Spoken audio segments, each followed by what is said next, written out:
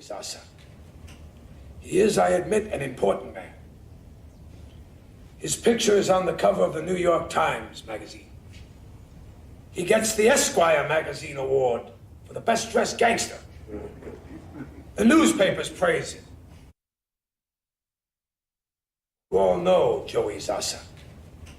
He is, I admit, an important man. His picture is on the cover of the New York Times magazine. He gets the Esquire magazine award for the best dressed gangster. The newspapers praise him. You all know Joey Sasa. He is, I admit, an important man. His picture is on the cover of the New York Times magazine.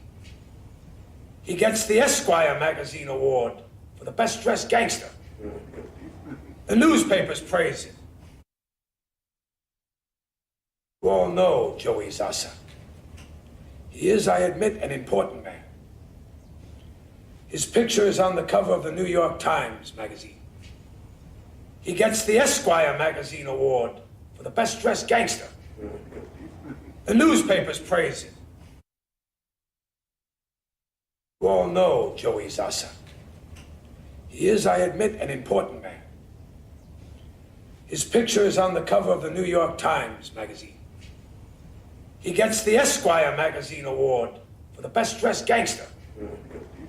The newspapers praise him. You all know Joey Sasa. He is, I admit, an important man. His picture is on the cover of the New York Times magazine. He gets the Esquire magazine award for the best dressed gangster. The newspapers praise him. You all know Joey Sasa. He is, I admit, an important man.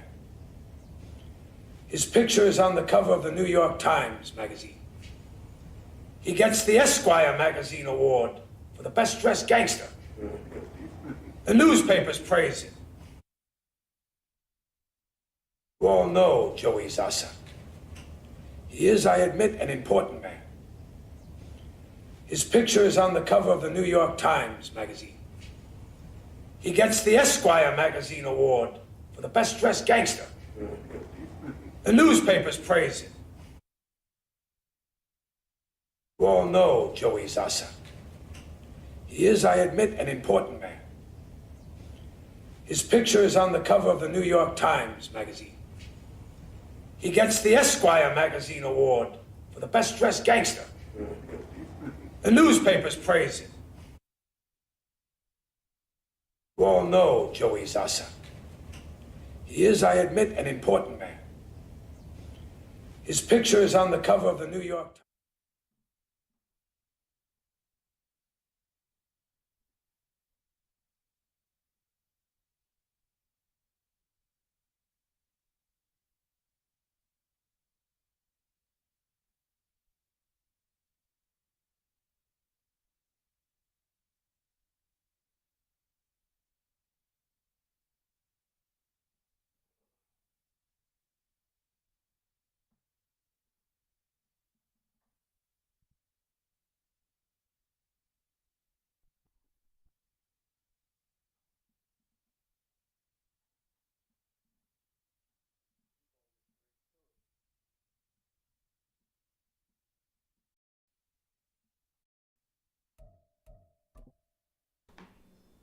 You gonna get straight to it. I ain't gonna play around.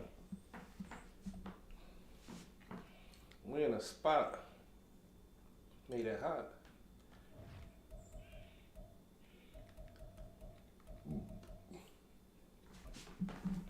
It's a morning game right now for the football game?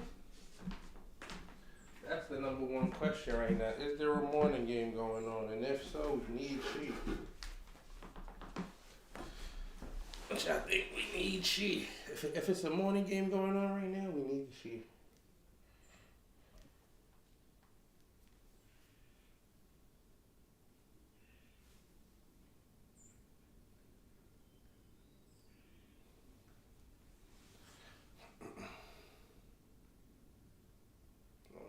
This is 1 o'clock.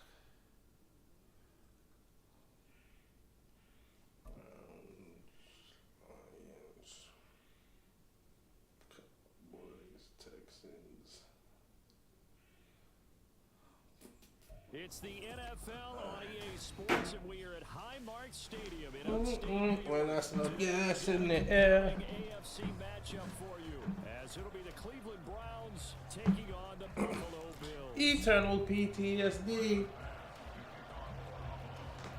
And we are underway in Buffalo. We hit. Come on. Fuck, you mean? And here's Jakeem Grant from his end zone. Yo, why do I feel like I was running slow just now? Get this out to the 25-yard I'm the only one that felt like that? The 23. And I'm holding big turbo. That's the crazy part. I'm holding big turbo.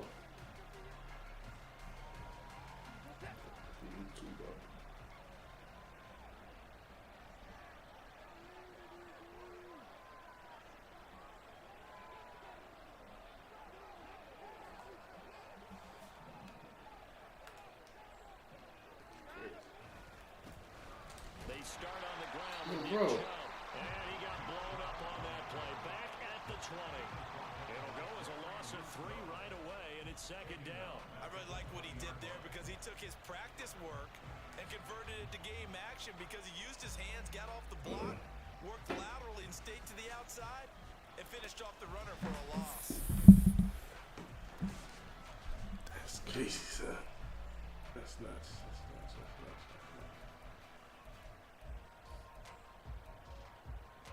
That is nuts, son. Trying to tell you. A 3-yard loss to start the drive. They'll look to make that up and then some on 2nd and 13. Now Watson. And he'll get this one to Cooper complete. And they're going to get this beyond the 40 before he's taken down. 22 yards there, a first down. But one of the ways that Not son. all the receivers They got Russo kicking my son ass every time, huh? Make sure you keep your eyes moving, scan the field, and here he finds the open guy for a nice pickup. And he'll be taken down, but not before he works it past the 50. Another strong gain on the last 2 plays. They've moved it a combined 33 yards. We use the word relentless a lot with guys who are aggressive on the field. In this case, it really fits, doesn't it? How about his ability to break tackles and his feet never stop moving? Now a first down throw, Watson. He's got his receiver, Cooper. That was big. He's going to go out of bounds, but he takes this one down just shy of the 20. That was big. Pick up there, 26 yards.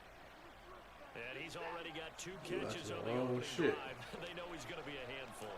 Sometimes you game plan for that offensively. You want to make sure that guy touches the ball, and sometimes it just happens naturally. And then you change your game plan. When he has the hot hand, you keep going back to him because he's running routes with confidence as the game goes on. He'll get 3 yards on the scramble there at second down.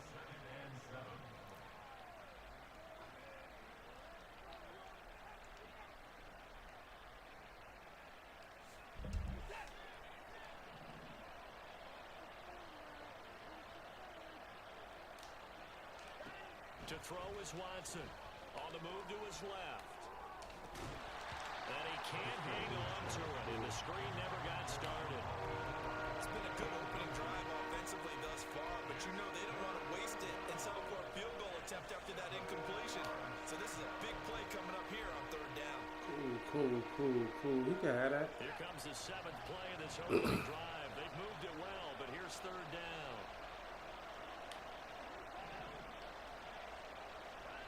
Now it's Watson. Throw left side, caught by the tight end to Joku. And he's got this inside the 10 to the 9 before he's out of bounds. They're able to convert on 3rd down, and that sets up a 1st and goal.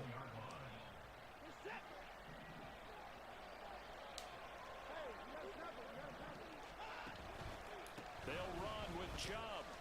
Yo. And they'll be driven back here, losing yardage Boy, to you the 10.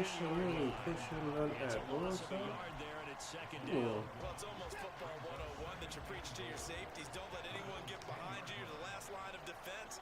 But he didn't let the play come to him. He went to the play. How about that read and recognition and finishing off that one behind the line of scrimmage? Now it's caught. A 10-yard completion, but still now facing 3rd and goal.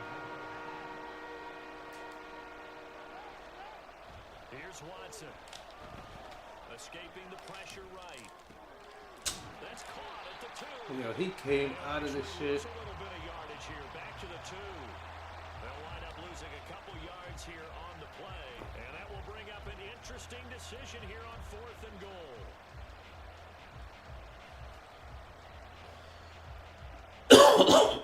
This is crazy.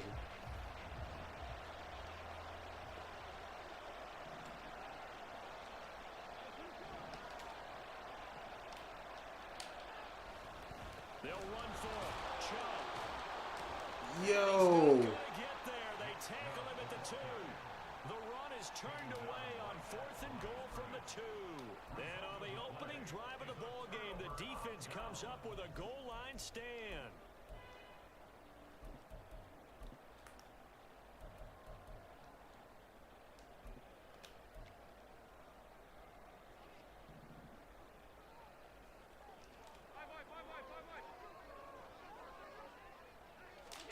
In his own end zone, it's Allen. Oh, he's going to take a shot right away. And that is incomplete. Took a shot there on 1st down, but he couldn't reel it in. Man coverage is certainly a staple of their defense. It's built for plays like that, forcing that incompletion.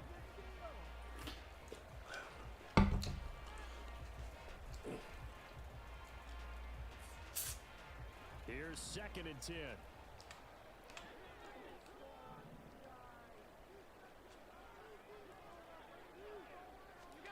To throw from his end zone. Allen. Hit as he throws there, incomplete. There's a lot about that play you can easily see coming. Backed up in the shadow of their own goal line, you know they're going to face pressure. He's lucky his arm was going forward. It was close, but it was going forward. Yeah, it could have been a safety or even given up a defensive touchdown.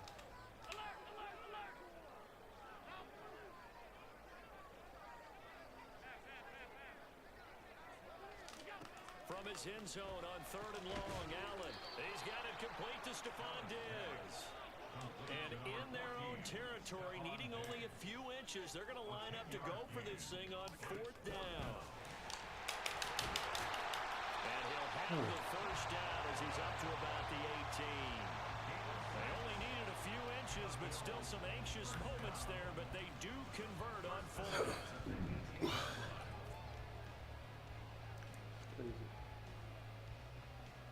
No score after 1 on EA Sports.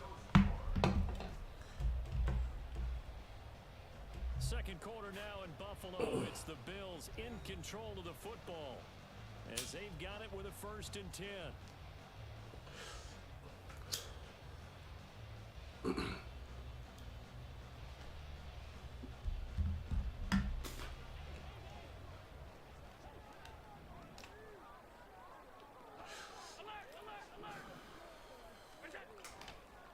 They run for the first time with James Cook. And he'll get this up over the 25. That's to 2. 26. Just what you want on a 1st down run. Call it 8 yards. And it's 2nd and 2. Good yardage there on 1st down. Exactly what you want. Get yourself set up to keep making 1st downs. Keep the clock running. And if they're smart, you're starting to milk the clock. No hurry before you run your 2nd down play. So from the 26-yard line, here's 2nd and a couple. Allen going to fire quickly and get it to Diggs out wide. And Diggs will have a Bills 1st down as the tackle made up around the 33-yard line. Call it a gain of 7, and it gets him a new set of downs.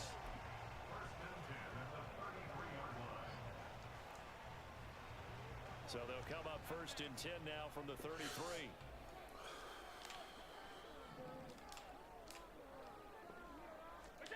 Now Allen. Finding space at the 40. Oh, he put it on the carpet. A fumble. I call it luck or skill, whatever the case is. They're feeling good about just keeping the football there. Yeah, the biggest thing they're calling it now, power ball. They don't care if it was luck or skill.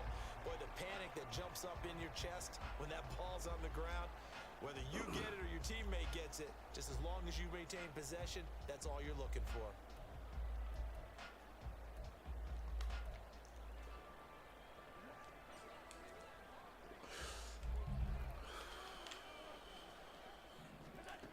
first down. Allen.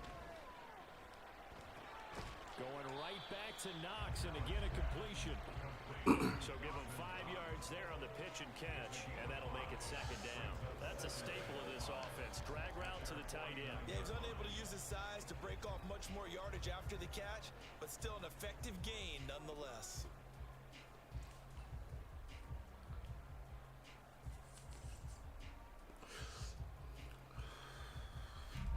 From just shy of midfield, here's a 2nd and 5. Up the middle, it's Cook. And some solid footwork there as he'll take this down to about the 38. It's a gain of 13 and a Buffalo first down. Although his reputation as a speedy runner precedes him, it's always fun to watch him work. It is eye-opening, isn't it? We ain't going out like that, though. Come on. In We addition ain't to going. that speed, it helps out his blockers. They don't have to hold blocks for long because he's just going to speed right past them. We ain't going. Pick up of 10 yards, and they'll be left Now, they with want a us to second go, and we move. ain't going. They don't need to run another play here before the 2-minute warning. Let's see if they do it anyway.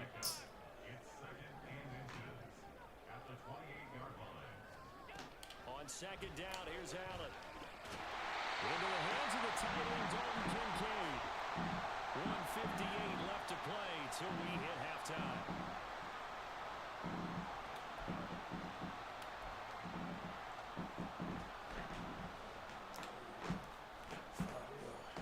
Some dunks.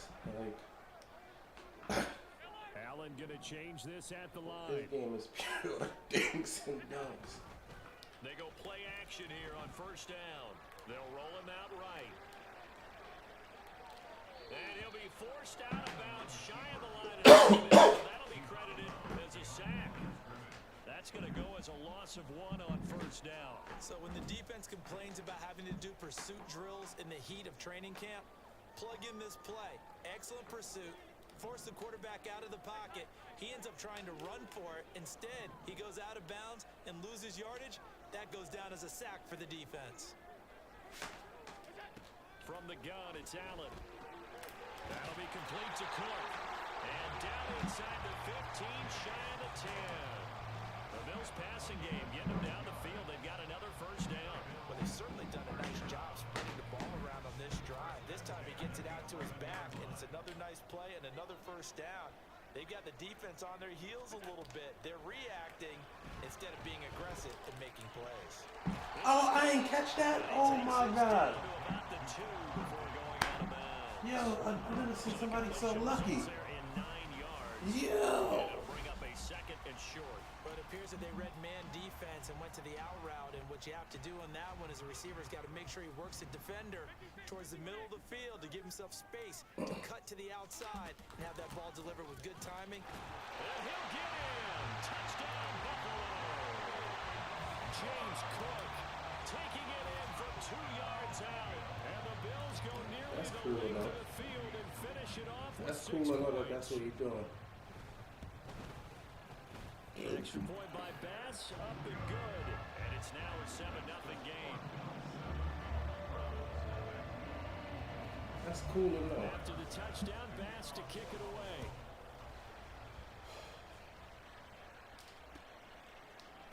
On the return from his end zone is Grant.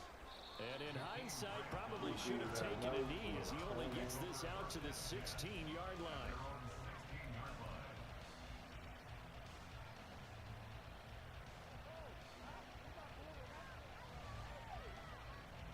The Browns drive about to get started. Charles, we'll see what they can do here. Not a ton of time left, but enough certainly to get points out of this drive, and they need them right now because they're trailing. Yeah, this is exactly why you practice a 2-minute drill all through camp and at least one practice each week before a game. A minute left, more than enough time to string a few completions together, reach the end zone, and then make that walk back to the locker room just a little more animated. And that is taken in by Njoku. Now the Browns will use the first of their 3 timeouts as they'll stop it with just over 40 seconds to go in the first half.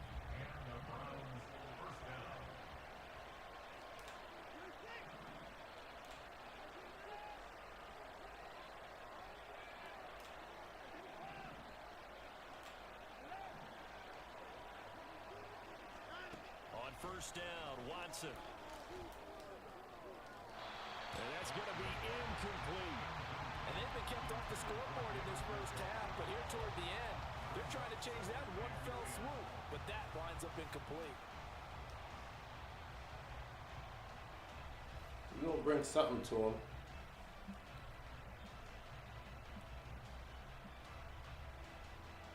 It's just ain't, this shit ain't just Now going to it's go. 2nd and 10. He blitzing.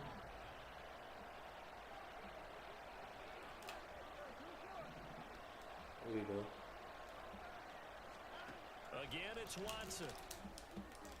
Oh, he tries to force it in, and it's intercepted. Rasul Douglas picks it, and a return across midfield into the 46-yard line. An unfortunate sequence there, trying to get points before intermission, but now the interception, and their opponents have a chance to possibly pad their lead. Yeah, they had an opportunity there, and they weren't able to capitalize on it, and that's something that could come back and haunt them later. They're begging their defense now to keep them from scoring before the half ends. So after the INT, it's Allen. 20, 10, 5, and all the way home for a Bills touchdown. Yeah, what's going on, son? 46 yards. Will extend their lead in the final minute of the half. Can't hold the ball. He gets the ball back first. And that'll make the That's score. score. You gotta at least score one time. Come on. This is nuts. After the touchdown, Bass to kick it away. This is nuts. On the return from his end zone is Oh, he Green. went right past boy, huh? And this return will net positive as he gets past the 25 and up to the 27-yard line. This is crazy, son. The Cleveland offense ready to go. And with time quickly fading here in the second quarter, not sure how aggressively, offensively they want to play this. I think we'll find out just how much they trust their guys in this situation if they decide to take a shot. Slot man moves right.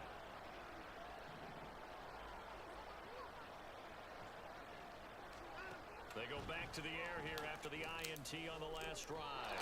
Here's a diving catch right side. Now the Browns signal for the second of their timeouts, as it'll come with 15 seconds to play in the first half. I know retirement ceremonies, a rocking chair is often one of the major gifts, but don't give this guy one just yet. He may be plus 30, but my goodness, how about that effort? Yeah, he's not that old. Hey, I'm on the wrong side of 32. You okay? You feeling all right? I'll be all right. Okay, good. I just need some chocolate and a box of tissues. And now a throw on first down there, but it's incomplete. I tell you, Brandon, this defense is playing with some confidence. Haven't allowed a point yet. Flying to the football. I'm telling you, there's almost 11 to the ball on every snap. Another nice job there to force an incompletion. 2nd and 10.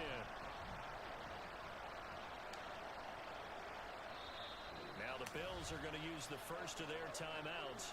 So as they talk it over, we step aside.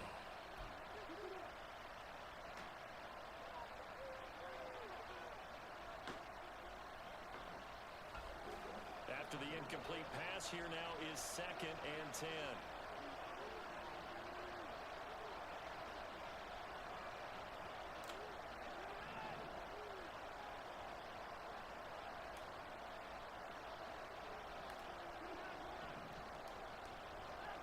Throwing again is Watson. Deep ball for Goodwin. Son, where were you throwing that to, son? Right now, another one intercepted. Rasul Douglas picks it. What was he throwing that to?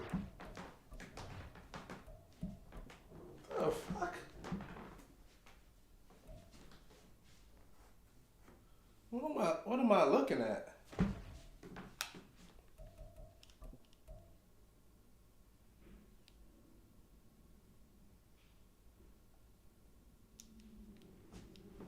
This is nuts, huh? That was nuts just now.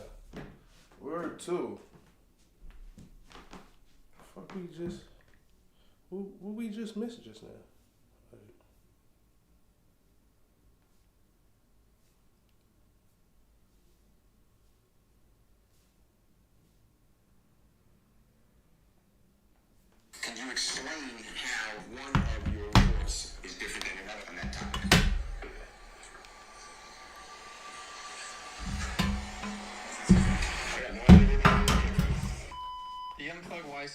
trial got intense yesterday. Thug's lawyer, Brian Steele, gets irritated that he's interrupted by the prosecutor way more than he's ever been. 2 different motions to suppress evidence are discussed about traffic stops involving Thug and Gunna, dating all the way back to 2013 and 2017. Brian Steele hands him his own police report that is different than the state's exhibit. Very bizarre. I don't know how that would have happened. Like, details are left out. The police officer turns red.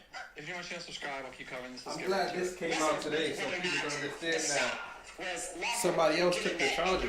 A state court had deemed it unconstitutional. Mr. Steele's motion, Mr. Williams' motion to suppress the stop, and that's the trial court granted the motion to suppress the stop. So she's talking about when Thug and Gunna got pulled over. I believe there was an illegal firearm in the car, and it's all. I ain't gonna lie. The best joint to watch anything about any trial, any popping trial, any rapper trial is Cuff Boys. You want the truth out of it? Go to Cuff Boys. Subscribe to Cuff Boys. Suppression of items found during the stop because the stop was not lawful. Even when viewing those facts in the light most favorable to the finding, most favorable to the ruling made by the trial court, I'm fucking with Cuff the Court of Boys. Appeals ultimately stated on page 8, the state appeals arguing that the trial court erred by granting the defendant's motions to suppress. Now, the court, in a footnote, I believe that it was. She seems to be kind of all over the place. Doesn't really seem prepared. She's like reading straight off the paper and struggling. I think that footnote 3 says the officer placed all 3 men on the curb, at which time they were in custody. The suspects were advised of their rights pursuant to Maaden versus Arizona. Judge had to butt in to help her. Thank you, Judge. Thank you for finding that. And that's exactly the footnote that I was looking for. The judge told him, yo, the judge out of pocket. I understand you want to fight with the law because they prosecuting a nigga because he did something illegal, but he doing hard, like. For that statement. So the statements that the prosecutor made reference to and qualified in the transcript of the hearing on the motion to suppress are not statements that can credibly be asserted. Then Fannie Willis just bit. Or conceded were not admissible. The Court of Appeals clearly found on page 11, the last page of the opinion, the trial court erred. The Court of Appeals basically overturned what the trial court said. Because the Court of Appeals found that the trial court erred, and because the issue has been litigated, that the defendant not be allowed to relitigate. Yeah, Thug apparently kind of addressed that he had the gun for a while or something along those lines. She's saying that's an admission. There was a firearm discovered to be stolen, another firearm. There were pill bottles, a Sprite bottle with liquid suspected to be promethazine. There was money, rubber bands. Yo, you remember me, Big Blue? Xanax pills. We played last week. Purple pills, blue pills, We did? multicolored pills. Yeah, I don't know if you remember, and I beat you with a last-minute drive. All those items were Oh, I do remember that, yes. Some of the items, such as the Fine memories. marijuana was Fine found. memories. I know. They stopped the car as the Court of Appeals found, pursuant to the trial court's findings, that the car was lawfully stopped when. I thought you was gonna win too. I don't know what happened. Just know we live on YouTube, so I end up having to save that drive and all that. That was the best. That was the best drive I ever had. Minutes after he first noticed the vehicle pass him. When he asked the occupants of the vehicle Yeah, to you let saved down it on the windows YouTube, because too? he could not see Yeah. what was inside the car. We live on YouTube. We live on YouTube right now. Marijuana emanating from within the car. Oh, really? One of the occupants of the car indicated, I believe it was Mr. Jones, that he had just smoked marijuana. They had just smoked marijuana prior to getting in the car. all. The officer Yeah, asked I him got a couple of say that. or something like that. Jones denied that. Oh. The stolen firearm was found Not inside really. a red bag that also had inside it the defendant's wallet and some money. The state would be It's awesome they report the games. I like that. Yes, Your Honor. Deny the defendant's motion to suppress number 8 for all of the reasons that we have. Make it a little bit more fun. I tried to follow the prosecutor. I got lost. I apologized a couple of times. Mr. Williams never argued or asserted in motion number 4 or motion express number 8 that he was challenging the stop again. I still remember the day. I'm like, yo, I can't even. I wouldn't even forget the name. Once I seen the team and I seen the name, I knew it was you. I know you don't. It happens all the time. It's just a bizarre way to litigate. For me, I don't know if no one else treats me like this. I don't treat anyone like this. The state is wrong. The statement, and if you just have a transcript, I don't know if you do wrong. I do have a transcript from the that's Georgia attempted to it's all backward. The state just doesn't understand the issue. It's transcript 41. Rose coming up just baffled. I've never had to deal with a prosecutor like this. Damn. She's not reading the transcript right. That's what he said, I think. Jones. I mean, there's a good one. The 3 people in the car. Mr. Kitchens, Mr. Cedric Jones. Cedric is C-D-R-C. Jones is typical star, Mr. Williams. The Jones stated the firearm was his. On line 7, question. Okay, now in the middle of, he said it was his. Was that conversation just with Officer Fikes, which is Fikes, and the defendant Jones? Answer, yes, sir. What else happened is Officer Fikes was searching the red bag. Answer, I believe he recovered me, Officer Fikes, a large quantity of cash, U.S. currency. I don't know how much it was, but I recall Mr. Williams, number 2. They were using number 1 is Mr. Kitchens, number 2 is Mr. Williams, number 3 is Mr. Cedric Jones. Okay. Between each other, talking to each other. I know Mr. Williams asked why he, meaning Mr. Cedric Jones, said the bag was his. Mr. Jones had said that was his bag, and then he stated something along the lines of the weapon was his, but he had put it in that bag, meaning Mr. Jones. And that's what the prosecutor says. And that was defendant Jones. Mr. Williams, defendant number 2, stated, why would you tell him it's your bag? Why would you tell him my bag was your bag? The reason, I just don't know how to respond. You need to make a ruling. There was no Miranda given. You're going to hear if you want to. It's crazy. I remember exactly how to play you and everything. That's good. That's why you remember how to play me. I remember I know exactly what you gonna do. I've been waiting for this rematch. You don't even know. Just because you almost won that game. Like, you damn near won. But I just came back at the end. But I don't like, you held the ball the whole game. I was like, yo, I'm not going to get it back? He gave me back the ball with like 20 seconds left. With a field goal, and somehow I hit like 3 passes and a touchdown. Oh my God. It's all coming back to me now. And this is the way, I need to bring this up to the court. If we are going to be doing opening statements with interruptions, cross-examination with interruptions, I am going to ask the court to admonish and take action against myself, because I sat here for a year, it feels like, being interrupted on every quality, proper statement, and all the objections are the same. Asked and answered, vague. He's popping off. He said he wants to admonish her. Excuse me, Miss Love. You have to. And I'm going to object to being spoken to by Mr. Steele and the undefended manner on the record. I'm speaking. Let him finish, and then I'll let you respond, okay? You know what it is. Exactly. Oh, don't worry. Don't worry. You're not worried. Come on, we know what's going to happen. We know. I'm telling you, court, and I don't want to do this. I'm going to object. You know exactly what he want to do, so it's no reason. That is everything. I will be standing up and They got Saquon looking like he got it again. to do it to a jury and to each other. Might as well change his name to He's gonna object to anything and everything. best running back. This trial's gonna take fucking forever, dude. Georgia thinks it's good to litigate. I understand. Well, I'm gonna advise both and all counsel that this is your trial. Still It should be blitzing the me, best yeah. trial that we can give this jury, so they can make a decision based upon the facts and the evidence. But that's all. You all know your roles as professional advocates, and fair and as clean a trial as Look like a as blitz. this court can give you. And remember, I gotta switch it up. So You they gotta can't switch look it at up. everything. And so I would just kind of, sometimes being professional is not responding to everything you possibly could, presenting the best case you can. I don't say, listen, look, you all have fought like titans. I'm telling you to fight like titans, all right? But you do have to kind of look at things from the standpoint of your fellow got one guy better. and your That never happened. advocates and colleagues. The way you treat one another is seen by everybody, to include the jury. And it retains your presentation. Let's I do deal this. with hundreds of juries. I mean, one kernel of my debriefing them is they watch everything. And they make judgments about you as lawyers. Are the result of me. Oh my God, we got him. Hundreds of jurors, hundreds of juries at this point in time in my career. So I'm just telling you at this point. We got him. I know y'all are better than And that play too. Oh my God, he loved that play. The prosecutor, but then the judge ended up wanting I'm remembering now. be cordial, and professional, and not make this combative. That's the play he was doing to me the whole game. I'm asking Yeah, because you leave it open. I remember. Objection, because that's what I get.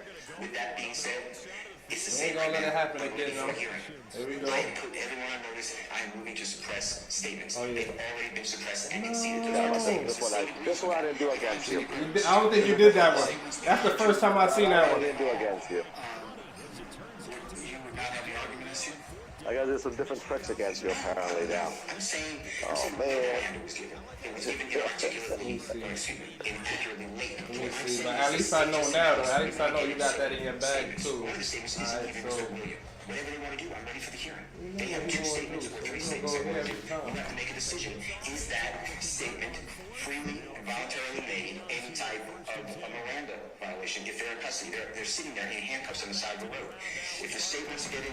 But Judge Adams has already ruled on I know. part of this already. I know. I mean, so that's part of it. I mean, so... I agree. So I was just, that's why I did a motion to me and a motion to suppress. So I don't know what I'm doing except sitting there waiting for whatever arguments I make. But if the state stands up and is talking about, I'm trying to have this court rule on something already ruled on.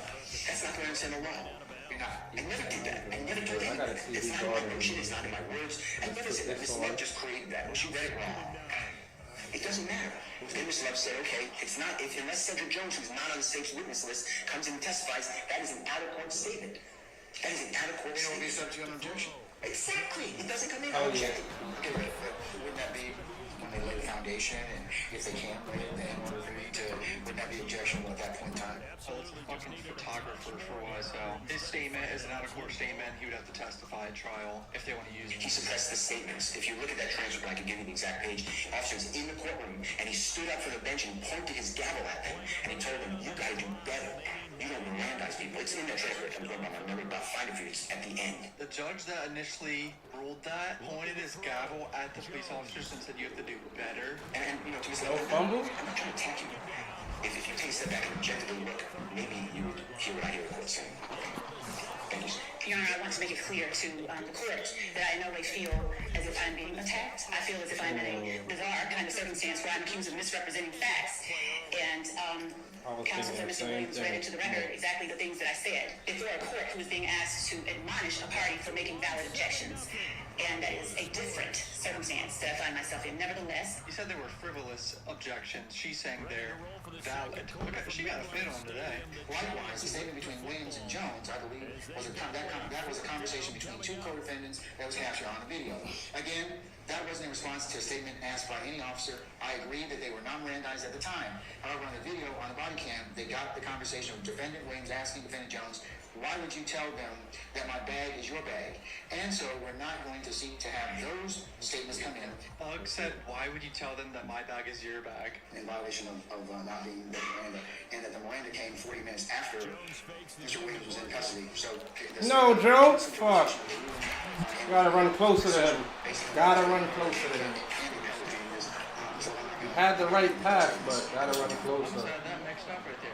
I thought he was They sat there for 40 minutes before they were Miranda, and then also the Miranda was not proper. This is a police officer that pulled over Thug in 2013. Thug was driving someone else's car. As I was getting out of the car from the pit in handcuffs, I had a clean plastic bag with some blue pills in plain view in the little cup holder of the vehicle. I then put the handcuffs and removed them, took them back to the patrol car, went and retrieved the blue pills that were inside the plastic bag. did you document the serial number of that handgun? Yes, I did. I ran my serial number on ACIC and came back stolen. Come on, man. Thug wasn't driving. He was traveling. Charge the driver with any offenses. Yes, I did. And what were they? Charged him with possession of controlled substances, blue pills turned out to be Xanax pills, possession, death by receiving, stolen firearm, driving without license, improper left turn, and failing to pay traffic service. Now, who was the driver of that vehicle? I was a black man named Jeffrey Williams. Now Thug's lawyer's gonna come up and ask him some questions. You do something to refresh your memory about the stop. The police report, yes. And which police report is it? It was the police report that I made September 9th, 2020. And is that You from New York? That's right. Yeah, I'm from New York. Okay, me too. I'm from Brooklyn. Oh, you from Brooklyn? Okay. What part of Brooklyn? What area of Brooklyn? Flatbush. Flatbush, okay. I live in Long Island. I'm from more like, I don't know if you know Long Island, the Wantagh area. Not really, but I know that's further out. Yeah, I'm like towards, like, you ever heard Jones Beach? Yeah. Yeah, I'm more towards that area.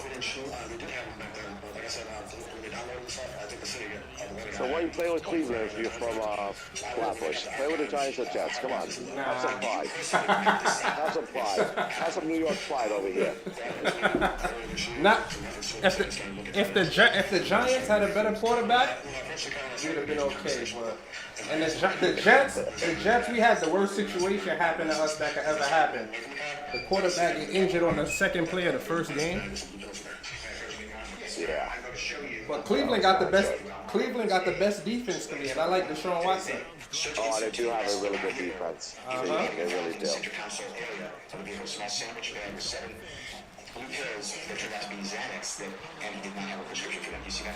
Doug's lawyers handed him another report of the same incident that's different than the other one, maybe. I think bro's turning a little red. I'm not even trolling. I think his face looks more red than it did like 4 minutes ago. I got no idea where this one came from. In Mr. Williams number 1, does it say anything about seeing an item in plain view? And which one? The defendant's exhibit? Mr. Williams number 1, yes. The one written in red. No, that was not. So one of the reports says that there's nothing in plain view, like the pills or whatever. That's sketchy. Why would that be different in a fucking police report? And your fucking footage just happened to be hacked. Can you explain how one of your reports is different than another on that issue, on that topic?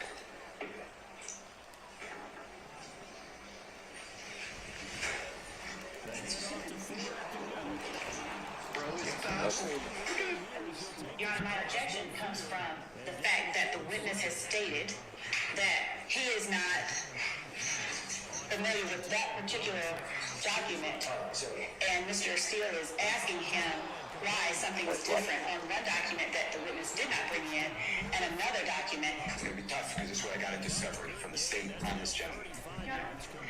But you still, I mean, okay, but in order for him to ask him some questions, he needs to confirm or deny that. I'm asking. That's my question. Can you explain where Mr. Williams number 1 came from? That was your fair play last time. Your Honor, that was I had that on That's how I think that's how I end up beating you. All right, can you answer that, sir? Do you know where it came Fair from? play. Where D1 came from, the one that's written in red. Where D1 came from, that's what very similar to the report that I wrote that I actually brought in with me. There is a difference between the report, the D1 report, due to the fact that they did update and change their system from the old ISIS system, which You is let the him go. D1 report, to the new report, which is on that complete. He's saying it's a new system, that's why they're different. So one's an old system and one's a new system. But how do you leave out a detail about seeing something at plain view? Can you explain why Yeah. it's a new report? Here's Watson. Steps away. No, actually I can't. I can't further explain it. Do you know why Pardon reports me, would Lena? be from 2013, September 9, 2013, would be rewritten 3 years ago? I object, Your Honor, to the characterization. Rewritten. Sir, do you know why the reports are different? Don't guess, but you do. Do you authorize You guys have been picked off. that was made 3 years ago? Did I authorize the report that we get anything? Oh! This state's exhibit number 1, the one from that you're calling from 3 years ago. Yes, I think that's what I'm Why? because that was the original one that Oh my God, he ain't gonna do it. Mr. Williams number 1, you're right. Your Honor, objects to the characterization of D1 You get the as ball back. I think original. you get the ball Witness back. stated that it looks like one. So he authorized a report that was different than the original report from 2013. What is D1? That was good, I'll be honest with you. You got 3 points. There was not. You don't get it, you're going to be upsetting yourself. Yeah, but This is so if I good. do This get is it, so good. you won't be You'll upset. be happy for yourself. Over 10 years ago. A lot of you. It's a win. Object again because Like I say, the is that document not? given to the witness is not the one that he brought in and asking him to Let's see explain what something happens. like that. Boom. You can answer and then Because I like to explain that. Alright, I think that's most important right there. We should be good. this exhibit, so it has been altered in some way, shape, or form. So this is a shit show. If Oh. there's a document that's 10 years old, he has no idea he's the arresting officer, this shit shouldn't be in the trial. That's just my opinion, but whatever. Your Honor, this is a document given to me by the state of Georgia in discovery. Miss Webb has it on her desk. okay, well, you still have the foundation. Yes, my foundation is that this is the report Bad that this pass, gentleman but not gets. bad. You This should was have like a held on report to it. from the Definitely system. should have We don't know where done it's coming from, so you need to, we don't know anything about how this report system is generated. I mean, it may be admissible on the foundation, but you're not going to get it from this witness. It's identified, yeah, but I'm not going to admit it. But I'm saying it might be admissible if you label a foundation as to it, because if you have a person, second the computer half. system or custodian records to kind of testify about that, because because he's got no basis for that particular testimony. And he's told you that. He said, listen, we changed our repair system. That's it. And it may not be admissible, Mr. Steele, but it won't be admissible at this point in time for the purpose you're seeking it for. Well, what about admission by a party opponent giving me this document? This judge, I feel like, always finds a way to side with the prosecution. Like, we have two different documents here that show a very different story of how the whole arrest happened. But it's not the report that he offered. Yes, it is. But it's been changed and he can't. Remember, it's still subject to foundation. Okay, I'll call Miss Love. As the next witness, and I asked to pause on Officer Maaden. Yeah. He called her Miss Love as a witness. What a legend. You got it during discovery, but that's still. Somebody did it, count for it. So it's okay. Somebody. I have Miss Love right here. She was the commander of Watch the... Barkley. Mr. Williams, is this the old... I like it one just a little bit. Is this the old way that the previous way is? In 2013, when reports were generated? Your Honor, I object. As to ask an answer, I object as It's the same as asking answer. It's a memorandum of the event that he did at the time. We made Mr. Steele, it's still not going to change certain foundation that you're required, okay? He's saying, he's already testified before me that, hey, he doesn't know how it got changed, and that's not true to him, so you're stuck with his answer at this point in time. Now, if you can find out, or you think he's not, I'm not saying you are, but if he's lying or something like that, at some point in time, then I'll take it up further at that point in time. I don't understand the court's lesson. The city of Atlanta is part of the prosecution team. This is a document that I received in the discovery that this gentleman identified. With all due respect. Well, it's in the record, and if I have to Admit it, it's being identified because you showed it to him. So it's in the record for that purpose, so I'm not admitting it. and I'm making a proffer to the court and the appellate court, if needed, God forbid, that this court is not taking notice of the contemporaneous writing of this witness as the This is totally improper. Why? Because you were trying to testify about something that is not, that you have the ability to do so. I'm making a proffer at this point. I'm making a proffer for the appellate. That is not the proper way to make a proffer. Why? Because you are proffering something that you know is not attributable Oh, to the God, state stop, of Atlanta. stop, You know it's attributable to. So until you do that, I will accept the document as submitted at this point in time for identification. I'm not going to admit it at this point.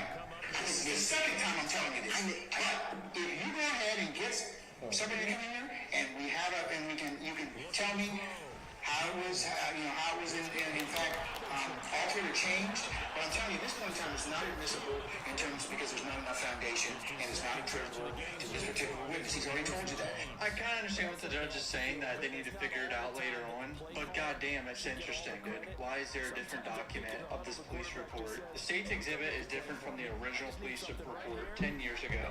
With details, bro. That's insane. Would the dash cam video have captured the goings on in this stop? That's correct. The only thing it did not capture was the audio. The audio was on like a little device, it looked like a little pager that recorded the audio, but it didn't record the video between myself and the person that was inside the car. It only recorded the bigger picture, which was the car itself. Oh, so it just happened to record the car that Ugg was in, but it didn't record the POV of inside the car, so you could see if it was actually true that it was visible. And find that the stop was in fact proper and the evidence that was overseas will be proper pursuant to the stop and probable cause. So I'm going to They denied that one. The two motions, one was granted by the judge and one wasn't. Oh, holy shit, was that chaotic, dude. Things got heated. I feel like this trial's gonna go on until springtime, like literally April. Yeah, I'll keep covering it. My chance to subscribe from Twitter, Instagram. Fucking love you guys. Peace out. Well, play usual defense now. You changing it up on me? What are you doing? It's not nice. I like the other defense you have. I'll go this way, though. Oh, you gotta catch that, Barkley. What the usual defense you do, though. All right. Separate him from another reception.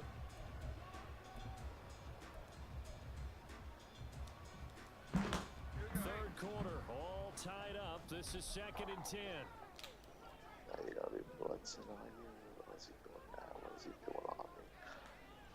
This is the question I gotta be concerned about right now. Barkley inside handoff. And Come on. Can't miss. 15-yard line. Looking to speed things up here, going with some tempo.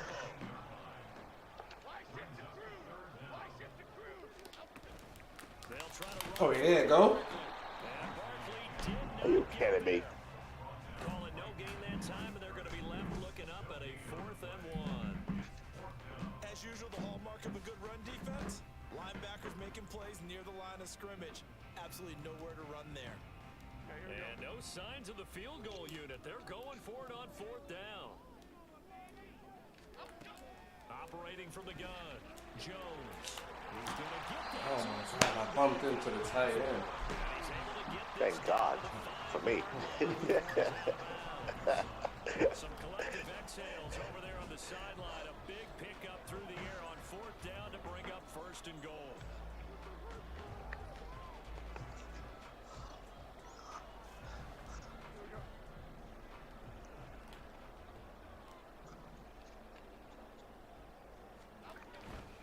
They'll try and run for it with Barkley. And he gets it a little bit closer. He takes it from the 6 inside the 5 to the 4. All of a sudden, those lanes over there earlier in the drive dry up near the goal line. That's a good job defensively to diagnose the run and stop it for a very short pickup. Barkley. Yo, what? Gonna take this down just short of the goal line. We got 3. We missed all those tackles? Come on. Over the chalk.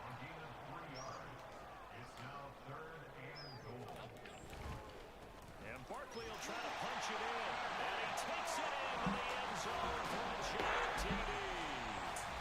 Saquon Making it hard for me. second touchdown of the afternoon. And We the got to. Giants have taken the lead here. I know. To the 3rd quarter. Hard to argue with that being their best drive of the game so far as they use the running game to get them into the end zone. Be right back, 10 seconds. They sputtered a little bit, but it looks like they found the formula. I would expect them to go back to that more and more as this game develops.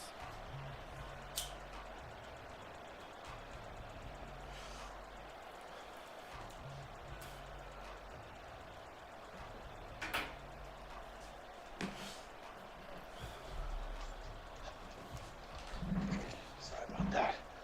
All right, let's do this. Now Bullock will send this one away after the touchdown. On a return from his end zone is Grant. And no chance to get away as they'll get him down at about the 17-yard line.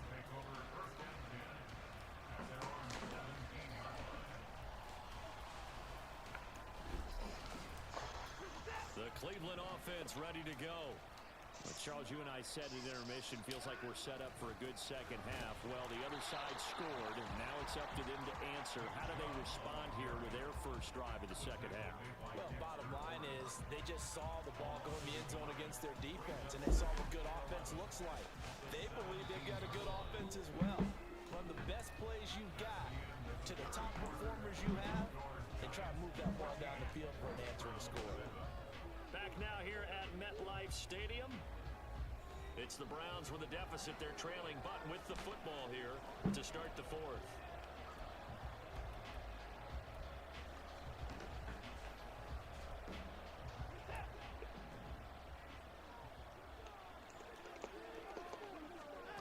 A shotgun snap for Watson. Intercept that. Intercept that, boys. Come on, 2 of you guys there. Just because you got the lead in the 4th, it doesn't mean you have to play it safe. I like the aggressive play call there to push it downfield. I don't like that double tight end It flex. didn't work out. All right. An incomplete pass on that last play, and that means they'll need to come up with something here on 3rd down. The slot man in motion right.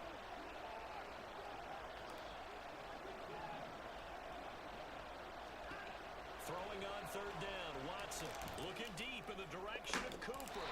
And that will be incomplete. They weren't scared to let it fly, but it falls to the ground and brings up 4th down. Trying to get a big strike right there and hopefully tie this game up in the late going. But the coverage was there, and this winds up incomplete.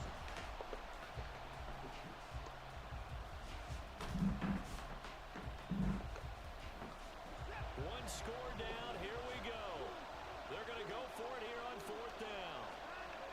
As expected, they're going for it to keep the drive alive. Oh, where you throwing it to? They cannot convert. Good draw, Watson. Don't disrespect Watson. The guy got injured before, man. Leave him alone. And boy, possession here turns over the football And already. it's at the 17. We couldn't ask for much more to this point in the second half. A gorgeous day, one-score game. 1st and 10 here. And he'll be stopped after a gain of only a couple down to the 15-yard line. Watching that play unfold and watching him complete it brought back memories of doing all those pursuit drills to make sure you don't over-pursue and let a guy get a cutback lane on you. He did that very well. You praised him on tape yesterday for the angles that he takes to the ball. Took a great angle right there. Here's a 2nd and 8.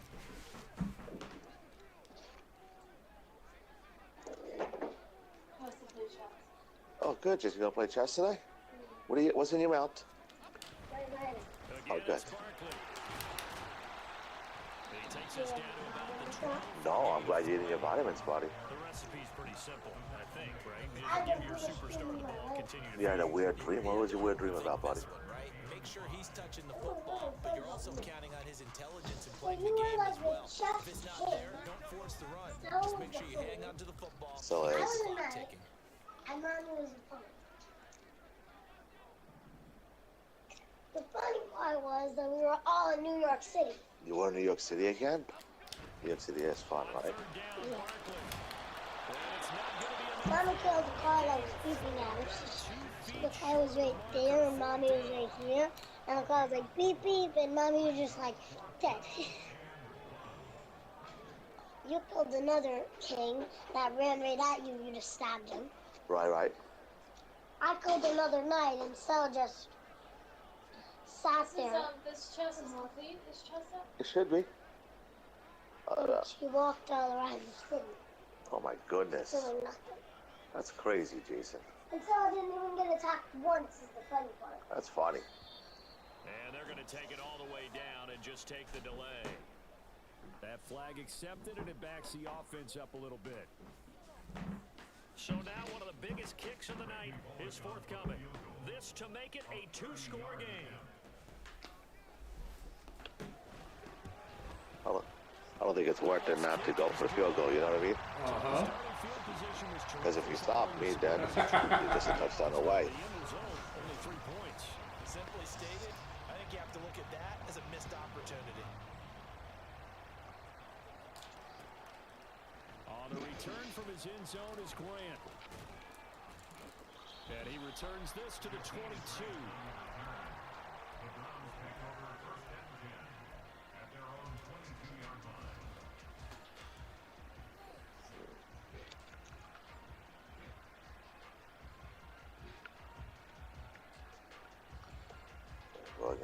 The Browns drive about to get started. And the complexion of this one has changed a fair amount. That last field goal made it a 2-score game, so they need to get points out of this drive relatively quickly. And he'll get this up to the 34-yard line. All 3 timeouts plus the 2-minute warning. Here's 1st and 10. Throwing there, but this pass is going to wind up incomplete. Basically, you're not going to outwork 2 guys very often. Double coverage. I thought he was going to go somewhere else with the football. I get it. That's a stud wide receiver. You want to try to get him the football. Yeah, is it time for your favorite play? Huh?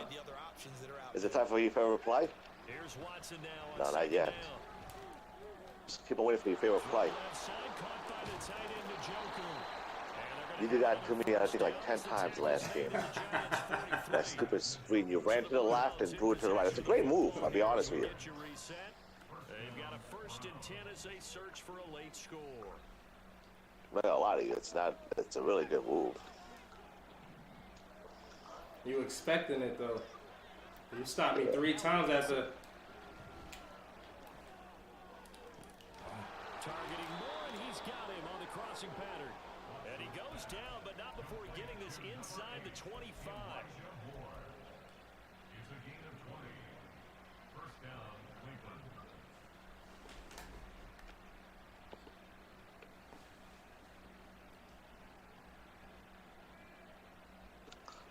They'll come up 1st and 10 here.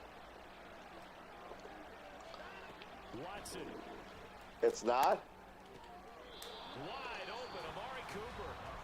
Now the Browns Browns will use the first of their 3 timeouts as it comes with 1:25 left to go in the contest. This defense has certainly had an outstanding second half, haven't they? I know they just gave up a first down there, and for the offense, they're hoping that that's something that they can jumpstart with and maybe start to move the ball a little bit better. But it's been tough sledding for them here the entire second half.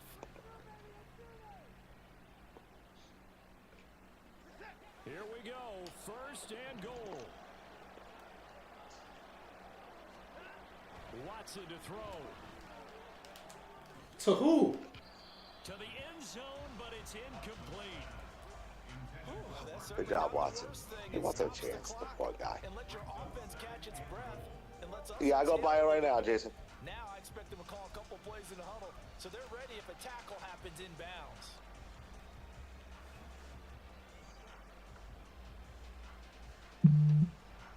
They'll go again here from the 10-yard line on second and goal.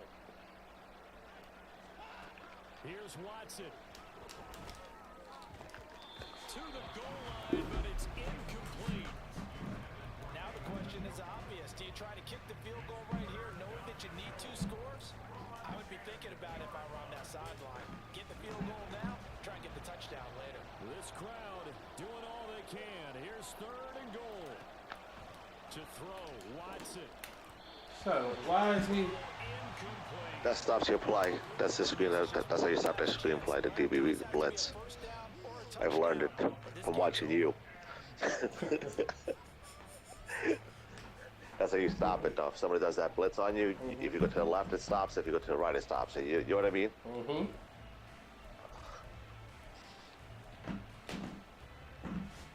And the move that you do is you run to the left or right with them. Because after I played you, I was trying to figure out how to stop that play. You know what I mean? I figured it out after I played you, though. Not before. Oh! That's a bad pass. Hey, run out of that zone.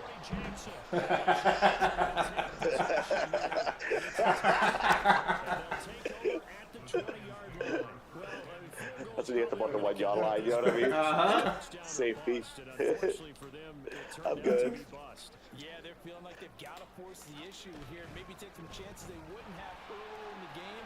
But give credit to this defense. They really stood tall throughout, and they come up with the interception in the end zone.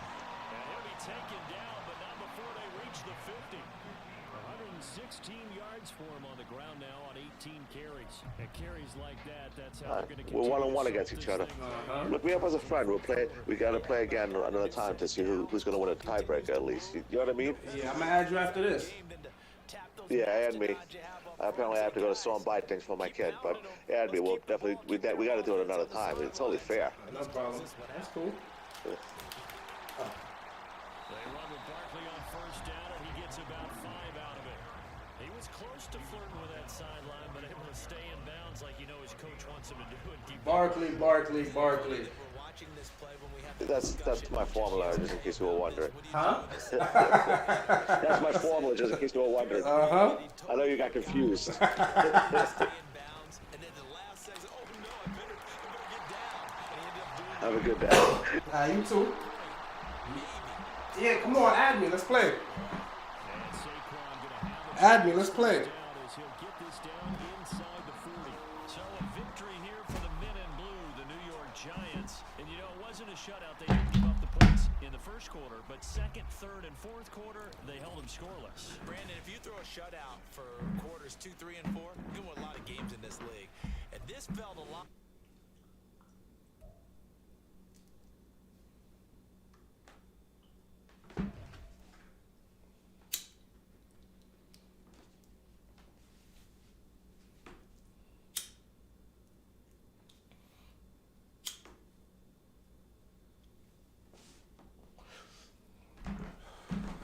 The same thing as my name on Twitch.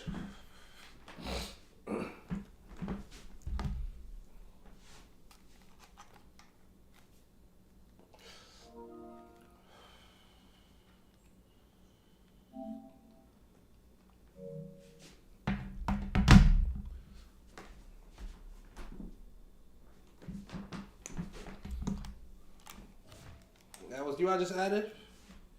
How I do this?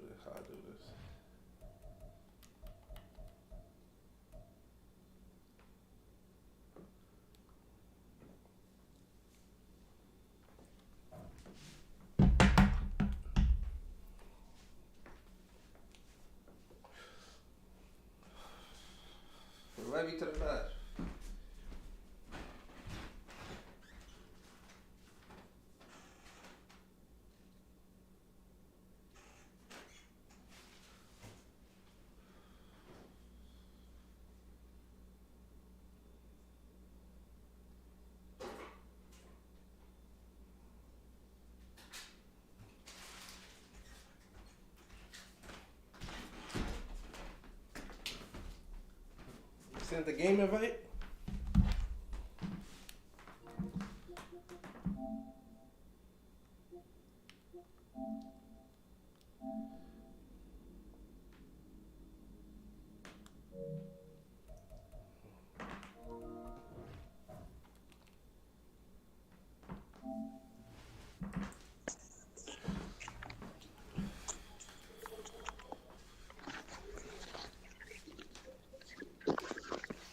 Yo.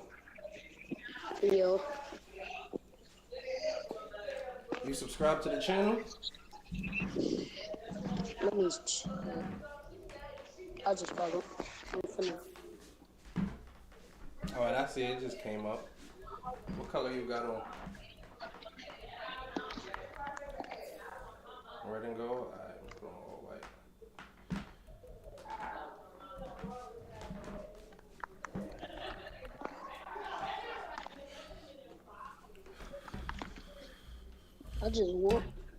I just whooped the grown man.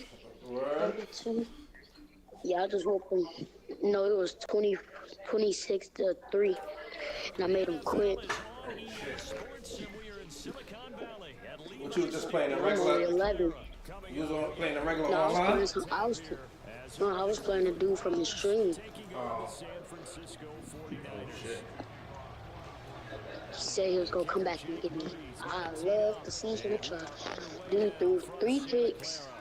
I got 2 kickoff returns. And a decent return out to the 27-yard line. You might as well just forget that game because this one not going like that. Well, I know. But it ain't going how you think it's gonna go. I like that. There you go. Looking to throw right away is Watson. Get him off me. I forgot you got Amari Cooper. You forgetting who I got? How the hell you do that? Still on his feet. Cause I don't like the Browns that much. 73 yards. I used to play with the Browns, but then when I lost, when I had lost to this dude and he sucked, I had to switch my team. And now I'm just rocking with the 49ers, my dogs. If I could, I'm like 15-5 for how long I've been playing with the 49ers. We ain't finna go 15-6. Can't happen. Oh Lord. Oh. How you get like the body cam when you can like stand up and like that? I'll be using Streamlabs. Oh.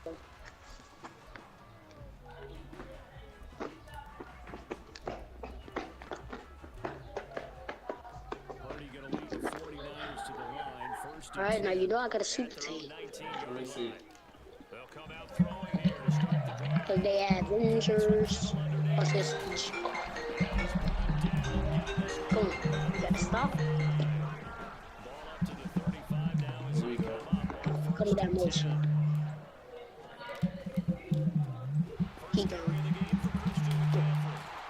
Come on, go up, don't go back. Let's go. That's how you run it. Cut. Oh, you gotta get that. That ain't enough. Alright, keep on talking. Because he just did it on that one, forced the incompletion. That allowed him to get bolder with his pass rush, won't it?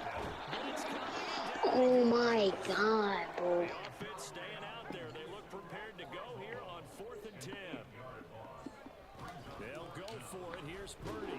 He's blocked down. Can't do anything. They not blocking for nothing. And a turnover on downs. If I just get them to block, I'll be good. On 1st down, they'll run with Chubb. Give him 4 yards there. It'll be 2nd and 6.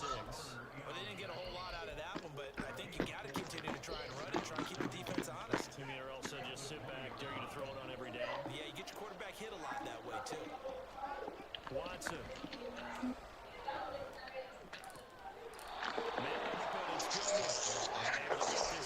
Oh my God. Alright, let me. Time out. You thought you was gonna win? That's crazy. He saw my stream and thought he was gonna win. That's crazy. Oh, why you ain't blocking, Cooper?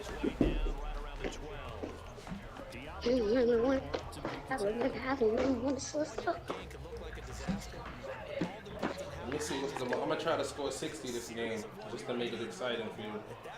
That's bogus. You don't think I can score 60? I don't think. I know you can't. I'm gonna score 60 for you just so you're gonna be like, nah, he the greatest. 60? That's not a lot.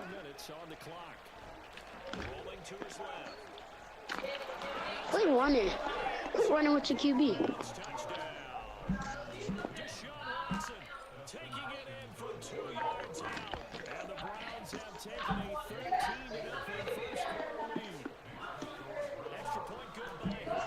You see the momentum, ball. Alright, I know how you play now. Here's McLeod from his end zone. Sure, let him run it back. And tackled at the 21-yard. Don't even let him think he can run it back. 4 yards. That's funny. But I know you can't stop this play. Never in your life. And we need an interception right here. Somebody can stop this play. So you better than me. That's a lie.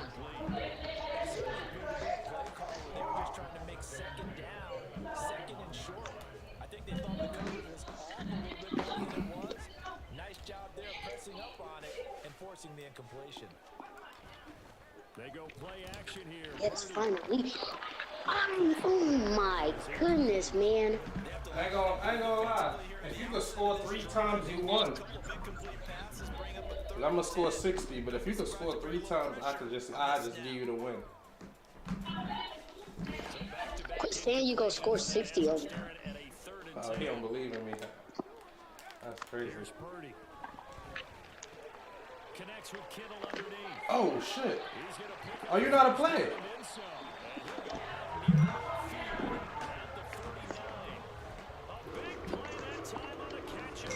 Now I gotta start getting to my winner game. Gotta start showing you how I run the ball. Okay. It's been a tough start for them thus far. A much-needed first down there. They needed something good to happen. Plays like that will continue to help them dig out of this hole. 5 yards. That's going to get him about 5 yards. 2nd and 5. That's a lot. Purdy now to throw off the play action. Thanks. Oh, why he stopped me from catching the end zone? Come on. And he's only hit on 2 of his first 6 passes. Time for a quick quarterback. I'm glad he stopped that. With a big 3rd down coming up. They come up now 3rd and 5 following the incomplete pass. Oh. In motion right, Debo. 3rd down, here's McCaffrey. Let's go. Keep going up. Keep going up. Now this play gotta work. They were unsuccessful earlier in this first quarter. Going for it on 4th. They're going to try a 2nd time. Cut. Cut No. what? Oh my goodness, man. Tell him to go at this. The Cleveland offense ready to go. It has been about as perfect of a start to this game as these guys could have asked for, Charles. They've scored on their first 2 drives. They still haven't given up a shot on the other side of the ball. There ain't no way this dude, Amari Cooper, is getting it, bro. If they can come away with points on this drive. Now you're gonna be able to throw it that deep. Cause run a different defense. You can't run it deep now.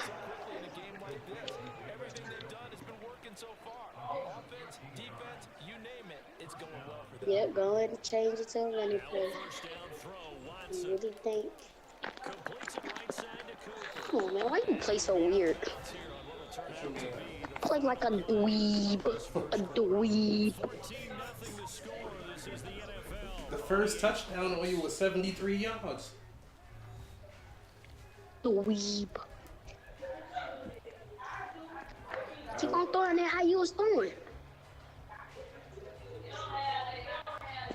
What you mean? You want me to keep doing the same play? I can't do that. You're going to catch on to it. Oh, he tricked me, ref.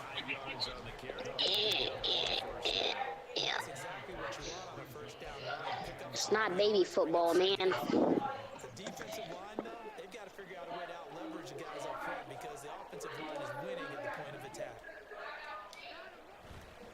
Second down, here's Chubb again. Oh, 3rd and inches? Come on.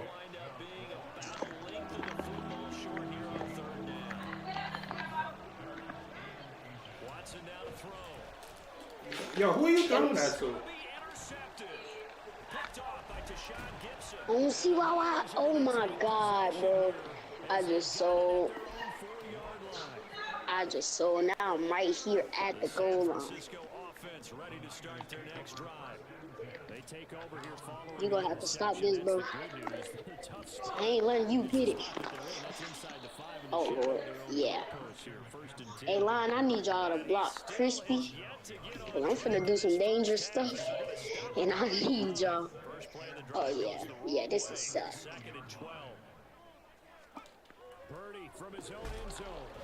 Oh, my God.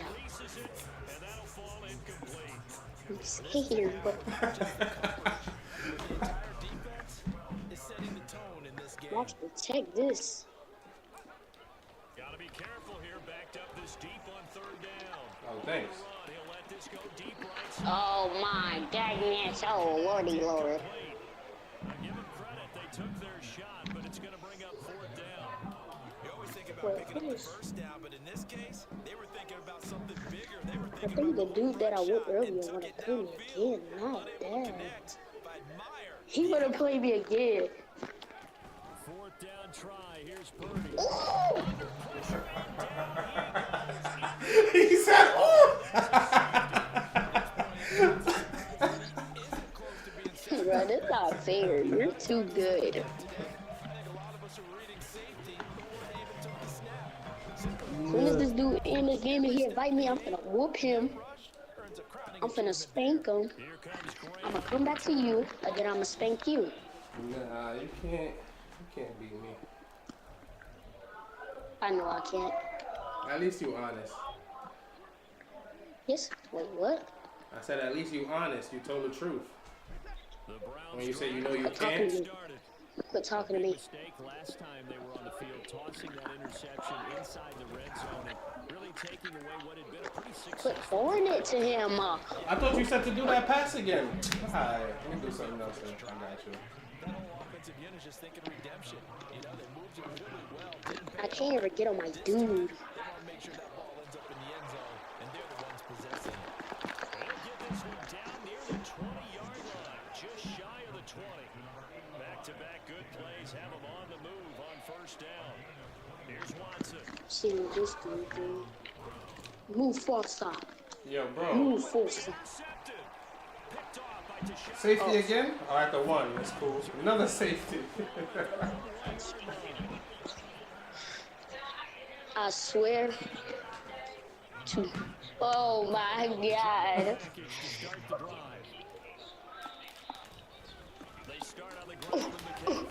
So, what did y'all just let happen? Right there on the 1st down run, he gets maybe 3. Here's 2nd and 7. Again, they run. Again, it's McCaffrey. Let's go. Get off him. Get off him. Get away from there. 3 yards on the pickup. That's going to set up an interesting 3rd and about 4 to go. And we've hit the 2 mark. No, good God, no. Just let me get a chance. Please, just let me get a chance. Just let me get a chance. Just let me get a chance. What's all line block? Lordy. Maybe starting soon as I'm starting to detect an uneasy murmur through this crowd. I just want y'all line block. Just block. If y'all block. Hey, line, if y'all can hear me, if y'all block, I get every single last one of y'all donut. The offense is going to try this again. They've yet to convert the first 3 times on 4th down, but they're going once more. Oh my God. This thing is making me mad, man. It's making me mad. It's making me mad, man. It's making me real angry. You caught 2 picks in the end zone. That's crazy. It's 1st and goal. It is crazy. Hit him in the nuts. Hit him in the nuts. Hit the monster smash. Hit the monster. And the great shot smash. Who is he throwing that to? To the chicken and the unlock. Oh, I know what I should do. The great shot smash. Hit the monster. Oh. Can't throw it now, can you? Why not? Golly! Chill out, Chubby.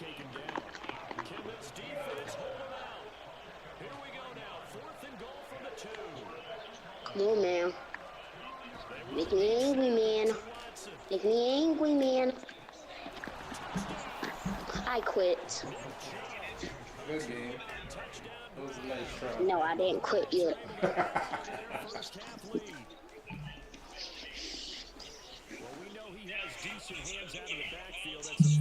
If you score before the half, you win. If you could score, you win. Okay. If you could score, I just need to see you score once for the game and you got the win. Swung him out of there, and you're right. With his hands, they might want to throw it to him just a little bit more. Hopkins with the extra point, and that pushes the lead up to 23. Following the touchdown, Dustin Hopkins will kick it away. Here's McLeod from his end zone. Chill. Why you try to run a kick return on me? 25-yard line as he's dropped at the 23. At their own 23-yard line.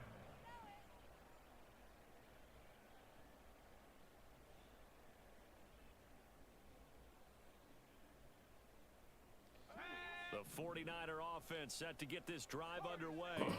Well, CD, you kind of feel like they're in a bit of a danger zone right here because now you're down 3. Yeah, they're trying to beat up on my son, nigga. I'm about to take over.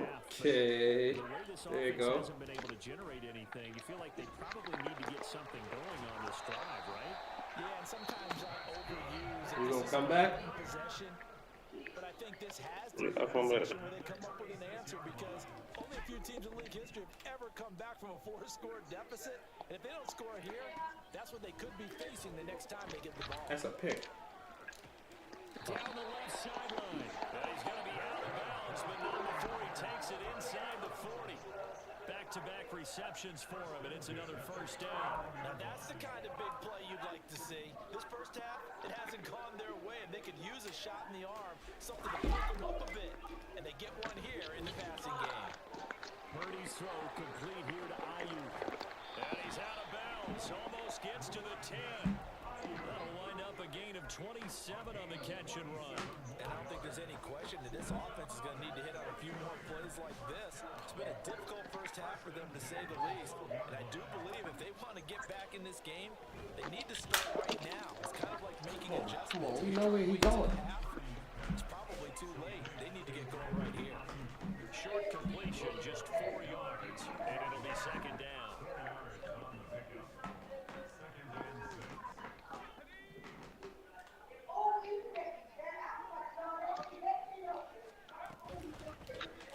Yeah, there you go. Everything falling apart now. That's more like it. Intercepted. Picked up by Denzel Ward.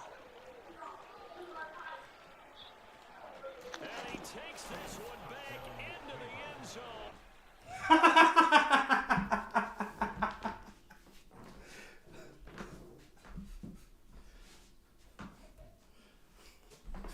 Oh, shit.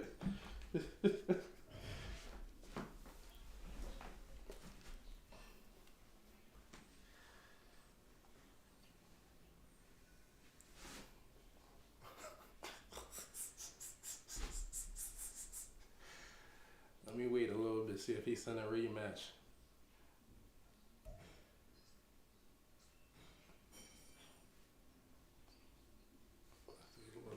a second.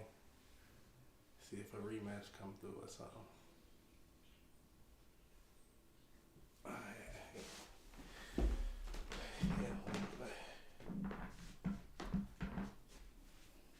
Damn, I missed the whole Young Thug joint playing just now.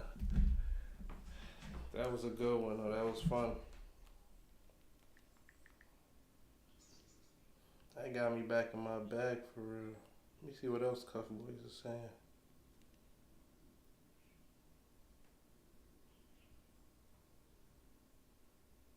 Let's hear one, boy. Before this video starts, I made this video before the lawsuit was settled in the last 48 hours. If that's not the sketchiest thing ever, I mean, clearly shows that he probably did majority of this and he didn't want more to come out. So here's the rest of the 35-page lawsuit right here. P. Diddy was sued in federal court in New York by his former girlfriend, Cassandra Ventura. She alleges that Mr. Combs lured her into an ostentatious, fast-paced, and drug-fueled lifestyle, and into a romantic relationship with him. Within 2 years of the pair meeting in 2005, Combs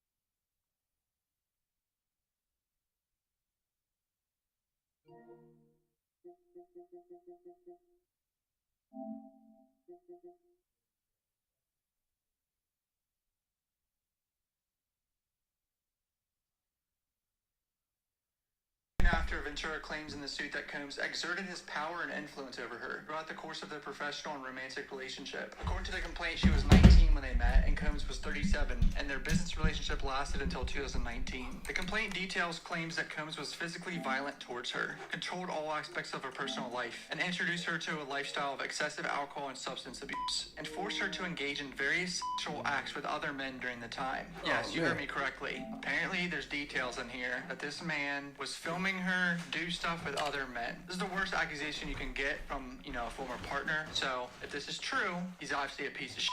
But I'm going to try to find this full document and read the interesting details of this because this is insane. Alright, so I found the document right here. Sean Combs, trigger warning in here. That's pretty crazy that has to be in a lawsuit. The truth, however, is that Cassie was held down by Mr. Combs and endured over a decade of his violent behavior and disturbed demands. For Mrs. Ventura, the dark times were those she spent trapped by Mr. Combs in a cycle of abuse, violence, and trafficking. Or were to Miss Ventura in her own home after she tried to leave him. Often punished, beat, kicked, and stomped on Miss Ventura, resulting in bruises, burst lips, and black eyes and bleeding. Blew up a man's car after he learned that he was romantically interested in Miss Ventura. Bro is a psychopath. Blew up someone's car. Forced Miss Ventura to engage in acts with male workers while and filming the encounters. I mean, why the do famous people always turn out to be f***ing weird, dude? Ran out of his apartment with a firearm in pursuit of a rival industry executive whom he learned was nearby. Demanded that Miss Ventura carry his firearm in her purse just to make her uncomfortable and demonstrate how dangerous she is. So they did meet when she was 19 years old and he was 37. Combs was prone to uncontrollable rage and frequently beat Miss Ventura savagely. These beatings were witnessed by Mr. Combs' staff and employees of Bad Boy Entertainment and Mr. Combs' related businesses, but no one dared to speak up. That's so fucked up, dude. His own employees were scared to come forward because they don't want to, they don't want to put their family in danger or themselves in danger. On these episodes of horrific abuse, Mr. Combs would immediately attempt to hide Miss Ventura in the evidence of his violent rage. He often showered her with the gifts following incidents of physical violence. This is just textbook douchebaggery right here. That's what this is, boys. Frequently reminded her of his ability to cause serious harm, whether by requiring her to carry his gun, blowing up a car of a musician. Oh, it was a musician, okay. Illegal substances and threats of violence. Every time she hid, Mr. Combs' vast network of corporations and affiliated entities found her, and those who worked for Mr. Combs' companies implored her to return to him. Many went as far to explicitly state that her failure to return to him would hinder her success in the entertainment industry. Wow! Clearly he was telling them to say that to her too. When she believed that she had finally separated from him, she joined Mr. Combs for a dinner, after which he forced her into her home and ordered her while she repeatedly said no and tried to push him away. She now fully escaped him, but the harm and the assaults and calls her experience for nearly a decade will forever haunt her. She requires intensive medical and psychological care to recover from her trauma. She cannot, however, continue to live in silence about what she endured. She remains immensely powerful and dangerous. She seeks justice for decades of her life that Mr. Combs took away from her with threats of violence. At all relevant times, Mr. Combs met the definition of an employer of the plaintiff. Shit. So he's technically, he's an employer because she's signed to his record label. Within a year of signing, he became deeply entrenched in Miss Ventura's life, almost immediately asserting possession and control over her, inserting himself into all aspects of her career and personal life. After rehearsal for their performance on MTV, Mr. Combs walked around in a row with a drink in his hand, flaunting his lavish party lifestyle to his label's newly signed artists. During hair and makeup leading up to the performance, Miss Ventura's hairstylist and Mr. Combs' makeup artist told her that he was interested in her, shrugged it off as gossip, emphasizing the agent power dynamic early on in their working relationship. Yeah, this is like clearly, this guy his power dynamic because he was her boss and was rich as and he's just clearly not mentally stable. Like, what else can you say besides this? I mean, after returning to New York after a Las Vegas trip, during which she endured a brief hospital stay, who by then was fully healthy, went out to a club with her friends. When Mr. Combs saw her out, he reprimanded her, telling her to go home and take care of herself. At the time, she thought that her record label was looking out for her well-being, and that Mr. Combs had her best interests in mind. Mr. Combs also ensured he was intertwined with Miss Ventura's personal and social life. For instance, by inviting himself to Miss Ventura's 21st birthday, he also brought along famous musicians and producers. I always find it so fucking weird. Like, obviously it's legal for someone to date someone above 18, and you're like, 40, like he was 37 and she was 19 or whatever. But what the do you talk about with someone that young? That's so weird to me still. Like, even if it's legal, it's just weird as fuck. Like, what are you gonna conversate about? You're literally double their age. You could be their father. It must be so awkward. Like, it's creepy. He knew she was in a relationship at the time, nevertheless pursued her on her 21st birthday party, pulled her into a bathroom and forcibly kissed her. She did not consent to this. She immediately ran to the bathroom in the hotel suite and cried. She told her best friend at the time was too scared to tell anyone else. The second part is luring her into a relationship. He demanded to spend time with him in Miami and New York. He picked her up from her apartment in Manhattan in a blue luxury vehicle. He was already drunk when he picked her up, handed her a pill and told her to take it. He dismissed her when she asked what it was. She later learned the pill was ecstasy. He proceeded to drive recklessly at very high speeds down the west side highway of Manhattan. She was too scared to say anything. This guy's just casually putting her life in danger over and over. He paid a promoter to create a fake flyer for a party hosted by her. This fake posting allowed Miss Ventura to have an excuse to go to Miami and get her away from her boyfriend by using the ice of a legitimate event she had to attend. Bro made her fake an event to get her away from her boyfriend? What? Crazy. After providing her with drugs in Miami, had some intercourse during this trip, with 2 years of meeting her, Miss Ventura found herself into the immediate circle of her boss, the owner of her record label, and one of the most powerful men in the entertainment industry. Mr. Combs exerts control over her career and personal life. Part 3, 20-year age difference, as well as their relative positions in the entertainment industry. With Mr. Combs considered a music mogul, he bought her a car, paid for her apartment, provided her with extensive amounts of designer clothing. 2008 and 2009, they lived in Manhattan. He showed her the apartment with her parents present. Her parents were skeptical of his displays of wealth at first. He paid for her apartment in Los Angeles, which was 5 minutes away from his house, purchased a Jaguar for her in 2013 and 2014. All aspects of her life were controlled by Mr. Combs or his management companies. Every event Miss Ventura attended, from the travel to the makeup and clothing, was paid for directly by him and his companies. Secured control of her young and impressionable Miss Ventura by introducing her to a drug-fueled lifestyle that kept her complacent and compliant. He had a prescription in Miami, and she was getting pills from that. Exhausted his supply of pills. He demanded her to go get a prescription too. Wow. Jesus Christ. I mean, this is like almost so much things in this, like so many little details, that it would be insane for it not to be true. I'm saying 99.99% chance this is all true. Maybe some of it's, fabricated or over-exaggerated, but it seems to all be true. I mean, this guy's a piece of shit for sure. Ownership over her, manipulated her, and ensured obedience early on in their relationship. He wanted her to call him Pop Pop because that's what she called her grandfather. Oh, this guy's a narcissist, dude. He just demands, the highest level. That's so cringe. Part 4 is when it becomes violent and abusive. Using drugs together in his home, one of his security staff barged in and announced that Suge Knight, a longtime rival, was spotted on Mel's Drive and Diner in Los Angeles. He began getting dressed and retrieved multiple guns from a safe and ran out of his home. Absolute psycho. He's about to crash out. Multiple times each year, violently beat her, leaving bruises on her body. After every instance which he beat Miss Ventura, uses money and power to orchestrate extensive efforts to hide it. Hotels for days at a time. Yeah, this is just like unreal. What a scumbag. Beat her inside an Escalade, forced her out of the vehicle on 5th Avenue in New York. He was eventually able to hail a cab and get to her apartment in Manhattan where she cried, realizing she couldn't tell anyone about it because of how powerful he was. 3 days hiding in her apartment. In January 2009, Mr. Crims learned that she talked to another man, a music manager at a party. He became enraged. She hoped speaking to this manager will allow her to further her growth in her career, and he would be happy for her. But instead, he became angry and pulled her out of the club where the party was taking place. In the car leaving the club, he beat her, pushing her into a corner of the vehicle and stomping on her face. His security staff stole it. Roger Bonds tried to stop the beating, but was unable to de-escalate the situation. Attempted to run away, but Mr. Crims followed her and proceeded to again kick her in the face. I mean, like, holy, this is just never ending. This guy's a goddamn scumbag. Upon realizing the damage he had done to physical evidence, panicked and forced his staff to bring Ms. Ventura to a hotel suite at the London, Los Angeles, required to stay for a week. He was kidnapping her to hide her injuries over and over for years on end. She's also signed to him. This is insane. This is her label executive. Like, think about how insane this is. While in a hotel, she asked to go home. He wouldn't let her leave. Kidnapping. Proceeded to instruct his assistant to purchase excessive amounts of gifts. Terrified, isolated, unable to see pathway out of this life, blindly following instructions out of fear. His own admission of the relationship is Bobby and Whitney. A clear acknowledgement of the unequal power dynamic and excessive domestic violence that permitted their relationship. From outside looking in, Ventura had heard others refer to the relationship with Mr. Crims as Ike and Tina. I don't know what that is. Part 5 forces Miss Ventura into so this is the part where it gets weird as right here, boys. Prepare yourselves. Here we go. In New York City, engage in voyeurism. Learn him on if he saw Miss Ventura with another dick. Hired a man and brought the man to his home in Los Angeles. Wore masks, ingested drugs, performed acts with this man while he watched and winked off in the corner. Entire encounter lasted multiple days. What a psycho. He called this arrangement a freak off. He would repeatedly tell her every moment that he wanted one, and she was expected to do it with male workers. He would do this weekly at a certain point in the relationship. Our secret, our thing, hotel suites, the Trump International Hotel in Columbus Circle in Beverly Hills, London Hotel, hotels fucking everywhere. New York City, London, Miami, everywhere. Set up at the Intercontinental Hotel in New York City, at which he was charged with tens of thousands of dollars in damages. How do you do tens of thousands of dollars of damage to a hotel room?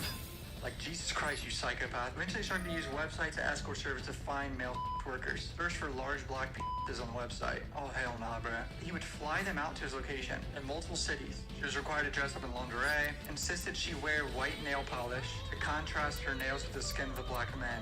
What? Pour excessive amounts of oil on herself, insisted they speak to each other, grabbed that big black dick, asked her how does it feel as he directed her to perform for him.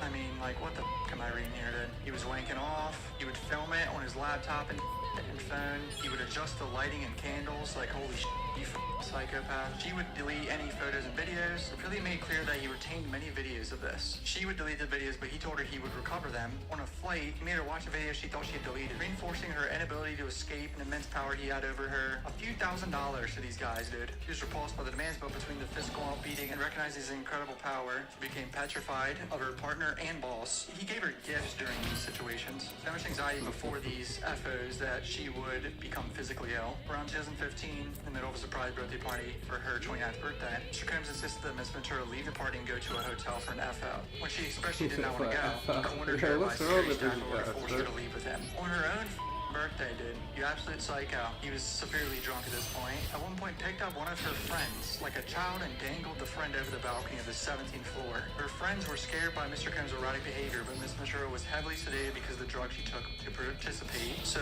she was too high on He was drunk, and he dangled a friend of hers off the balcony. I mean, like, this is literally happens in a movie. Mr. Crims insists on these intricately staged and forced sexual encounters. He tries to escape the abuse. In 2011, during a rough patch, Miss Ventura had a brief relationship with the musician Kid Cudi. They were on a break at some point. She started dating Kid Cudi. During this FO, Mr. Crims found Miss Ventura's phone and emails between her and Kid Cudi. Mr. Crims became enraged and proceeded to place a manual corkscrew between his fingers and lunged at her. She ran away to stay at Kid Cudi's home to escape from him. He returned to him. He hit her several times and kicked her in the back as she tried to run out the door. He went to her parents' home in Connecticut. Oh, it was Kid Cudi's car that he wanted to blow up in 2012 at Paris Fashion Week, and wanted to ensure that Kid Cudi was home with his friends when it happened. Around that time, Kid Cudi's car exploded in his driveway. Wait, it actually happened? Wait, hold on. It's not actually blew up Kid Cudi's car. I didn't even know that was a thing. Does the public know that Kid Cudi's car blew up in 2012? What? It's not a public thing. When Mr. Combs' head of security and assistants saw her after an assault, they both cried, had 2 black eyes, burst and bruised lip, and a huge welt on her forehead. He put on makeup per demands from him. At the Intercontinental Hotel in LA in March 2016, he was drunk, punched her, giving her a black eye. After he fell asleep, he tried to leave the room. He woke up, screamed at her, followed her in the hallway, grabbed her, took a glass vase in the hallway, and threw them at her, causing glass to crash around them as they ran to an elevator. She got to the elevator, and when she got to the lobby, he took a cab to her apartment. He returned to the hotel.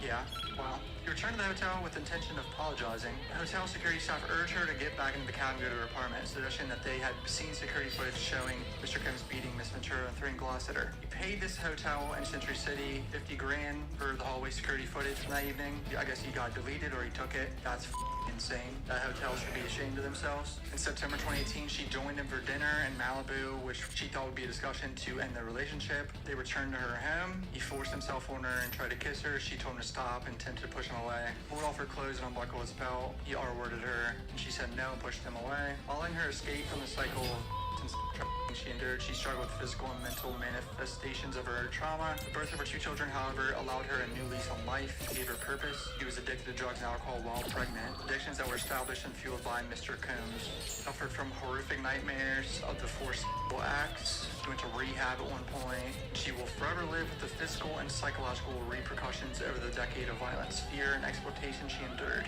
She was unable to speak up against the years of she endured at the hands of Mr. Combs, and she has since been able to rebuild her life and confront her trauma. Prayer for relief. Plaintiff prays judgment to be entered in her favor against defendants. For money judgment representing compensatory damages, including consequential damages, lost wages, earning, and all other sums of money together, with interest on these amounts according to proof. For money judgment for mental pain and anguish and severe emotional distress. For attorney's fees and damages and everything else. So yeah, I mean, this guy's a real piece of shit right here, boys. Apparently Kid Cudi also said that this is true. And Kid Cudi, has known this for years, apparently. So yeah, the guy can be a legend in rap or whatever, that genre of music, but he's a piece of shit.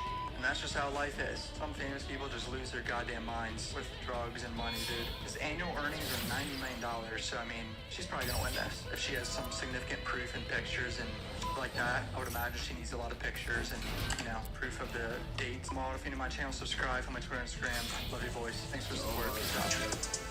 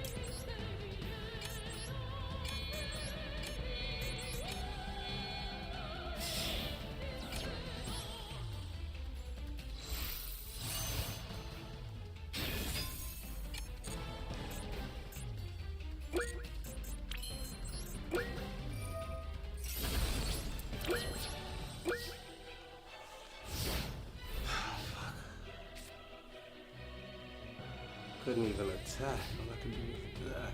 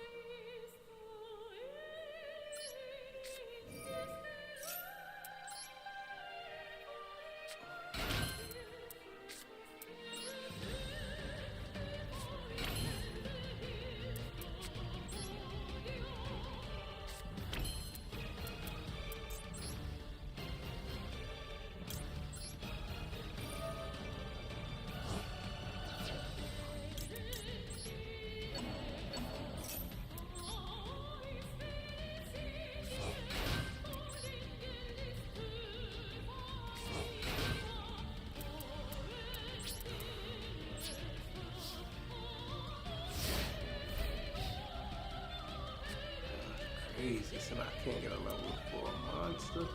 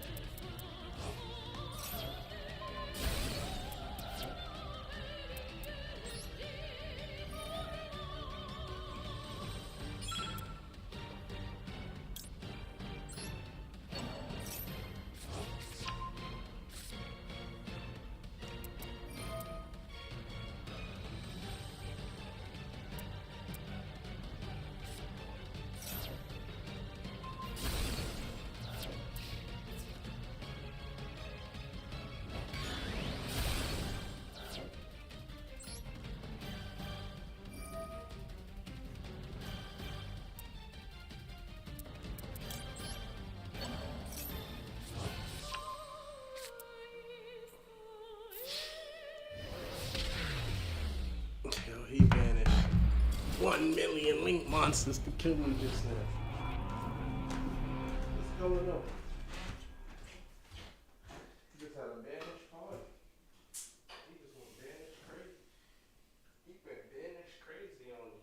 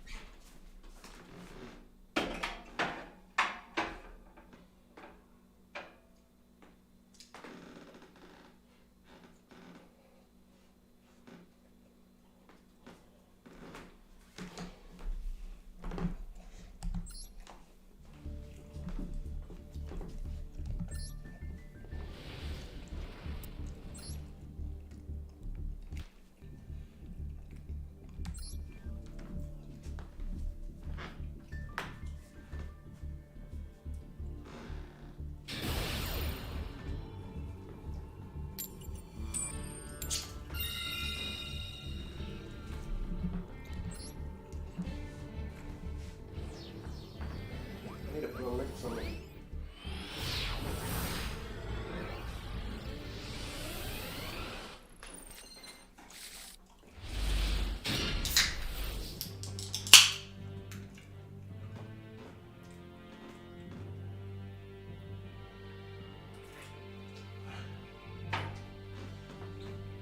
This that card last time in my deck.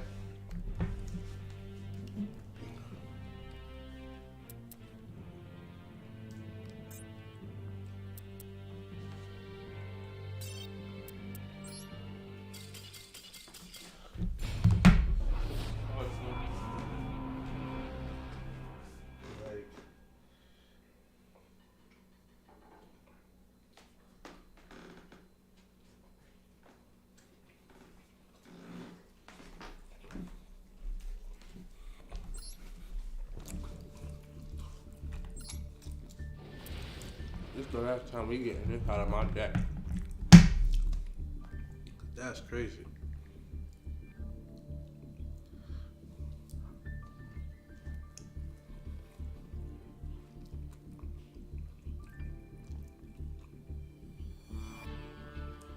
Judge Murphy in the Wannabe Melly trial granted the state's motion to extend the trial back to February 5th. Last week, Murphy also granted the defense's motions to have the jury struck. Now they're completely restarting with selecting the jurors who will participate in the trial. The defense team filed a motion to suppress all evidence from a search warrant on Melly's phone in 2019. Yeah, I've been gone for a week, so I'm finally back making videos, boys. This trial's not starting until February now. Such a bummer. I wanted to get this over with in January and February, but now it's looking like February and March. But yeah, I'll keep covering this. If you're not channel, subscribe, comment, Twitter, Instagram. Let's get it, boys. Alright, so we got restriking jury panels due to defense misstatement of the law. Oh, they're saying the defense said something they weren't supposed to say in front of the jury. Jury selection started on October 18th. They previously requested the court commence jury selection and bring back on January 8th. Okay. After approximately 2 weeks of time qualifying jurors, attorney questioning began on November 6th, so 10 days ago. State spoke to the first group of prospective jurors in part on Monday, November 6th, and finished this portion of voir dire on Tuesday, November 7th.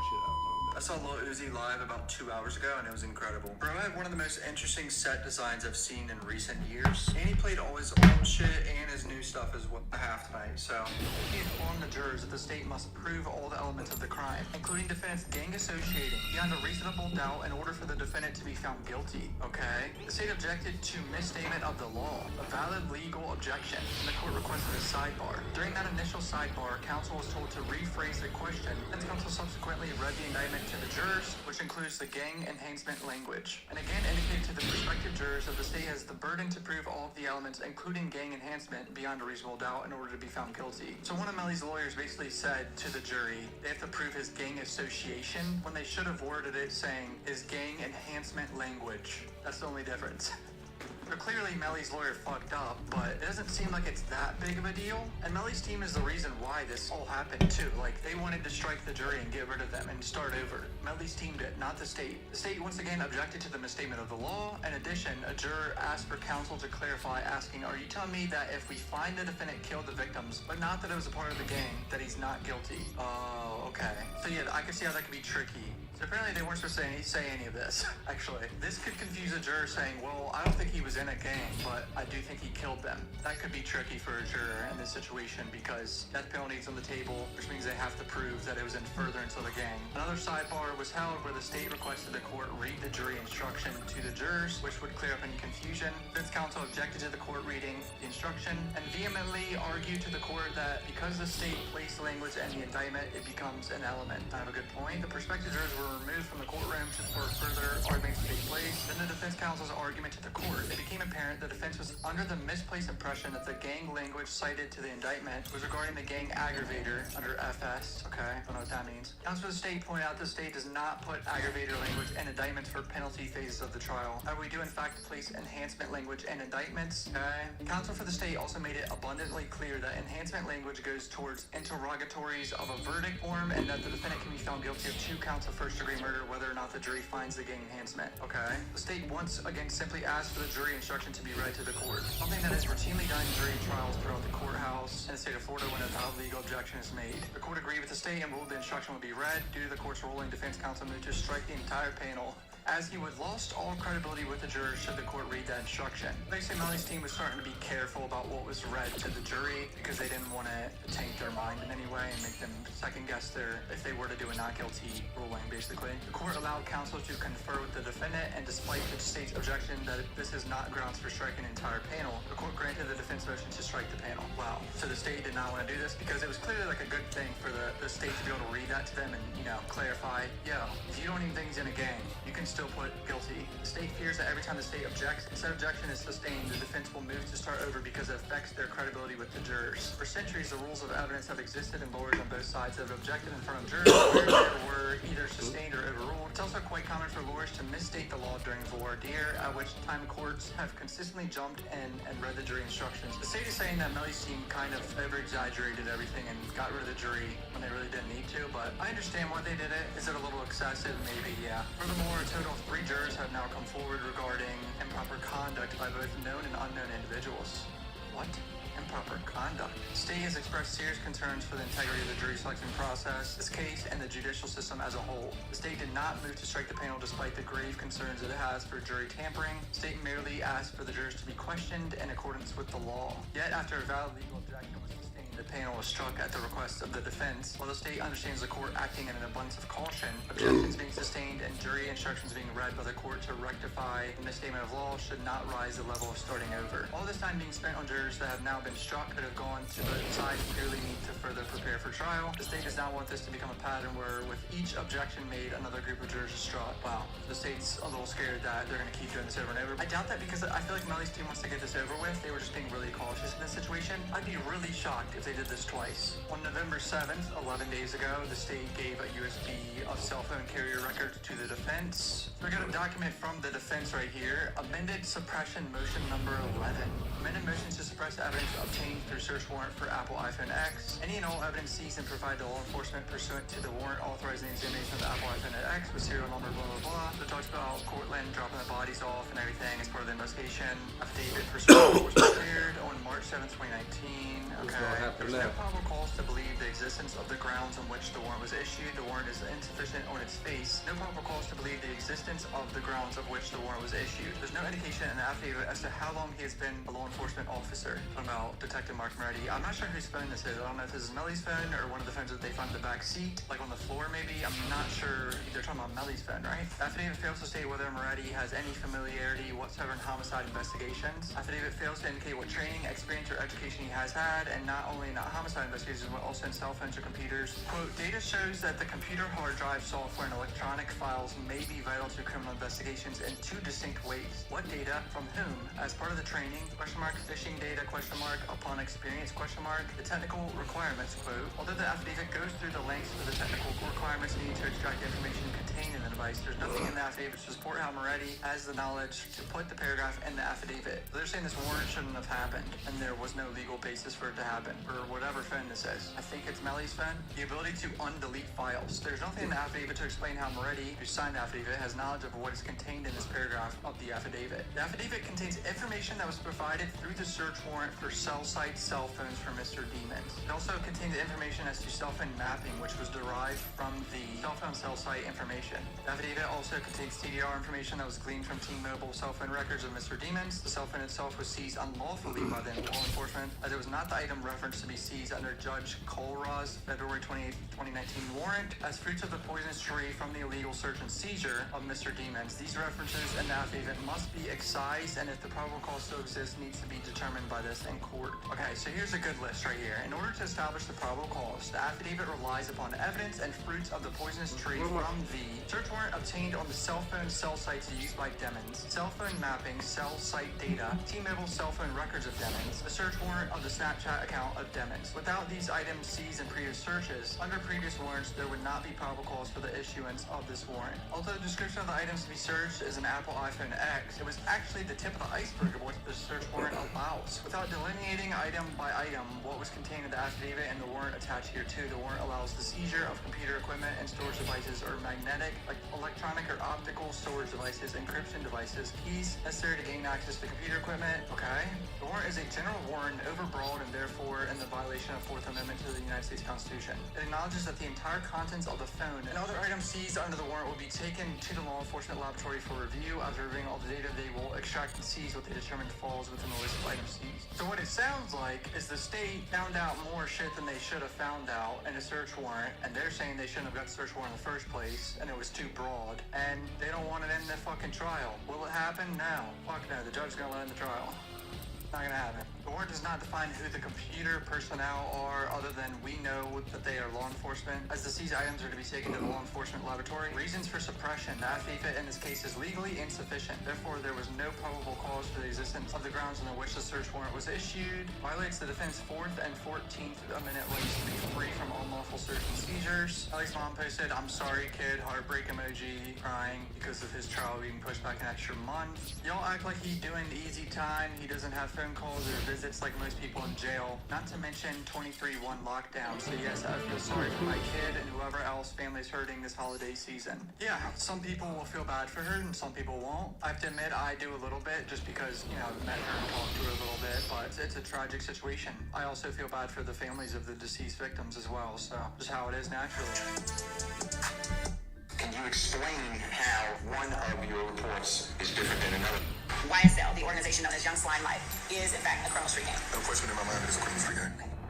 The YSL RICO trial had an interesting 7 days. Gang experts, firearm ballistics experts, GSR experts, detectives all qualified by the judge to be state's experts in the case. Yeah, I was going across the country, so I haven't been able to make videos, but a lot of information about the gang side of this in this video. So buckle up, subscribe right now if you come this trial. Here we go, boys. So this is FBI agent James Burney. To dumb down his job, he is a specialist in like phone records and cast records and tracking phones with like T-Mobile and AT&T and Apple and Samsung, all that shit. He's obviously going to help track people do crimes. A lot of the defendants in this trial obviously were tracked at certain locations when crimes occurred. But probably some of the most relevant training we receive is from the cell phone providers themselves, meaning T-Mobile, Verizon, AT&T. They come in and they'll teach us how does their network work from the time that you place or receive a phone call till that call is terminated, and how is that interactions recorded in their records, and then how would you use their records to find or track a device historically. Yeah, again, it's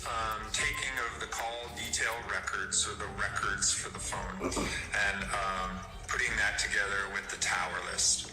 And by doing that, again, we can see the activities on the call detail list, when a call's text data sessions were made, and we can see where those were made based on the tower list locations of the towers and sectors. And so that's basically the methodology of historical call detail analysis. And are you able to tell exactly where a phone is or a general area? Just a general area. And that's where the lawyers are going to pick apart, saying this is just a general area. It shows like a band like this on a map. The defense teams are going to try to pick that apart and show how it could be inaccurate or just not good technology in general. It's outdated. Certain things. They're going to try to pick this guy apart. Doug's lawyer came up, cross-examination. Were there some records you were given that were omitted? And when I say omitted, intentionally not put on your draft report of number 5? No, any phone records? I mean, not. So I received a bunch of phone records, and I think records for different phone numbers more than that were included on the reports here. So this report was tailored to, let's just say, and don't hold me to the exact number, let's just say I was given 25 numbers. This report counts 3, 6, 9, 10 numbers. It changes a little bit. 94 to 95% of all cell phone towers in the United States are what's called 3-sectored towers. So they take the one pole and they divide that pole into 3 equal segments. And so by doing that, you take a full circle, 360 degrees divided by 3. That gives you each sector being approximately 120 degrees. You guys can see how this would get very tricky for the average juror to understand sectors of a cell phone tower. It's to show a general area. Of course, cell phone signals doesn't end always at that 120, right? It may have to be dropping every call, I guess. Right. It's not a hard line painted on the concrete where it says at this point you're going to this other tower sector. You know what I mean about the Y shape? Yeah, the V kind of shaped part. Yeah, with the line coming down. Yeah, so yes, that's true. So we drive test towers in cases where we need to. And could you get from these records in 2015 more like what I would call GPS coordinates, where we're talking about within 4 or 5 feet? You cannot. There are more advanced records used now. They're called timing advanced records, and that is basically when a phone is checking in with the network, we can see the tower, the sector. We can also see the distance that the phone was away from the tower and sector. But those records are voluminous. Because of that, the providers don't store them very often. No, so I can't go to the provider and say, hey, I'm really interested in tower 1, 2, 3. Can you tell me how far that goes? And they'll say, no, we can't. We can drive test it. And that's what they say, hey, why don't you guys, if you want to know the footprint of the tower, why don't you go drive test it? If we're talking a downtown area where people live and work, there's more towers and more sectors because they have to be able to provide more coverage to people. In rural areas, as we start to get away from downtown Atlanta and we start to move to some other areas, the towers and sectors get farther apart. In 2015, I was working for the FBI, and that's when I started analyzing records. I became certified, CAS certification in 2016. Okay. But really the biggest thing is we know what towers and sectors were used because those were used in the records, and therefore we know those were operating. The court will qualify Agent Barini as an expert in historical call, cell data analysis, and cellular technology. So the judge qualified him as an expert, so he's going to be in the trial, basically. This is the ballistics expert, I believe. I worked with the technical leader to oversee the training of determined type weapon, which was, again, looking at bullets and looking at cartridge cases and determining what type of weapon fired them. So I trained examiners, I believe about 20 trainees under me on that, in addition to revolvers. I oversaw the revolvers with the technical leader as well. And I did supervise casework for, I believe, 3 or 4 scientists. And have you ever been qualified to testify in the state of Georgia or in the federal courts in the area of firearms examination or any other area dealing with firearms? Yes, I have. About how many times? 38 in the state of Georgia, and no, I apologize, 39 in the state of Georgia and 1 for federal court. This lady clearly has a lot of experience with this in this field. Typically, we are looking at bullets from autopsies and cartridge cases found on the scene to determine if they're fired from the same firearm. When no firearm is submitted, we look at something called class characteristics, which I can describe later, that will tell us information about the type of gun that fired it, so that we can therefore generate a report on what it is consistent with being fired from. The barrel of the gun puts like a fingerprint on bullets. That's how these people are able to look at this bullet and tell you whether or not this bullet was the one that was actually fired from this gun. Additionally, we can do serial number restorations. We can do muzzle to target distance determinations, which is just determining how far away the firearm is from a target at the time that it was fired. Igniting the gunpowder within the cartridge case, building pressure to send the bullet down the barrel. For every action, there's an equal and opposite reaction. So the cartridge case itself is slammed up against the back of the breech face of the firearm. The softer metal of the ammunition is picking up marks from the firearm that fired it. So that is what I'm looking at when I do these comparisons. I look at two major types of characteristics. I'll look at class characteristics, and then I'll look at individual characteristics. How is the bullet rifled? How many lands and grooves are there? What direction is it twisting? What you call peer review? Yes. Is that a coworker of yours who is looking over your work? Yes. And when you said that they look at the digital file, are they looking at the evidence that was submitted to the GBI for testing, or just your reports? The case file includes photos of the packages when they initially came into the GBI. Then they also include photos that I take during my analysis. So the peer reviewer is assigned to look at all of it. Are they able to ascertain whether your work is correct, or are they just looking to see that you took the photograph, if you know? They do look to make sure that they agree that what they see is a representation of an identification or elimination, depending on what was called. So they take every microscopic comparison, and they'll go look at it and form their own conclusions. The verifier will compare their conclusions with the primary, and if they're not the same, the case is inconclusive. He's doing what a good defense attorney does, is trying to find some sort of hole in the expert's testimony to see if there's any flaws in how the system works behind the scenes within their checks and balances system, with co-workers checking each other's work. Based upon what's been presented thus far, designate Ms. Angela Camp, formerly known as Ms. Angela North, as an expert in the area of firearms examination. The judge led her in the trial. Ms. Camp, I believe her name was. Examined dealing with firearms. Actual cases, 50 to 100 at this point. And you distinguish actual cases from what type of cases? So from the training. So as part of training, we're doing thousands of comparisons. Have you ever been qualified to testify in the state of Georgia? I have, yes. So how many times? 8 times. So our primary responsibilities have to do with microscopic comparison, where we will be examining fired ammunition components, being cartridge cases and bullets, and examining those to see if they're fired from a particular firearm or a submitted firearm. And if no firearm is submitted, what type of firearm may have generated those particular evidence items. Muzzle to target distance determination.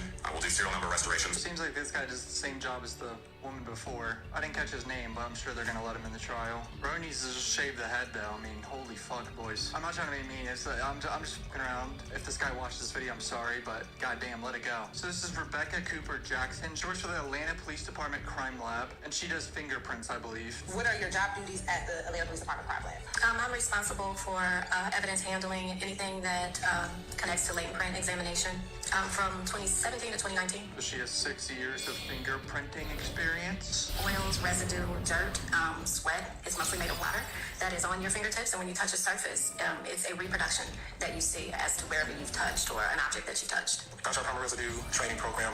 It's about a 6-month-long training program that includes practical exercises, lots of reading of published materials and journal articles. This is a gunshot residue guy right here. GSR particles throughout the examination on the instrument, as well as how to write your report and draw conclusions from what you found. Gunshot residue, specifically gunshot primer residue, collection of microscopic particles that are formed when a firearm is discharged. So in a cartridge casing, there is a primer cup, and inside that primer cup are a multitude of elements to include lead, barium, and antimony. And when a gun is fired, a firing pin strikes that primer cup. Those elements are shock sensitive, so they detonate. That causes the gunpowder within the cartridge casing to ignite, build up a lot of heat and pressure, and that's the process by which the bullet is expelled from the firearm. These elements that's in the primer cup will then be vaporized and will also leave the firearm, some traveling with the bullet or through any openings that are present, be deposited on any surfaces that are in close proximity to that discharging firearm. GSR is tested or examined using a GSR kit. And inside this kit, there are 3 vials typically.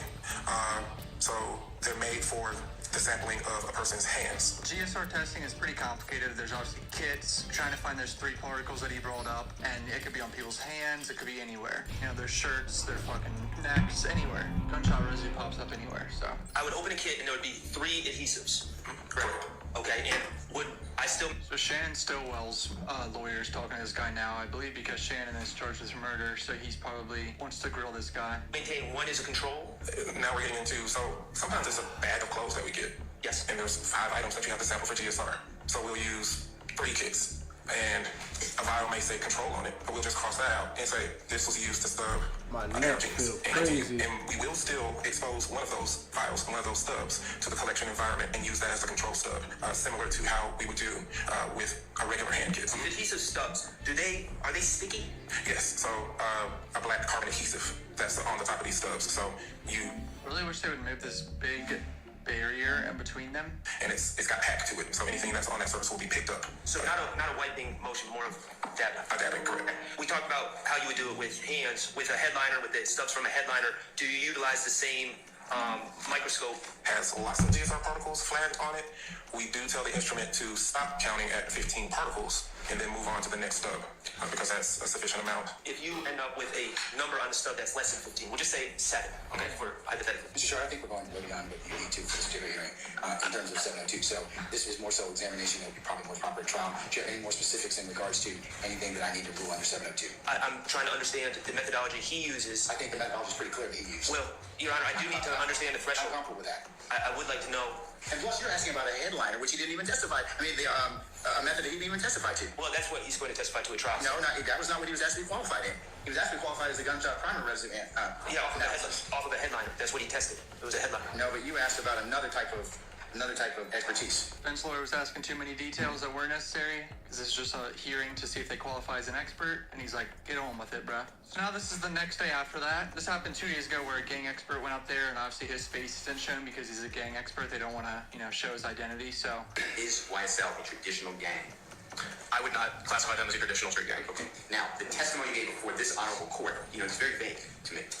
Were you focused on traditional gangs going back to 2009?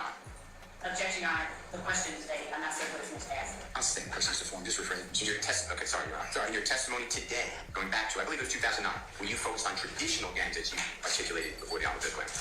Your Honor, objection is to vagueness. I'll allow it. Can you answer that? I'm honestly not sure specifically what you're asking. Okay, in 2009, let's just use that year. Is that the first year you studied gangs? That's what I heard. No, sir. I had previously had interactions with street gangs prior to 2009, and as well as training and experience. Go back. First time. What year is it? 2005 or 6. Okay. In that year, are we talking about your training experience that you're referring to? Is that traditional gang? That's what I'm asking. Your Honor, objection as to vagueness. There's not a question.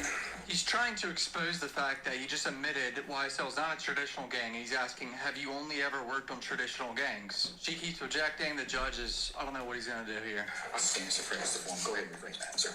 In 2005, did you study anything dealing with a non-traditional gang? That's my question. Yes. Okay, what? In 2005, it would have been in the Atlanta Police Academy, which included training on criminal street gangs. But what specific? I'm trying to get specifics. What specific non-traditional teachings are you focused on? Are you talking about? Objection as to vagueness. During the Atlanta Police Academy, we were given training on criminal street gangs, including categories or types of criminal street gangs. Okay, but be specific, non-criminal street gang, because that's what you're saying YSL is. That's what you're saying, Your Honor, correct? I did not say it's a non-criminal street. Mr. Steele, I'm not trying to be obtuse. I just don't understand how to be more specific than this. The training was during the Atlanta Police Academy. We got a block of instruction on criminal street gangs, recognition, identification, and that sort of thing. Can you be specific? Like saying I studied the law. Objection as to that question. Gang experts are a tricky expert because it's just basically a nerd. It's like me sitting here and researching gangs and their slang and how the gangs operate, how they talk. Sometimes it could be dudes that actually trying to infiltrate gangs. It's obvious to say he was going to call this guy because it's a gang charge, it's a RICO charge, so it makes sense, but it's pretty easy to make this guy look stupid. That's what he's trying to do. Can you be specific in 2005 and 6? Objection. Question has been asked. That's an answer. I don't believe it's been answered. But you've asked the same question, I think 3 times. He told you that that's his answer. So could you move on to something In else? 2007, 8, 9, what specific writing can I look at where you are focused on a non-traditional gang? Objection as to vagueness. 2006, 7, and 8. Your Honor, Or 7, 8, 9. objection as to vagueness there as well. As to what writing is referred to. This? There's no. Let me just ask a question. Detective Belknap, are there any writings that you relied upon in 2006, 7, or 8 that relate to your opinion? If the writings include training, as we discussed previously, then yes, certainly. Okay.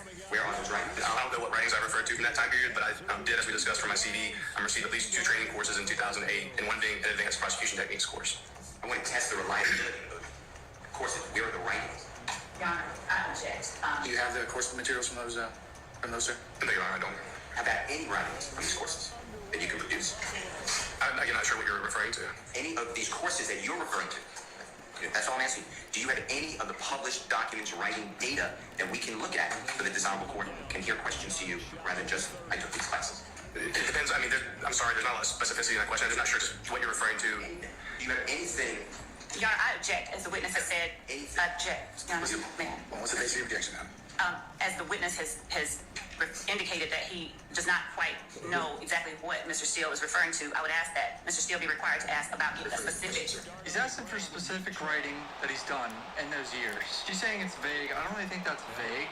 Do you have any tangible item that we can look at, listen to, touch, so we know what you're being taught in these programs that you've been speaking about this morning? And Your Honor, I object as to the relevance of any tangible items that we can look at. Mr. Steele, I'd be careful about the characterization, sir. I'm careful. I'm entitled to. Well, farce is not the word. Farce is not the word I would use. I'm entitled to test the reliability and the methods. I don't have anything.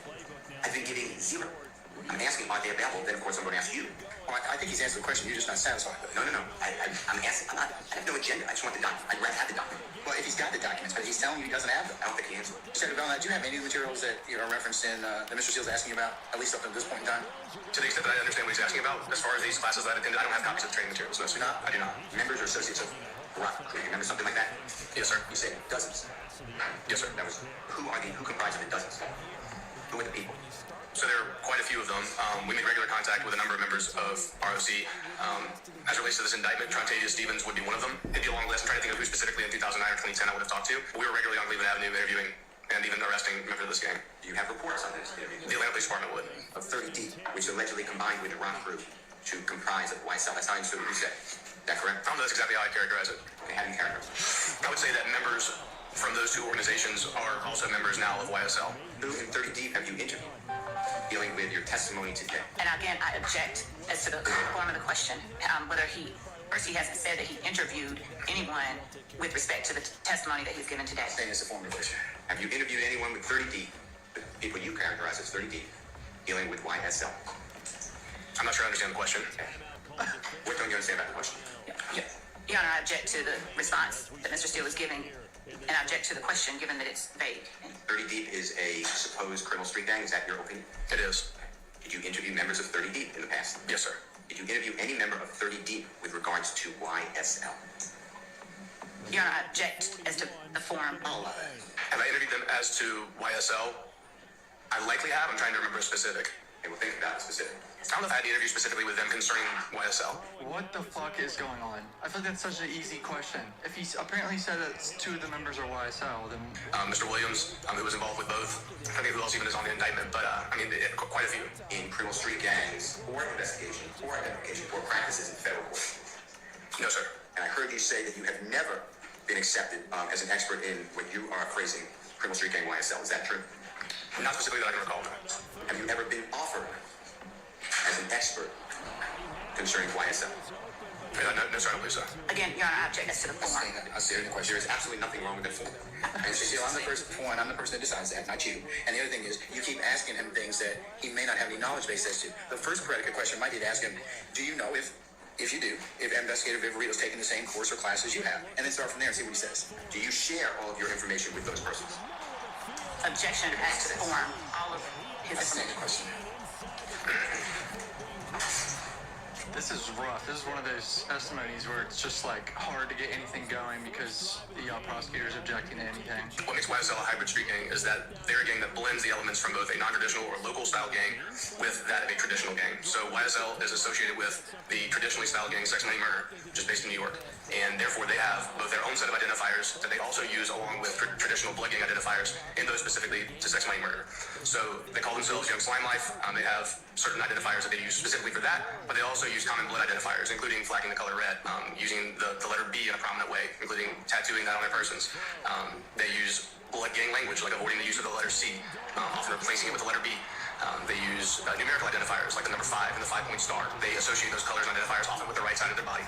Those are things that a traditional blood gang would do. They also use hand signs and other symbols related to sex, money, murder, but they retain the use of their own local identifiers as well that may not be consistent. Some people are going to say this guy's like an amazing expert and he's making the defense look bad, but it depends on their perspective. That's what makes them a hybrid street gang, the blending of those two sets of identifiers together. What's the sets of identifiers that are local, that are not part of the national blood gang that you just said? Sure, so I think some of the identifiers that were cited in the indictment were things like the use alongside red of the color green, the use of green heart emojis. And I apologize, I'm not trying to break the train of thought. The color green in bandanas or clothing, even sometimes in tattoos. They may use things like green heart emojis or snake emojis in their social media communications. They'll use phrases like slat, which has a corollary with traditional blood gangs. We'll use the phrase blat, which stands for blood love all the time. So YSL gang members will say slat for slime love all the time. And those identifiers are specific to YSL, not traditional identifiers for sex, money, murder. Are you familiar with children in other countries, on other continents, as well as in the United States, doing songs and games to things like slat and slime? Are you familiar with that? Wiping the nose. What, children doing that? Anybody, but yeah. The children included. Athletes. You ever notice a baseball player in a playoff game wiping their nose, or a football player being interviewed and right off the field saying slime? I mean, have you seen any of that? Neither of those specific examples I have not seen. I have not seen either of those specific examples. Objection, Your Honor. The question was asked and answered. I asked a different. That was kind of a bad question for the lawyer there because he's trying to make slime and slat be like a universal term and not just a gang term. The reason why slat and slime is used by football players and baseball players and people around the world is because of how famous YSL is. Like obviously fans are going to use that, and like football players, baseball players. Other photographs and things of that nature, social media posts that have used some of those specific identifiers in a context or by a person that I do not believe is associated with the gang. And how do you make that determination? Is it just because you are the decision maker, or is this something that you repeated all the time? That's a great question, and it's one again that I'll refer back to our state law, which gives us the parameters by which we must operate. That includes two things that I think are really important to your question. First of all, I want to hear. Sure. So the first one is going to be that the law asks us to show association in fact. So a child on the other side of the world who's using a YSL identifier who has no association in fact with a YSL member or associate, that's not going to connect them for the purposes of state law with the gang itself. The second really important component is again that participation in criminal gang activity. The person that we would be discussing, the person in question, has to actually participate in that gang's activities through the commission of certain offenses that are delineated within the law. Low-key a good answer. I know a lot of YSL fans are watching this, but he low-key shit on that idea of him saying just because, you know, people across the world are using this. How are you not associating them with YSL? Like clearly they're not involved, they don't actually know anyone in YSL, they're just fans of YSL. There's a difference. They didn't commit any crimes or anything, you know what I mean? Your Honor, object as to the form of these questions. My second question. He's getting so annoyed. And I can subpoena that you can bring to honorable court if he orders it? Or is it just in your mind that you notice? Your Honor, object one on the form of that question, the latter half, or is it just in your mind? That's the same question. Well, that's my question. I don't understand specifically what you're referring to. If you interrogated someone, or if your coworker interrogated someone, and you're relying upon that interrogation to determine this is a confidential informant or reliable informant, and therefore Brian Steele is part of this gang, how do I get that memorandum? Your Honor, object as to the form of the question for vagueness. If there's a question about a particular person, YSL specific lingo that you believe that you have expertise in. What is those languages or statements? I'm a little confused by the question. Slat. Slime. So simple. I don't understand the issue here. What the fuck is going on? Let's go word by word. What word are you referring to in your mind when you talk about YSL lingo? One word that we discussed already was the word slat. Okay. And where does that come from? I don't understand the question. I'm asking, do you know where the word slat comes from as used by YSL? My observation of it has been through use by YSL gang members in their communications. What does it mean? It stands for slime love all the time. What does that mean? I don't think I understand the question. Does it have a meaning? The meaning would be showing an affinity for an association with the gang YSL. What else besides slime? Using the word slime. Okay. And what does that mean? The word slime has actually been used, I'm told, for many decades, even previous to YSL using that term. Generally, it's used to refer to a person who is not to be trusted, who's unreliable or of low character, who would do crime or do harm to anyone, regardless of maybe expected social norms or loyalties. The letter C is not used by YSL, or is it used by YSL, or do you know? I I'm sorry, that question was kind of all over the place. Your Honor, and I object to the question as it relates to relevance in this hearing and for the purposes of Bro said that question was all over the place. whether or not the letter C is used by YSL. Run it up direct, first of all. Second of all, goes to. It was brought up direct, so I'm definitely going to allow it. Damn. He said I did not. Judge said it was. Damn, the judge started with the defense right there. You asked me earlier for a definition of slime. I gave you the definition that I understand and the definition that they've used, including on, We are in court right now in 2023 arguing over slime and slat. Like, think about how fucking crazy this is. gang-related clothing. They also use it in other contexts as well. For example, like my slime or slime someone and things of that nature. Is my slime favorable? They seem to use it as a term of endearment or loyalty, yes. It depends on context. It does. All right. Still have Mr. Williams Park, a member of YSL. Do I still? Yeah. Today. As you sit here today, you're talking, I'm being specific. Include him as a member of YSL. Yes. What type of question is that? Come on now. Well, Mr. Williams has self-admitted membership in the gang, repeatedly and publicly. And just give me a couple examples of his repeated. Your Honor, I would object and ask that the witness be allowed to finish his answer. So he's self-admitted. He's been identified by informants of previously tested reliability. He's been identified by informants that have previously untested reliability but corroborated independently. He has resided in and frequented a known gang's area, associated with other known members of the gang, and adopted the style of dress or mannerisms or other identifiers of the gang. He's also been arrested with other members of the gang for crimes consistent with the gang's activities and other indicators that would show his association with the group. Who is a known, reliable informant that talked about Mr. Williams? And if it's KC, just use his initials. Well, certainly KC has. Can also include law enforcement as well. I believe that you have discovery, which will include law enforcement reports where he was identified. We've also had, as we've discussed, interviews with teachers, with school employees and things of that nature that discuss criminal activity related to this gang within their schools that pointed to information they received about Mr. Williams being a leader within the gang. I'm just chilling with headphones on, bro. Slime means someone not to be trusted. Maybe a jury won't know what that means. If that is explained, then the jury can determine whether the word slime is used towards a furtherance of a gang. So that's my first reason. It's not beyond the ken of the jury. If you think it falls within ordinary common language, but not the language, the conclusion. What I'm saying is to say, I take all this information and then I determine this, I believe that a jury can take that information and make their own determination. That's one. All right, so I've been asking for all the underlying facts and data. I've been asking for that, and I don't get anything. All I get from the witness is I don't remember, I don't have it, and I don't recall. I've been asking for expert reports. I put it in writing on December 12th of 2022, asking for expert reports. I have no expert reports. I have none of the data, and it's impossible because I can't really effectively bring out to the Salvo court why Detective Belknap was wrong in so many of these cases, if he was wrong in any case, on his conclusion that this was criminal street gang activity, or these were evidence of a criminal street gang, because I don't have any of the particulars that he relies on, and I think therefore the court doesn't have anything. So that's the reason. The fourth reason, Your Honor, that I ask you not to permit this testimony is, even though I have no reports, I've been noticed for 5 experts from the same agency, that's Atlanta, the Honorable City of Atlanta Police Department, and I'm going to ask this court to invoke 403 and select, if you grant it, select one. Because they're cumulative. And that's why I was asking, do you go to the same exact teachings that these other people do? And I know you did not allow that question necessarily to be asked. But, Your Honor, all that's going to happen is the state of Georgia is going to have 5 opening statements and 5 closing arguments from 5 different experts. And the state wants to call these experts at separate times. They filed a motion. We want to call all those witnesses multiple times. And I think that that's cumulative. And it should be. So that's my... Yeah, that is a lot. No matter what side you're on, if you're favoring the defense or prosecuting, that's a lot. The state presented evidence from Detective Belknap and has entered his CV into evidence as States 1. Testimony and Detective Belknap's CV shows his extensive experience in gang investigations. He's worked as a police officer detective for over 18 years in Atlanta, where he's investigated numerous gang cases, including members of YSL. He assisted... They let a rat kill my neighbor! At the Georgia Public Safety Training Center. He served as guest lecturer, and this court finds that Detective Belknap has reliably applied principles... Wish I knew you was hanging, man. I'd tell him do me a favor. Criminal street gang recognition, identification and practices. That's my ruling. Oh my god, the whole chat started spamming that the judge was biased because he qualified him as an expert. The guy just knows a lot about gangs, and he's done a little bit of training here and there. He's a police officer for 18 years, detective... They let a rat kill my neighbor! Opening statement / calling the first witness, and Your Honorable Court previously instructed us all that 2 weeks before, in advance of witnesses being called, to give at least a week's information on which witness, what document, what exhibit, what recording, so that we don't waste time saying, I didn't know this was coming today, etc. So I would like to have that list, if you don't mind. Your Honor, I believe that what the court stated, or what the court did, I don't believe that there was an instruction of that nature. I believe that the court asked the state whether or not we would in advance provide the defense with what witnesses we intended to present. And I stated that as the trial progresses, we would endeavor to do that 2 weeks in advance, but at least 1 week out, Your Honor, is what I said. And so given where we are, I would ask This guy's so annoyed she changed it to 1 week out. the court allow me to provide that to counsels for the defendant. And we did say we would endeavor to do that, and we will stand by that. Can we do that by Monday the 20th?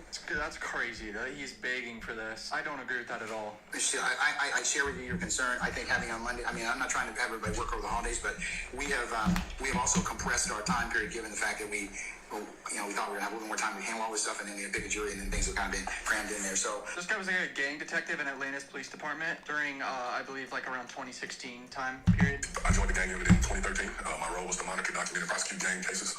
It was my responsibility to know gang trends, to know those participating in criminal activity associated with gangs. And you mentioned the ATF. You're being a member of the ATF task force. Tell the court about that. I basically served as a task force officer with the ATF, so basically similar to a special agent, but I wasn't physically sworn in. Or I was, how can I put it? I still was APD, but I also was deputized as a special agent with ATF as well. From 2011 to my retirement date of August 10th of 20. This almost was like the free zone for gang members. Through Bedford Pines, Section 8 housing was provided for the females, and where the females go, usually the guys went. And so pretty much most gang members had some type of relationship with a female in that area. And what about the GGIA basic gang class for 8 hours that you took in 2018? Is GGIA Georgia Gang Investigators Association? Yes, and so the chief of moral police, he since passed away, they were put on pretty much an annual basic gang class, and that was to help educate gang investigators on some of the same things, gang trends and different things like that. What about the violent crime investigations class that you had with ATF in 2018 for 5 hours? What was that? They were similar, going over violent crime investigations, gang members that were arrested with guns, and then it would be my job to look at their criminal history to see if they were basically candidates for federal prosecution. And the California National Gang Violence Conference, what was that in 2018? Every year they put on a national conference in California. Gang detectives from all over the country, all over the world, basically gather in California to go over gangs. It's information sharing. Departments have dealt with different type of investigations. They have a damn convention of gang detectives talking about. Yo. I'm gonna be honest. I'm reading the chat at the same time this video, and I kind of don't want to because I'm losing brain cells with people that just like don't listen. Like someone just said that this guy got all his knowledge from movies when he referenced one movie he watched in the 80s. Like, fuck are people on about, dude? During your time investigating gangs, how much familiarity did you get with the organization known as Young Slime Life, or YSL? A lot. And were those from the sources that you mentioned earlier? Through sitting through countless interviews, interviewing countless witnesses, gained a lot of knowledge about YSL. And what about Inglewood Family Bloods? Did you gain a lot of information about that? Same. Okay. So this guy clearly interviewed a lot of people that probably snitched on YSL or committed crimes that were part of YSL at some point. Did your time with the Atlanta Police Department and the education that you received give you insight into the culture and practices of both those organizations? Yes. And based on your background, training, and expertise, do you have an opinion about whether or not YSL, the organization known as Young Slime Life, is in fact a criminal street gang? No question in my mind, it is a criminal street gang. And do you have an opinion as to whether or not the Inglewood Family Bloods, or IF, is a criminal street gang? No question in my mind that they're a criminal street gang. I don't even think that can be argued. Like saying YSL is just a record label is kind of laughable. Peter, you said something to the effect of, it's not illegal to be in a gang. Remember something like that? Can you explain specifically what you're referring to? The Boy Scouts could be considered a gang because it's 3 or more people operating, and when they put on the same outfit. The police department could be considered a gang by the definition. It's only illegal to be associated with such when committing a crime or breaking the law. That's what I mean. What if somebody in the Boy Scouts or the police department, there's a section of 3 or more people associated, in fact, either as a member or an associate, and 5 of those people are going out committing drive-by shootings. But the other 2,000 people are in the Boy Scouts or the police department, same uniform, but they're not doing those crimes. How does that work in your mind? The association of how do they associate being the Boy Scouts could be basically used as their association, but the enterprise in itself hasn't necessarily broke the law. Those individuals use that association to break the law, and so those are the like characteristics of that. 5 members of a fraternity participated in them. Does that make the whole fraternity a criminal street gang? No. It makes members of that fraternity that participated in that crime, and the association could be the fact that they're in that fraternity, but it doesn't necessarily make that fraternity a criminal street gang. Thug's lawyer's clearly trying to say that. Obviously, Thug didn't do any of these crimes. People in the gang around him did. You know what I mean? That's the point he's getting across here. Donovan Thomas Peanut was a member of If Gang as well as Bird Gang. I think I had my first interaction with Donovan Thomas when I first became a patrol officer in 2005. Their gang, Bird Gang. And Your Honor, again, the specifics, I would object to specific information being elicited. The question has been answered, and beyond that, I would object. He also was a high-ranking member of Inglewood Family Bloods, as I knew him. And when you say high-ranking member, we talk about the highest, second highest? I think he was second or third in command. Bird Gang and then Haiti Gang are three different hybrid gangs that basically merged together to become one big gang under the traditional umbrella of Inglewood Family Bloods. They all have roots in the Blood Gang? Yes. That IF Gang and YSL, you identified them in your opinion as a criminal street gang? Yes. Were rivals? Yes. I misstated that, I'm not trying to. Yes. Okay. What caused them to be rivals? If you know, if you don't know, you gotta say, I don't know. I have a general idea of what caused them to be rivals. And I also want to know the background of it. YSL, If Gang, and everyone was one big happy blood family. There became friction between those in those gangs, which started severing the ties. And some of it had something to do with the music, because Nut basically became smart. He learned that instead of just selling drugs, I could put money behind some of the artists and basically receive a percentage of what they make. With the power in which he already had from his street ties, he then started becoming a mover and shaker in the music world here in Atlanta. Casey and his rival, Mr. Watts, as their own inner beef started to occur, there was other rumblings through Nut and Mr. Williams in reference to the signing of Rich Homie Quan. Can I stop you a minute? Is Casey with any, in your belief, any type of gang at that time? Is he affiliated with? Yes. Who is Casey affiliated with? YSL. Your Honor, I'm going to object to this level of detail in this type of hearing. I understand the court's... I mean, the dude does seem to know a lot about the whole Atlanta gang shit. Let's be honest here. He's been answering these questions quickly about who was in what gang around summer 2014. Relationships went sour and shit started hitting the fan. We had this information 8 years ago. And if what's just in my personal opinion, they had the opportunity to compile this information and had access to this information 8 years ago. For myself and the people that worked on this case, we did our job. Because the information that I'm telling you, it's in black and white. It's in our warrants, it's in our indictments, all of that. I kind of like this guy. He seems smart. Like, this guy actually seems really smart. Exists, but Your Honor, I object to any further questioning about the beat book or anything else. This was mentioned on direct examination. Your Honor, this Excuse me. detail, I object. Let me finish. Your Honor, You objected. Let him respond. I'll rule. I don't know who Mr. Benedicta was discussed on direct. I'm asking what is the relevance to this qualification. It was brought out on direct examination in this hearing. All right. I'll rule the objection. Yeah, how was she objecting to something that she brought up in direct? Chris Bennett was a member of Bird Gang, and Chris Bennett was also Donovan Thomas's cousin. And he basically was kidnapped, subsequently tortured and shot and killed, and they found his body in DeKalb County in 2010. Chris's death, Bird Gang then added his initials to their moniker. They added CMB, which is Chris Markel Bennett, which was his initials to the gang. You have If Gang, ABG, Bird Gang, Haiti Gang, all became If Gang. 3 gangs. Walmart took over 3 mom and pop stores. Got it. Okay. You said that you interviewed people in this courtroom. Do you know who they are? I sure do. Can you identify who you're talking about? You have Shannon Stillwell interviewed him once he was shot in the Tierra Jones case. Diamante Kendricks interviewed him when he was arrested with Martinez Arnold after they attempted to retaliate and do a drive-by after Martinez Arnold was stumped out in Magic City in October of 2015. I can't see anybody else. I never met Mr. Williams in person. So he's interviewed a few guys still in the courtroom. That Detective Dennis' testimony can shed light, in particular on the communication patterns of gang members. This court finds that Detective Dennis is qualified in the areas of criminal street gang recognition, culture, practices, investigation, identification, and practices. You're probably not gonna like me for this, but I understand why this guy's being added. I mean, he was in the area for fucking years. Interviewed tons of people, was part of the investigation back in 2015, 2014 era, so like, let the jury decide what they think about his testimony. That's just like how a fair trial is for both sides. And now Miss Underwood. So yeah, he's not gonna get rid of a lot of these guys. Like, he's gonna qualify probably everyone. Gunshot residue experts, firearms experts, cell phone data records, FBI agents. So that's what they're gonna do. They're gonna try to pinpoint where these guys were, prove they were there with the cell phone records, show these nerdy situations with guns. I'll keep coming this traffic to my channel, subscribe from my Twitter and Instagram. Welcome, love you boys, for real. Thanks for the support. Peace out. Hey, let her rock, kill my neighbor.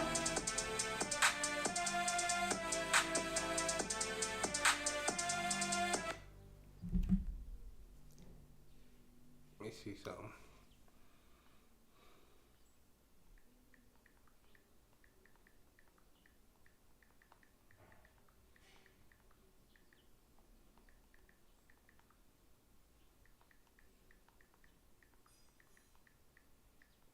Let me see if I can find that.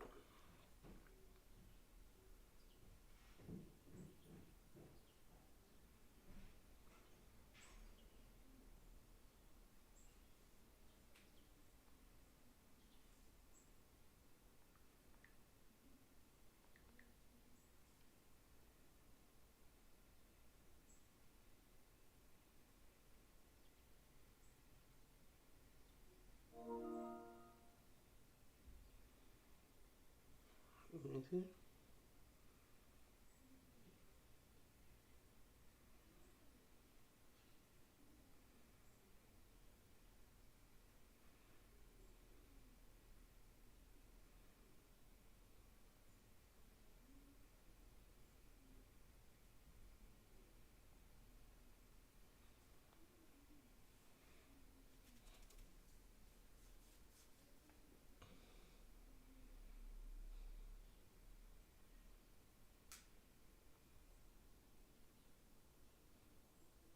Mr. Williams in person. Shit started hitting the fan. We had this information 8 years ago. KC affiliate. Why is it? Your Honor, I'm going to object to this level of detail in this type of hearing. I understand the court's... I mean, the dude does seem to know a lot about it. Because the information that I'm telling you, This was mentioned on direct examination. Your Honor, this... Excuse me. On direct examination. he was kidnapped, subsequently... Yeah, how was she objecting to something that she brought up in direct? Chris Bennett was a member of Bird Gang, and Chris Bennett was also Donovan Thomas's cousin, and he basically was kidnapped, subsequently tortured and shot and killed, and they found his body in DeKalb County in 2010. Chris's death, Bird Gang then added his initials to their moniker. They added CMB, which is Chris Martell Bennett, which was his initials to the gang. You have If Gang, ABG, Bird Gang, Haiti Gang, all became If Gang. 3 gangs. Walmart took over 3 mom and pop stores. Got it. Okay. You said that you interviewed people in this courtroom. Do you know who they are? I sure do. Can you identify who you're talking about? You have Shannon Stillwell, interviewed him once he was shot in the Tierra Jones case. Diamante Kendricks interviewed him when he was arrested with Martinez Arnold after they attempted to retaliate and do a drive-by after Martinez Arnold was stumped out in Magic City in October of 2015. I can't see anybody else. I never met Mr. Williams in person. He's interviewed a few guys still in the courtroom. Detective Dennis, his testimony can shed light, in particular on the communication patterns of gang members. This court finds that Detective Dennis is qualified in the areas of criminal street gang recognition, culture, practices, investigation, identification, and practices. You're probably not gonna like me for this, but I understand why this guy's being added. I mean, he was in the area for fucking years. Interviewed tons of people. Was part of the investigation back in 2015, 2014 era. So, like, let the jury decide what they think about his testimony. That's just like how a fair trial is for both sides. And now Miss Underwood. So yeah, he's not gonna get rid of. They let a rat kill my neighbor. He's gonna qualify probably everyone. Gunshot residue experts, firearms experts, cell phone data records, FBI agents. So that's what they're gonna do. They're gonna try to pinpoint where these guys were, prove they were there with the cell phone. And you know, we got a lot of mutual records, show these nerdy situations with guns. I'll keep coming this traffic into my channel, subscribe for my Twitter and Instagram. Welcome, love you boys, for real. Thanks for the support. Peace out. what's good, what it is, y'all already know. Out to whack one her. What you do? I don't know what that was. Yo, Chuck got some new one out, like music? Or it's just the interview? He's closing his deal. He said he's doing his last interview on with the Cash Money over there with Birdman, huh? You said his last interview or his last album? Last album. Oh, okay. Drink. I do a drink.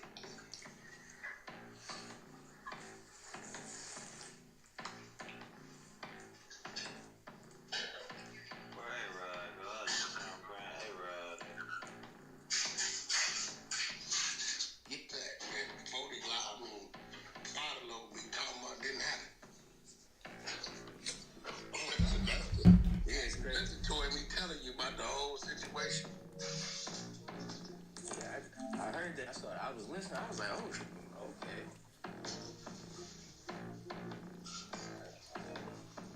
Prodigy put that incident in his book. He didn't name Wack, but he said the incident. He told the whole story because the Mob Deep niggas was... Yeah, they was there. I seen them.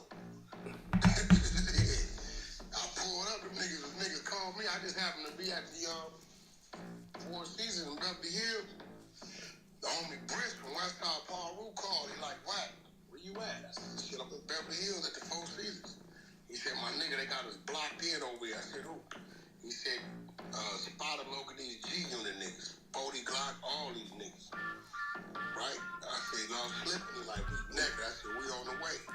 Me, Lil John, and Zach, Suge say that nigga. I say, my nigga, For one, Brisk called. Two, until the homie say game ain't a power rule, he's a power rule.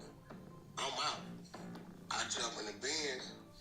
I had a room like a burgundy 500. That's back when we was on Spreewells and low on the house for you. And so Lil John was follow me. So I come up doing any shoot down Sunset back then. It was a high. I pull up at like a little circle driveway, game them in the driveway, and them niggas is all on the street. White beaters on, clubs on, about 30 of them. I pull in. Lil John is zapping them, stop in the middle of the street. Damn, the SUV. About a minute later, I see the red Bentley coming up the street. That picture, he should get in that car. He come up the street. I guess he didn't thought about it. So I'm telling them niggas, I'm like, Spider, listen, what we doing, bro? Right? He talking this G unit. He said, well, you bring 50 out here, brother. Get out with it. Head up, like some gangbang. Right? That ain't happening. I said, we got about 17 with this one. I don't know what that Suburban got. I only dropped the window, put the muzzle out. I said, y'all can get a nigga a pass, or we tear this mother. Hey, you want it. We'll take it that you gave Game and them a pass. Good with that. You know, me and this nigga had to understand it. So, you know, me and Spider was good. You're like, nah, Wack, you got that. You know, no problem. And they got on. So that's why when you hear the first one, he said, when I first met Wack, it wasn't always good. Always to, he was Suge, and it wasn't always to the good, because he had a beefing with Suge. He knew I was Suge when me and Game, but never had a run-in. My name was Suge, had several run-ins. So can you imagine being blocked in with that? Him not knowing Brisbane called me. See, Wack pull up. Game ain't knowing what's happening. Suburban stop at the street. These niggas on the court, and then Suge pulls up. This is a bad day. But he didn't know we were him. So if you listen to the verse now, you understand everything he's saying.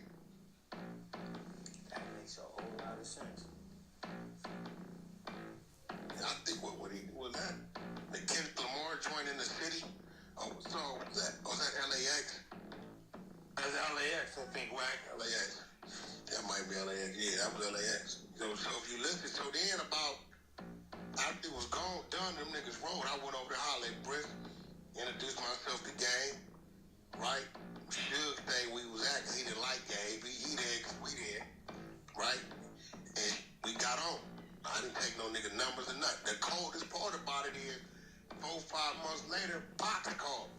Wack, what up? And I'm in the game at the 24-hour fitness, but he trying to get a hold of the holler at you. I said, nigga, that's funny. I need to holler at him. Because now I got an artist named Stacey Adams. Right? I could use his feature. He like, you want me to send you with the jack. So I end up on the line with 2 T's from Bounty Hunters. 2 T's set it up. They recorded Hardcore Studios. So I pulled up. He was in the booth. I come to the studio. He in the booth. He motioned me to the booth. So when I come in there, as soon as I walk in, he literally rapping, headphones on. He rapping in the booth. So as I walk in the booth, he go in his pocket, give me everything he got. I say, no, I don't want this. I need a feature from an artist. He said, keep that. I'm going to do that too. And I need to holler at you about some other business. And that's how the birth of Wack and Game started. What year was that, huh? 2010. 2000.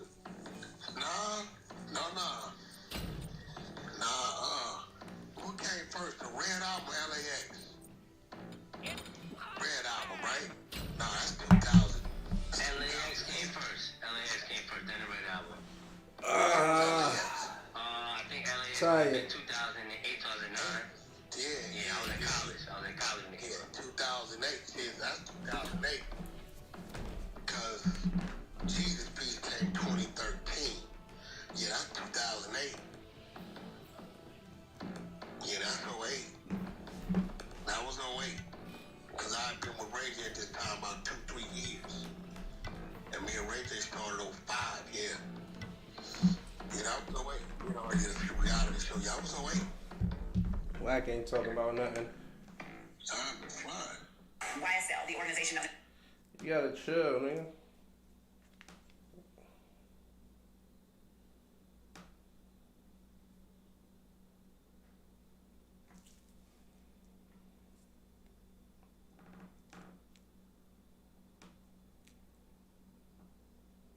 So this loops us right back to the Diddy story. So this loops us right back to the Diddy story. I'm not gonna say shit, but if you ask me a question, I will give you an honest answer. How about that? Absolutely. All right. I say, This is me with my titties out. I still got my panties on. This is just me with my titties out. go ahead. I say some famous ritual, right? Lil Jumper say you smoking one of your damn. Y'all got famous ops? Who you smoking on?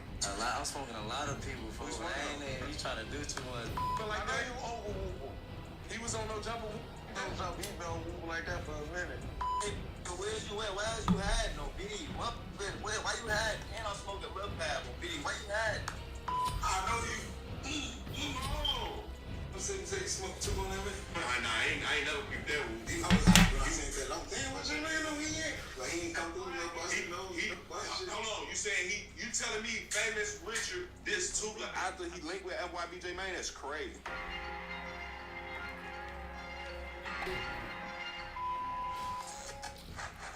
King Dave, hold on, you tweaking, shorty. Yeah. Back with another one, you thought it was gonna be no another one. You ain't do it. Right, bro, now you going too far.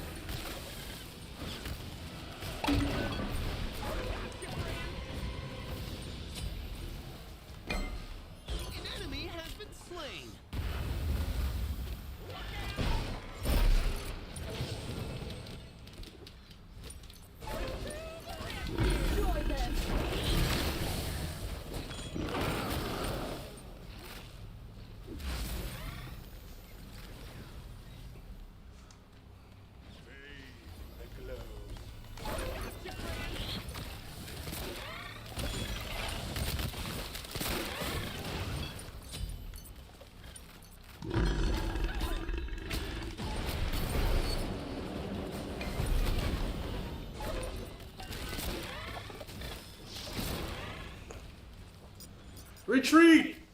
Back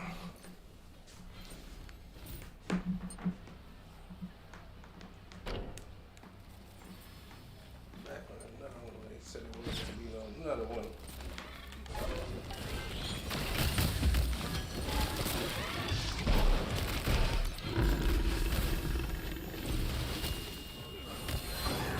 Fellas look lost. Any chance you can stay that way? An enemy has been slain. Why wait?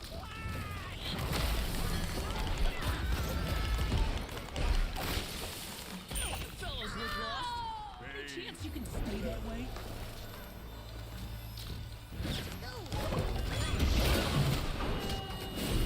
An ally has been slain. What do you think he's doing to me?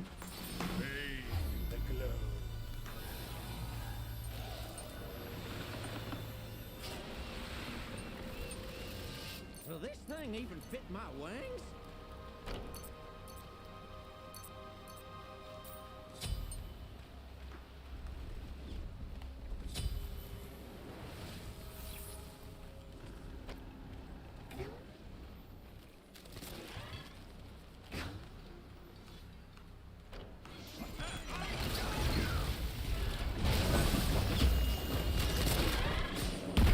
Enemy has been slain.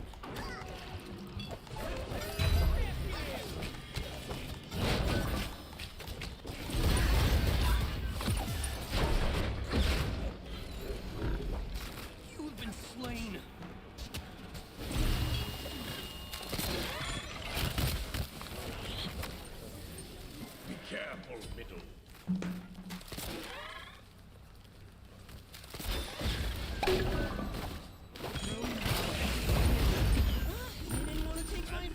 know what they say about the size of a bird's wings, right?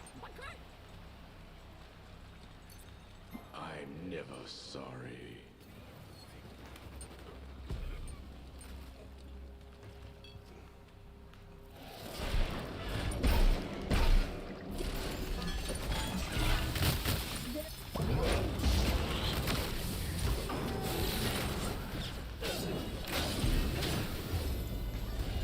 Fellas look lost.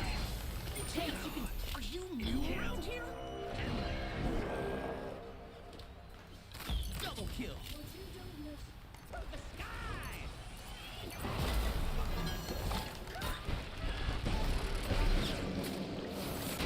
Triple kill. Are you new around here?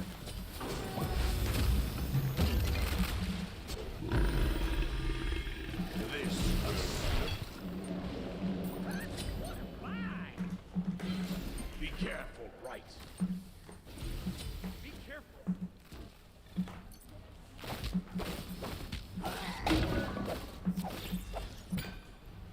A fool and a baby. Ain't nothing about me lazy. New around here? Think you gonna trick me on my square?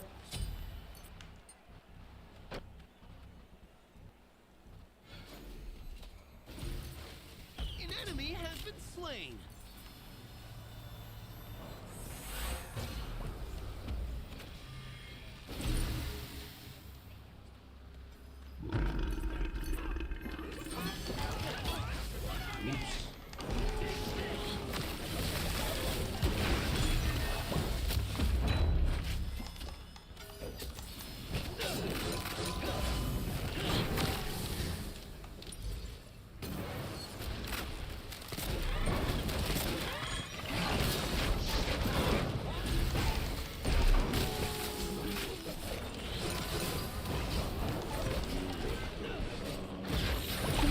You fellas look lost. Any chance you can stay that way? An enemy has been slain. Let's help them out. I'm distracted, man. With my handsome fox face. No prisoner.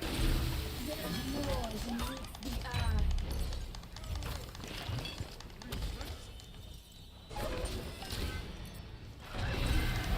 Why we fly?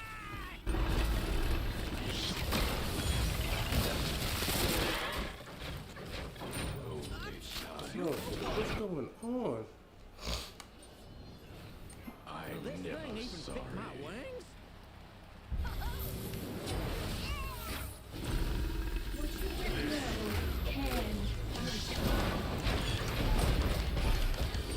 Sounds like they're in trouble over there. Fellas look lost. Any chance you can stay that way?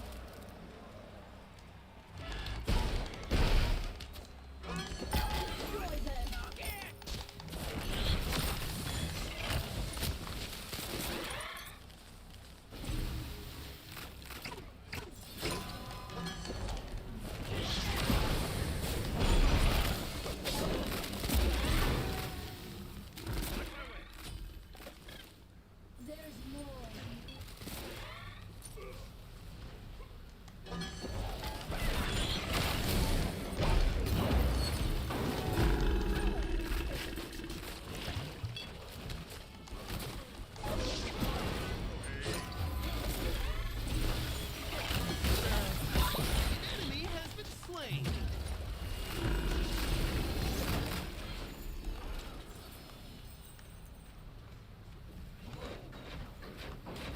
They didn't want to take my advice. Stop hitting on my bomb! Fellas look lost. Any chance you can stay that way? Guys, we don't have two problems anymore. An ally has been slain.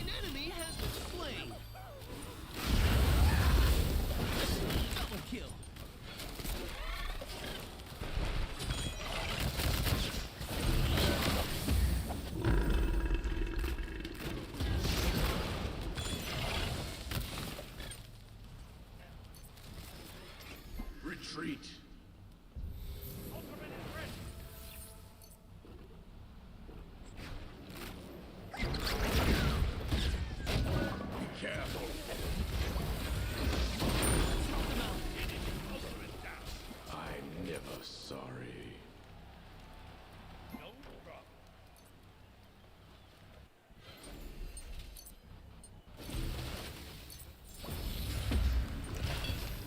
Fellas look lost. Any chance you can stay that way? An enemy has been slain. Sounds like they're in trouble over there.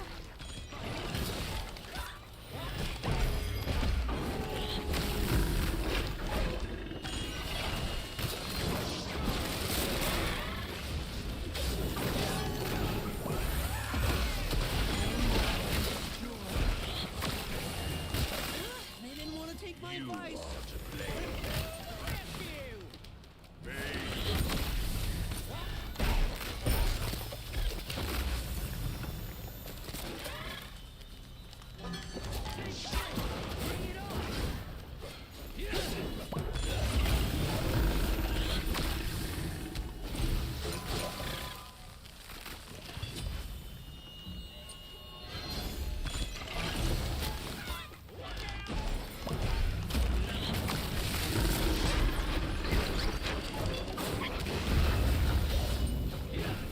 No, fellas look lost. Any chance you can? An enemy has been slain. They trying to get him that. They trying their hardest. You fellas look lost.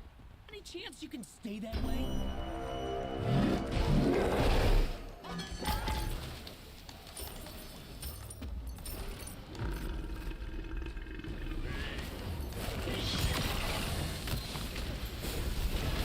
Nice butt kicking. An enemy has been slain.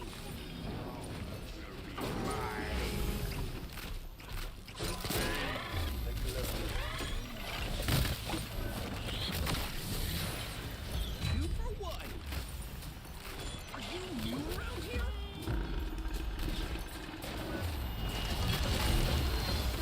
Are you new around here?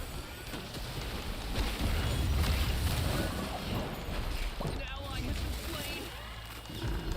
Double kill.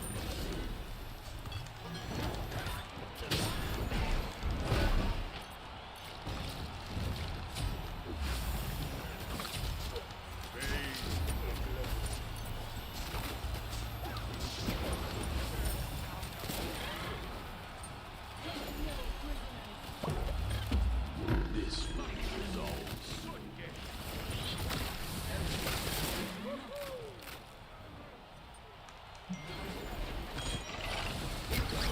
Fellows look lost.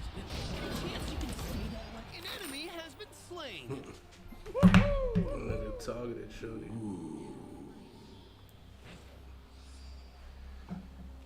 That's what you call targeted.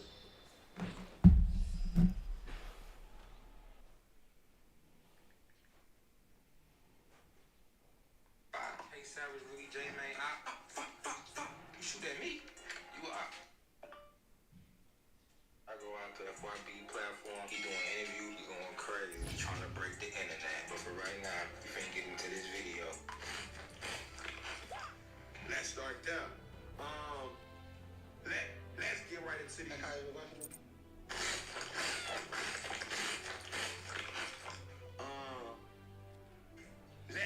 Let's get right back into these different rules. Now, you and FBG Young, bro. Y'all been over whooping for a minute, gang. Big collab. We lost ducking this shit. Who y'all see y'all collabing with in the future? Cause a lot of us looking for the FBG.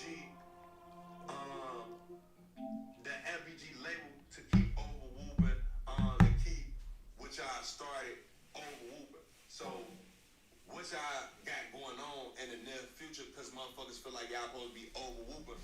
Cause basically, a lot of us gone now. Let's start there. I ain't gonna lie, shit. We got so much in the future, but it's like, I don't know, cause we ain't between me and you and y'all type of shit. We just not. I'm saying between me and you and y'all. I know that this shit. We trying to find out like, I don't know. We trying to get into entrepreneurship type shit. You know, we ain't like stopping the music type shit. But that's it's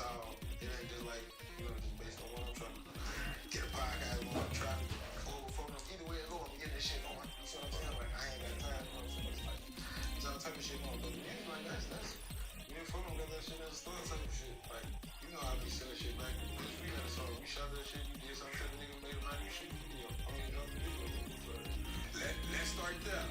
Why our video ain't drop Dutchy? I ain't got time to be playing with your black ass. Why Billy Cott dropped out, had our video, bro, for about 3-4 years, bro. When he wait till I die to drop my shit, wait till I die to drop my song, it's crazy. I ain't diss him on the same song he shot. I diss him on a whole nother song. All I said is fuck Billy Cott, I own my copyrights, go suck a dick. That's all I said. I own my copyrights. What niggas mad cause I own my copyrights, bro? It's alright. Fuck Billy Cott, told him suck a dick. Fuck Billy Cott, I own my copyrights, bro. Suck a dick. I put it like this. That was a whoop though, bro. Like, it's J man, right? Like, alley hoop. Like, we ain't even, like, yeah, we heard about, like, Billy Potter did his thing. But he ain't understand it back then. He was like, but we got past that shit. That shit on phone now. I let that be what it be on phone now. Because I just got to start over whooping and start realizing, like, hey, man, you don't need these chemicals. They need you. Let's start there. Let's start there. But that's a whole nother story, gang.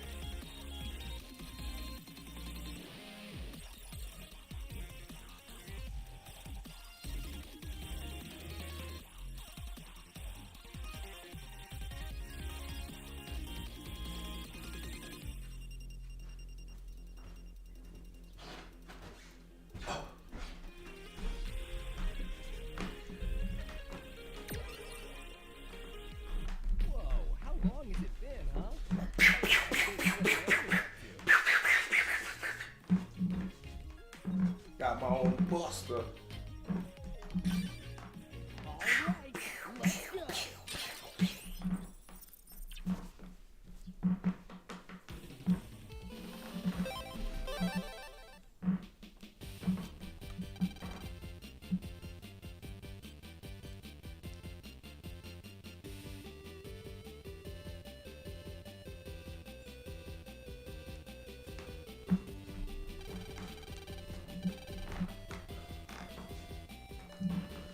This is a reading game. If they made a talking version of this, it wouldn't be that bad.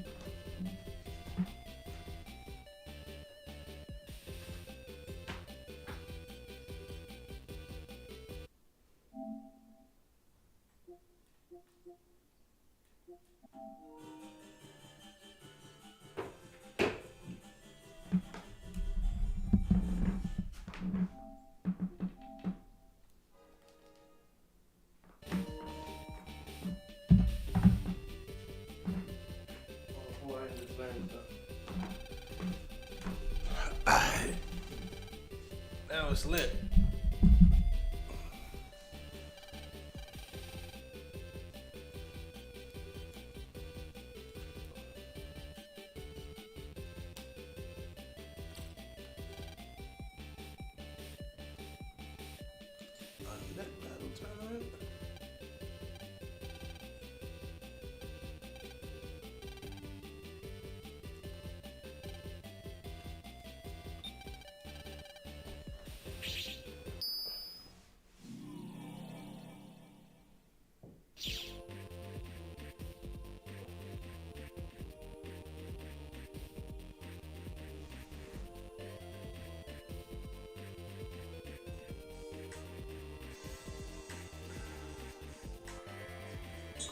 YouTube, it's Clubhouse TV. We got available for you. In this one, we got Whack 100 releasing an exclusive audio between him and Stutterbox, exposing Big U amongst other things. So let's get to the content. Let's know what Whack talking about. And don't forget to like, share, and subscribe. Once again, only on YouTube, Clubhouse TV exclusive.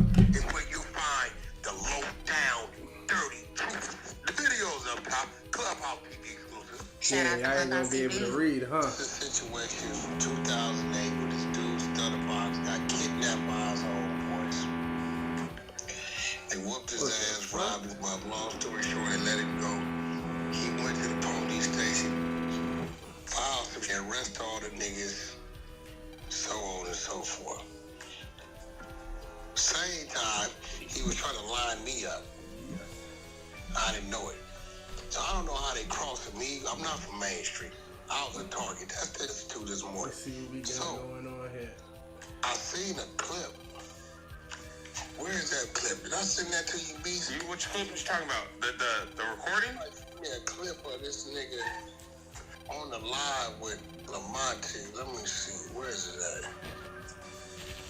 A-Rod got the recording? A-Rod's on audio, whack. Alright, here goes the clip. Ping up, share the room. Ping up, share the room. We got class uncut content, man. We're in the big beehive. So, I guess Lamonte got boxed on YouTube Live or something and baited him with this clip. He didn't even go into details about it. But what he trying to do is he trying to sneak this because you're not on Clubhouse.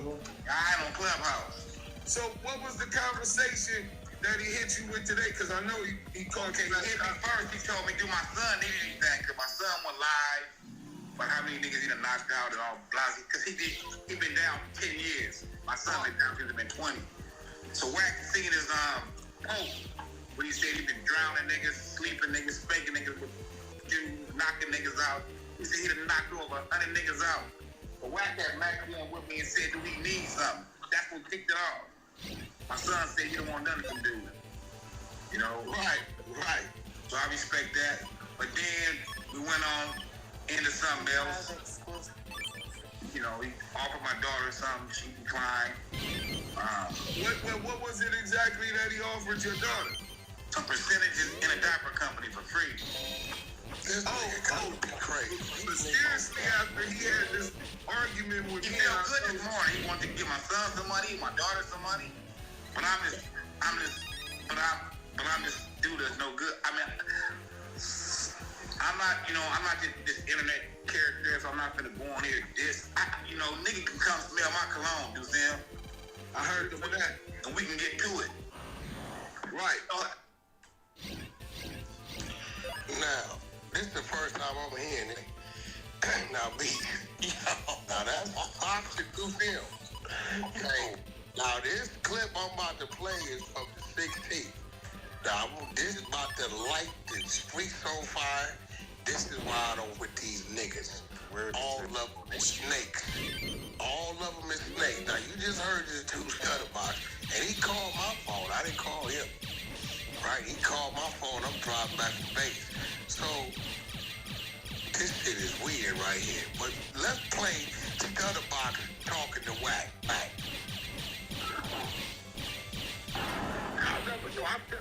I don't even know what's going on. Nigga, when I come into that shit, you niggas is one big old family. Let me tell you one thing that you don't know. No, let's just be real. Dog did not like you because you was down with me. You said dog didn't like, yeah, but I let that be known. When you walked in the casino and he seen you, he didn't like you. But I let that be known. Mark, you let it be known. You did. You did. Mark, you got the one. You got my, hey, Wack. What Mark don't realize, I can't get on the phone with him and figure you and his nephew or his son and cut your head because you the one who got in my tools. Let's keep it real. Let's keep it real. Your Rolls Royce gets shot up, right? Them niggas, dog, them is the culprit for that, right? You look out for Mark. You seen the holes in the car. I've seen the holes on my mama. You send the Rolls Royce to Mark, he wants it. Mark knows. Look, he fixed it. He's driving around, fucking Atlanta. Mark knows that Dale Dog the one did this to you, right? You get him out of the Rolls Royce. Now watch this. And he fit dog in Vegas. Hold on. All star weekend come up. Me and you out there with Mark, he shot you, right? He fuck with dog and line me up. Mark says you called the lineup. Hold on. Mark said you to a whole nother hotel. I come to your hotel that morning. I say, I say, no, that morning I said, Bob, you might want to give me a key to your room, never know what's going to happen. You look at me, you said, I said, Bob, you never know. You said, well, you right. You give me a key. That night, Mark sends you to another shot party, another hotel. I go to the Palm, thinking I'm going to meet you, and running the Del Dog at the VIP entrance saying, I should have a VIP table here left for me by Mark Stevens. Mark, I called you. You cussed him out. You cussed him out and told you were going to knock him out. I told Mark I was going to knock him out behind. You did? On the dead home? He waiting for you to defend me. You won't say nothing. I called you. I said, hey, Wack, that will fuck my relationship on with him. But watch this, boss. I called you. I say, remember, that was niggas that tried to do. I say the niggas that tried in your lap 5, 6 feet. They got a table for Mark Stevens, bro.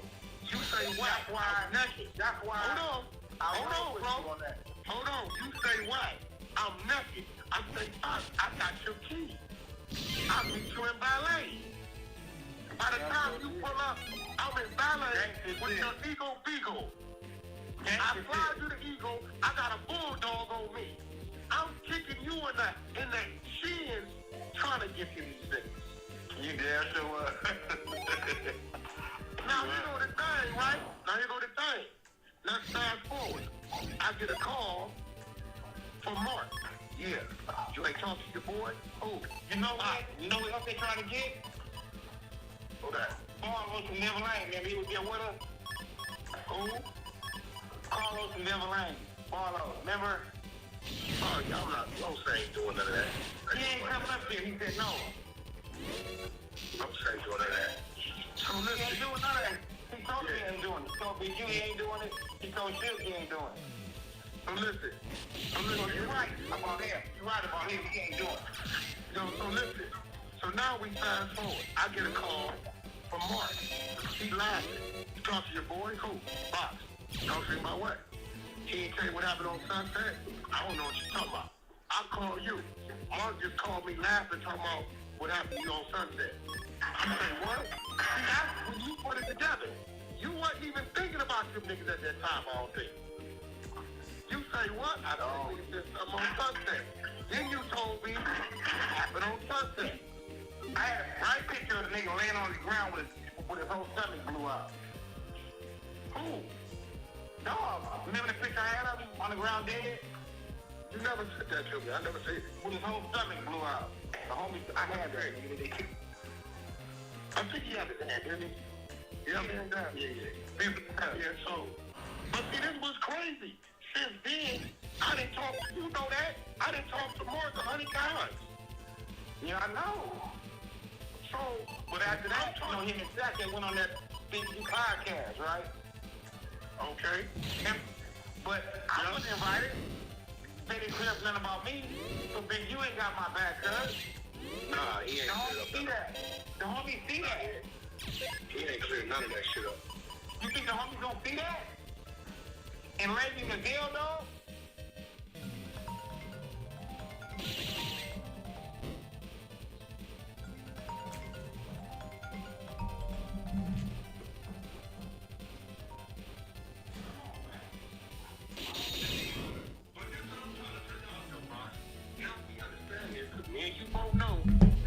Case was your thing. What is Mark saying I had to do with the case, folks?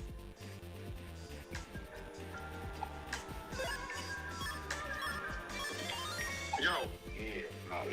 What is he saying I had to do with the case? Nigga, I was accorded. My house got raided. My truck got paperwork. Wait, listen. In the paperwork, it said you tried to call dog, remember? I tried to call take your call. I couldn't hear you. I talked to dog. But he said he didn't talk to you. He wouldn't take your call. Wait. And I think Mark tried to set the three-way up. But they said he wouldn't talk. Yeah, and dog said he was cool. He didn't want to talk to you in the paperwork. Well, listen, you got to remember. Mark tried to set going off of what dog didn't want to talk to you. How was that? Well, hold on.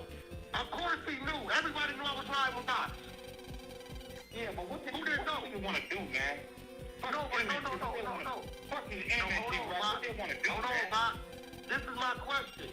If Mark trying to put me on a three-way with Dell Dog, right? And Dell Dog don't want to... He saying, hold on. In my life. He saying, me in my life. The whole time, Mark's dealing with Dell Dog, right? And I told you that. I told you that. Right? Yeah. So I told you that, right? They ain't knowing the whole time I'm feeding information back to you. So here go the question. Are you saying Dell Dog is the police? Because you keep, Wack talking to Dell Dog. How is that been the police, though, Wack? That ain't nothing new. Who been the police? No. I don't know nothing about that shit, man. That's amazing. He worked from behind the police station for 20 years and never got raised. What you talking about? I don't know nothing about that. That's Main Street shit. Right. I don't know nothing about that shit. You know that. They knocked his dick in the dirt. The only dealers he had with me, you remember when they came up to death row and I made him put his thing back. You remember that? Yeah. Nigga, I was running point on security. I let everybody in with him. Told him we gotta go put that up. What? You gotta put that up. He didn't like I was a young nigga. He didn't like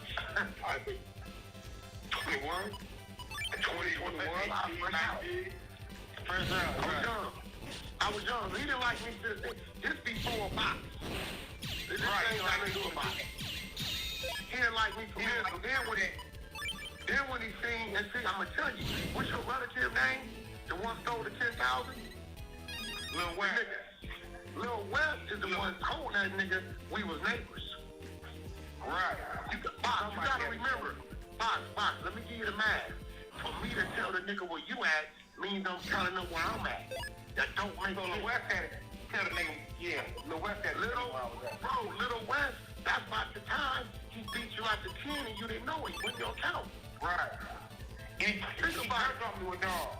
He still with dog. He swallowed up. Think about it. The dog knocked him out behind the weed spot. You know that. Stop that. Yeah, he did. Now listen. For me to tell dog where you at means I'm telling him where I'm at.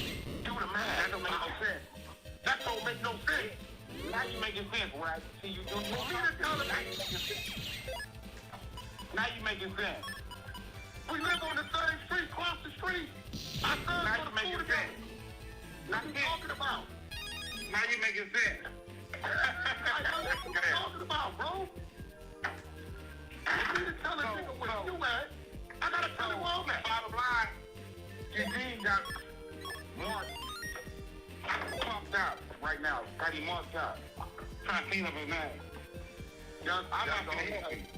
I'm not gonna help you. What's the crazy about it is, Mark was calling my phone as a friend for me. You remember I told you that. So, but I don't know, nigga, what you got to say, Mark? Tell that nigga Mark, my wife trying to raise $500,000 for Dr. Sophie doing kidney transplant. I need Shaq to put it on his page for fundraising. If he try to be right by, nigga. Tell say my wife like, nigga. I thought you was a nigga. You looked out for him, nigga. You put the house you was living in your mama there. I know, I know. Like I always do nigga like that. Built a $3-4 million house with them niggas outside. I just like with them niggas outside with dogs. But watch this, Box. Who figured that out for you? You. Who's the nigga with you? You. What did I tell my wife? Why do you think I wouldn't take the interview with you? Think you mad at me right now because of that? Think you mad at me right now because... Listen, what did I tell my wife to do right in front of you? Go back to the room. Go back to the room. I don't know if she's coming back. By herself. She was home by herself. She nutted up on her and she flew up by herself. You drove back by yourself behind me. But watch this though. She stayed there with me after dog clipped all 4 of my tires. You stayed there with me before I bought the new ones and followed me home. Yeah, you had to tell them. I was in the pumper band. The band. So watch this though. Don't let them niggas follow me in the band. They gon' please, Mark. Please, Mark. Please don't let them. Boston Wax, please. You just said that the nigga should call him Cuz, Low. told him you should do to it, I had to get in the middle of it. You did get in the middle of it. Because you was... Yeah, I wasn't thinking. You told that nigga, he said, who you talking to, nigga? You said, I'm talking to you, Luke. But then watch this. I be mad though. If I go pull the work, they show your house was in foreclosure 7 years. The niggas helped you with your banking plane, so you can float there and come up out of it. You know what I'm saying? I be wrong. Want to give you lower numbers? Do I help you? The white girl. Your white girl. No, Lauren. No, the black dude, Lauren. Oh, yeah, he don't swear because he helped me save mine. I never been big close to Lauren told me, you know what you? I don't want to pay this house for him and his wife. I said, damn. Bro, he didn't make payments for 7 years. He couldn't pay. I got his number in my phone. I got Lauren's number in my phone. He probably crossed him too. I can get him on the phone right now. Lauren, my nigga. Yeah, so end of the day, bro. Sam, East Coast Sam from First Street on White. He been for years. Lord, that's crazy. That's crazy. Yeah. This is what we do know, Box. At the end of the day, that whole Main Street shit, that was your play. I had nothing to do with it. I was a victim. Police jump on my line. Yeah, nigga, because they said when dog called you, his phone was hit. That's how they got on your line. No. That's what they say, what? No. Police said straight up, this is what they said. They wanted to catch you to the left. They said you told them the nigga that's close to him is my neighbor. He's our trust. Right? If you catch him to the left, then you might get shook. You know everything. That's what they said. Yeah, but it's not Facebook. I didn't say that. I told them whack on from the law, man. I'm telling whack on from man, I think the paperwork that I'm sending you right now. And Kaden was a liar. He wrote the book, he's a liar. I just sent it to my cousin yesterday. He's a liar. He's a liar. It's untrust. That's why I don't know why correct you. So why you ain't never hit him for defamation of character? I don't know what I never did a lot of it. I could have. He didn't hit him for defamation of character. Nobody did. Yeah, so I want to let me get this straight. Let me get this straight. They whole thing is I swear now. Look, they can't be a liar. It's on your phone. They whole thing is I talked to dog on the phone. That's their whole right. Yeah. You just my ass. But he's not thinking. Giving them my address. Giving them my address. I gotta give them the last code. All that was a little wet. That's a little wet all day.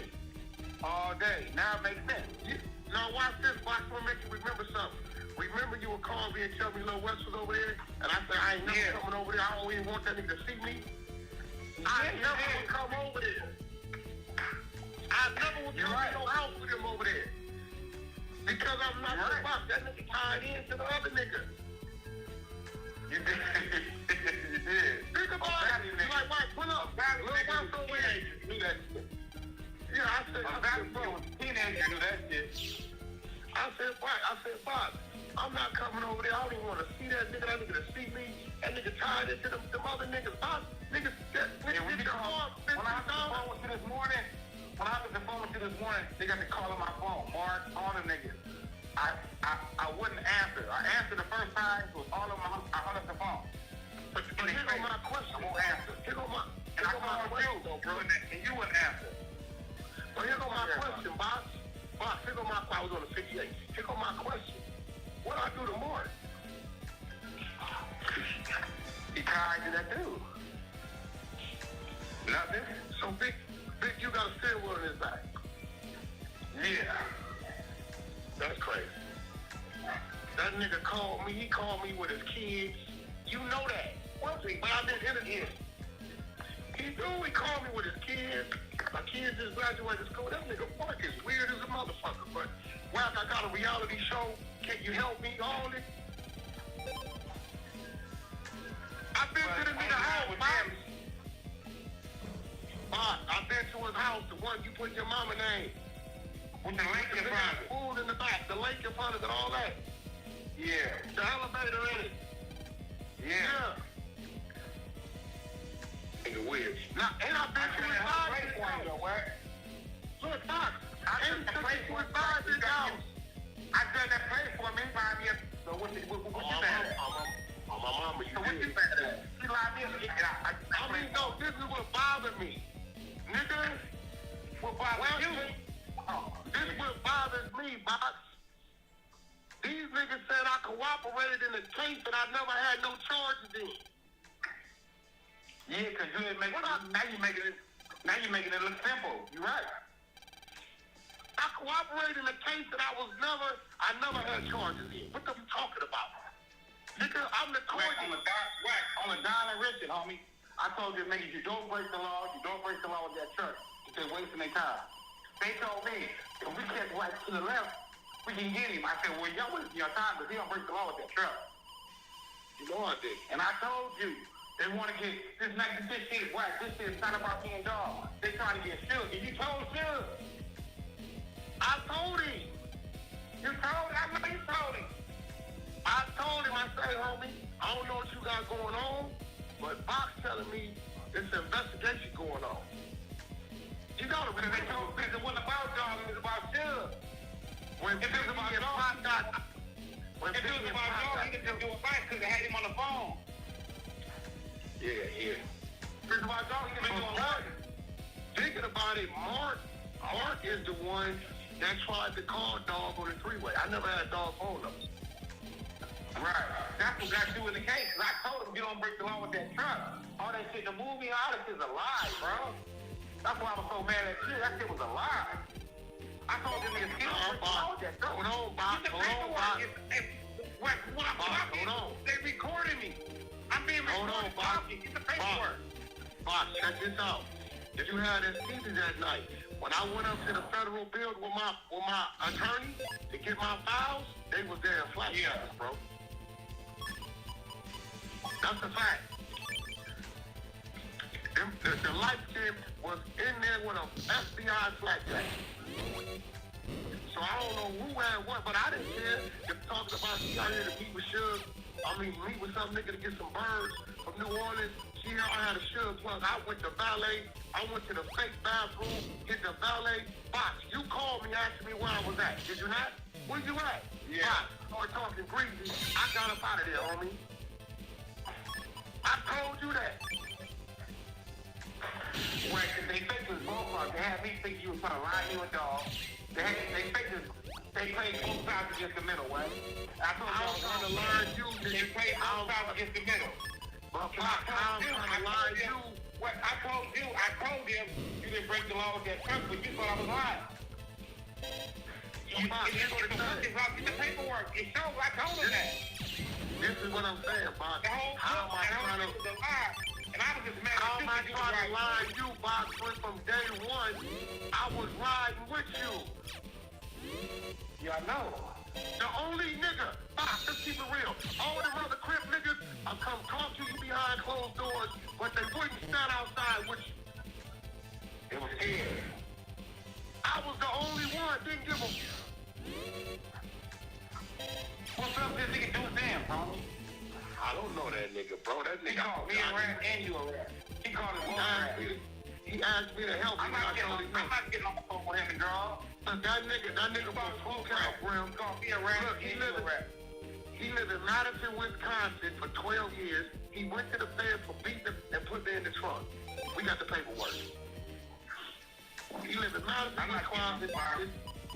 His daddy is smoker. Right, they trying to get me on the line with it. You'll see it's never gonna happen, bro. We don't do that over in my neighborhood. He don't like you anyway. Don't internet. Let's get to the business. Where we meet now? Yeah, that nigga don't like you anyway. What is it? He like a brawl. He like a brawl 2 years. He whack. And then whack. So it didn't work, so he turned on you. Yeah, I don't know him. I don't know you, nigga. He turned on you. Box, you know a nigga telling me he a blood don't mean nothing. Yeah, you know that. No. You know I don't mean nothing to me. Man, nigga, okay, well, what's happening? What's the big? Man, we want, nah, nigga, ain't no come hang with me. Nigga, I ain't got no, who is you? You know I'm a loner, nigga. I got my squad when I need them. But, boss, you know I'm a loner. You know I'm a lone wolf. You know that. You watch me on the pub. I live across the street from you. Boss, you ever see me at some parties with my homies over there? You ever see any of that? Nigga told me this, though. I said, what's up this nigga, this red rat nigga, he said across the street from me. He said, well, my nigga said, why get his money here, gangster, bro? Well, I like gangster. I need a gangster right because we looked up, our sons going to school together. Nigga, it was what it was. When you showed me what you showed me, nigga, I told you what the look, nigga, and you said, whack, I can't do that because the hood needs it. I told you, let's go. Get the rental car. They did it anyway, huh? They tried to get you. They did it anyway. They did him in my friend. The homie did him in my friend. That's how that was. I don't think you over there. See, I'd be wrong if I go spend this little $1,000 and get, you know, cause the nigga from 60s, Eddie boy, gave me the names. I to go pull the paperwork. I go pull the work. I'll be wrong, right? Yeah. You don't like that? I don't know. He's scared now. Yeah, he's scared now. Now he say he don't want to have nothing to do with it, but he gave us all the information on it. My homies ain't scared. Nah, not at all. They ain't looking good. They pretty deal, dog. I backed up. They ain't never been. Because they telling me to back up. That's telling me to back up.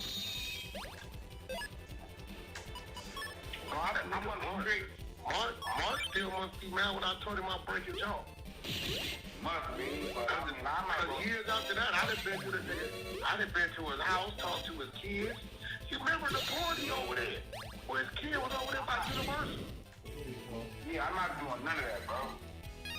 It is what it is, whatever. I'm not adding to it or taking from it. Whatever you niggas say I did, at the end of the day, Box, listen, at the end of the day, Box, they said they gonna kidnap my niece. They all can whack. I'm gonna say in court. They said they gonna kidnap my niece. They all can go to jail. After you put my niece and them involved in it, all the Christian, all the codes go out the window. Yeah, but that, you know, that's what you stood on. But even at that time, Box, I didn't know about none of that. Right. All I knew about it, I went to the call. I went to talk about that. You right. Cause you ain't nigga for me to give a nigga your address. Yeah. Nigga, this is the facts. And you gotta remember, years before that, I done already disrespected the nigga. Right, and I know we got them back then. No, no do sales back. Nobody know that nigga. And you gotta remember, he already had a bad gun against my neighborhood because Cadillac Dave threw down on him with a Uzi. And I lied to myself. I know Cadillac Dave, and that's my nephew. That's Lalita's nephew. Yeah, I know. You know, I know. You know that.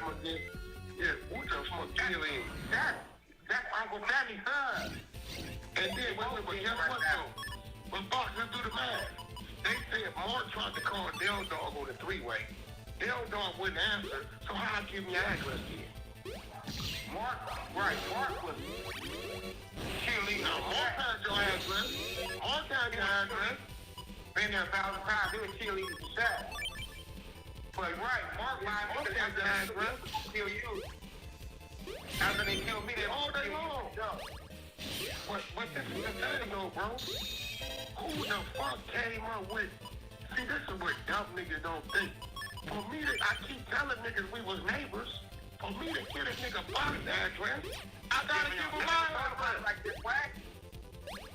Little whack of the mark, bro. I was little whack of the mark. Nigga, I can't, that don't even make sense. I think you work on that live ass top, Joe. Let me look at my this dog pool real quick.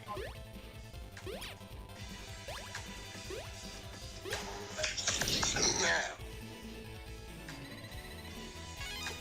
that's the same dude that was just talking to Deuce Sims. That nigga said he was never gonna do that. That part.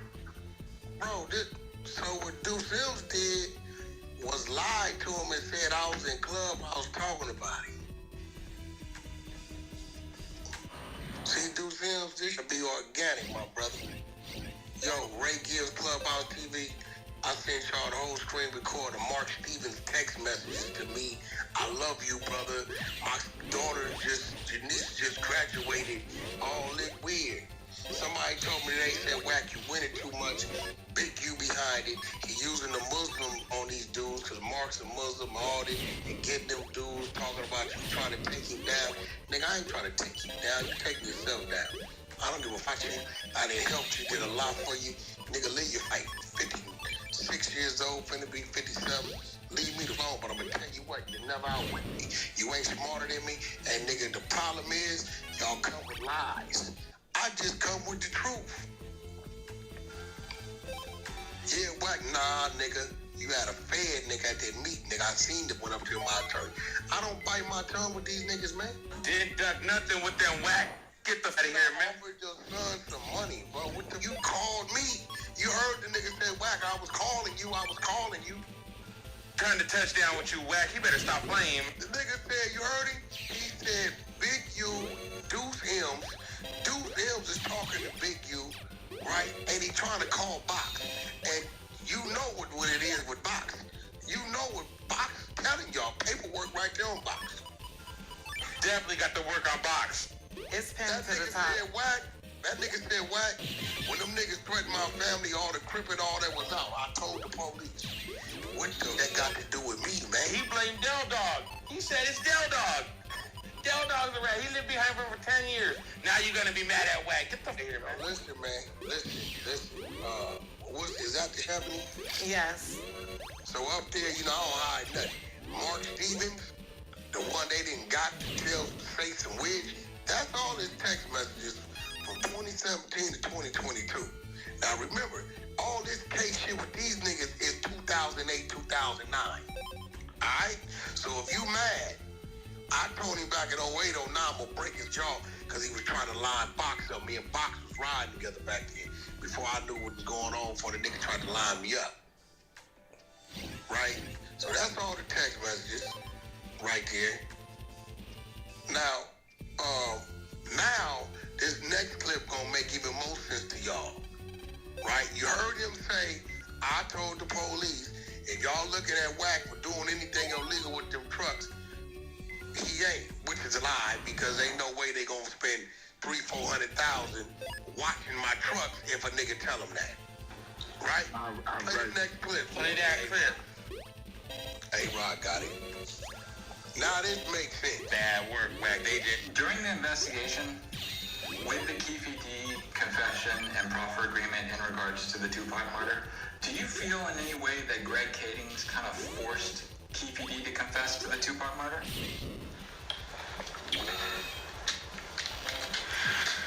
I don't know that he forced him. That interview to begin with, we were told, and there was 5 or 6 people in there, me and my partner, an FBI agent, Jeff Bennett, Darren Dupree, Keefe, and Mr. Higgins, Keefe's attorney, in there. When we first came into the room, we were all told not to have any tape recorders in there, which is kind of odd.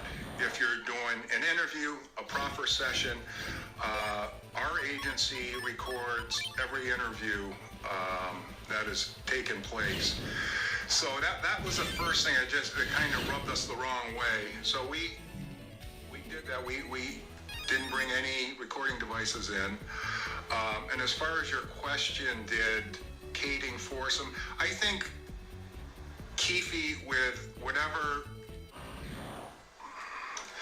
was promised him or told him prior to us going into the room, he felt confident that he could talk candidly about any of his criminal activity with no repercussions or him getting charged with anything. And I'm not privy to what was told to Keefe D or to Mr. Higgins prior to going in that room. Okay. Going back to the beginning of that meeting or that proper session when you were asked, or your whole team was asked not to bring in reporters, who was requesting that? Was it Keefe D's lawyer or was it somebody else? That was out of Kading's mouth. Greg Kading told us. Okay. Is it ironic then that he had a recorder himself? Yes, it is. I didn't know about the recording until he went public with his book and his series. Somebody had called and asked me, and I had no idea that was recorded. Okay. And we're gonna definitely get into that. But before we go there, I want to ask this. In regards to the Biggie case, do you feel like Greg should have used like a ruse instead of listening to what Suge's girlfriend said at first? Do you feel like he could have gone about that a different way, or do you feel like what he did was it got the results that you guys needed, so therefore, however you get to the end, you get to the end? Well, other than what Keefe may have heard in the street, I don't believe Keefe was involved with the Biggie murder in any way, shape, or form. He was initially the target, obviously, because I believe at the time he had a dark SS, and some of the descriptions were very similar to what Keefe looked like at the time. But other than that, I don't believe he made a mistake with how we talked to Keefe about it. But with the Biggie one and getting the confession out of Suge's girlfriend, do you feel like he could have gone about that a different way, or do you feel like what was done was right? Are you talking about Teresa Swan? Yes. Teresa Swan was. Do you know how she even came to play in the information? Not fully. To the best of my ability, from what I understand, a lot of people were under surveillance, including Reggie Wright, and that they, somehow got some information on Teresa Swan, who was one of Suge's mothers to one of his kids, and that they basically wrote up a false confession letter and presented that to her and to get her reaction, and then that pretty much prompted the confession. Am I accurate there, or am I off on some stuff? No. How Teresa Swan came into play here is, originally we were following some guy around in the Antelope Valley, and Greg had thought that this guy was going to be able to get us to Suge because he had some relationship with a not so famous rapper at the time, and he somehow thought this guy was going to get him into Suge. So we chased this guy around in the Antelope Valley for several months, and really nothing came of it. The guy, he eventually was brought in for questioning, and so Paul Fournier, myself, and Jeff Bennett decided that we should probably go after somebody that Suge was close to in the 90s, thinking that, because we were hearing the same things too, that Poochie, Wardell Faust, was responsible. So we, the three of us, Jeff Bennett, Paul Fournier, and I, started looking into what Teresa Swan was doing as far as criminal activity at the time present during the task force era. And we discovered that she was flipping cars or something, high-end cars with fraudulent names. So we got our commercial crimes bureau involved with it and had them look into exactly what she was doing. And at the same time, we brought a district attorney on board from LA County to let her know what our end goal was, and that was, in the event Teresa Swan had good information and could connect Suge to Teresa Swan and to Poochie, that we would want to give her some kind of consideration in the case. And the district attorney was on board, So when we eventually arrested her and brought her in for questioning, it was very clear that she was more than willing to talk and was, I believe, being truthful with how the murder of Biggie happened and how it was paid for through the monies of Suge. So, and then Greg came on board and started with some of the stuff, and they ended up doing a in-camera interview with her to lock in her interview. So I'm not sure I recall the letter with the false statement that you're referring to or not. I was just in with her on the initial arrest and interview process. Okay. And the individual that you guys were following that you were talking about previously, just to confirm, that was Whack 100, to my knowledge? It was what? A guy named Whack 100 that you guys were following initially to try to get to Suge, and then you realized that he really wasn't going to get you there in Antelope Valley? I think that's who it is. I don't recall that name, but yeah, they got. To me, it was a waste of time chasing that guy for as long as we did. Yeah. I think his government name is Cash Jones. Yes. Yep. There you go. Yes. Okay. Hey, listen, man. I don't care where it come from. It's gonna read the same with me. Now, you hear Bach say, I told them people. Well, that means you talking to them people about me. And I ain't got a thing to do with a Biggie Smalls, Tupac, or Main Street, or none of that. But even what they owe me, what did he say? Dead end. Then you go read the book Murder Rap by Greg Cadence. Go to chapter 6 study box. See my pictures. You see Suge pictures. And he says, after spending $400,000, all we found out is Mr. Jones ran a string of small businesses and he was clean. Ain't nothing in there say I was booked. They wasn't never looking for me for no crime. This nigga then told them if you catch Whack dirty, Whack could probably give you some information on Suge.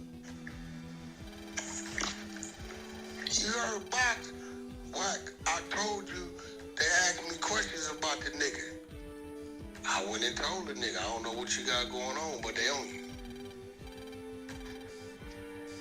Don't want to know what you got going on. Don't give them.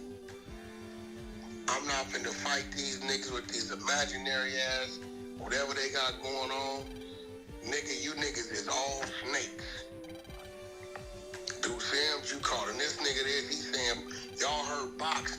What he say about Big U? Nigga called me, I didn't answer that nigga call. That nigga said, nigga, we look at Big U like Dale Dog. Dale Dog dead, got killed by his own homies. We look at Big U like you Dale Dog. Whack. Nigga know he had to save his house. Niggas know who did that. See, when Whack said, they be like, Whack line, there you go. That's the Crips. But yet here go a nigga who life I saved, looked out for it. And like I tell y'all, it always ends to the same thing. Some bullshit. So I choose not to with them. And when you don't with them, guess what happens? They start conjuring up. But listen, we're going to open up the floor. Anybody got any questions? Maybe we might need to run back. I don't know. But this footage right here, for those that are from this jungle out here in California, this is some very serious. This covered about 20 years, 20, 25 years, and this is fresh. This ain't old. This is from November 16th. Clubhouse TV.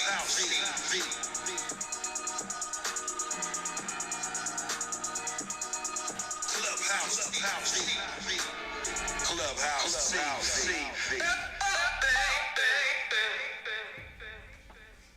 What's going on, y'all?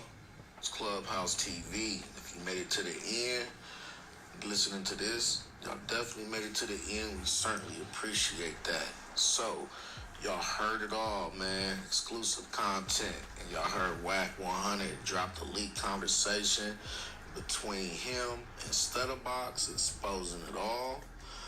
You got him exposing Deuce Sims, Big U, Suge Knight. You got the police call. You heard it all firsthand. So you also heard the phone call between Deuce Sims and Stutterbox. And got it all, man. Stutterbox telling the police everything. You know, they was going to do something to him. They kidnapped him, robbed him, all that. So, yeah, man, it's going down. Looks like Wack didn't drop the bomb that everybody was expecting. I guess Stutterbox told him to hold off on that one. So we still got that one to come. But yeah, man, it's going down. We got more exclusive content for y'all, man. We dropping it as soon as it comes out, man. We uploading it. So I want to thank y'all for checking out Clubhouse TV, man. Be on the lookout for the new audio. And don't forget to like, share, subscribe, man. We out.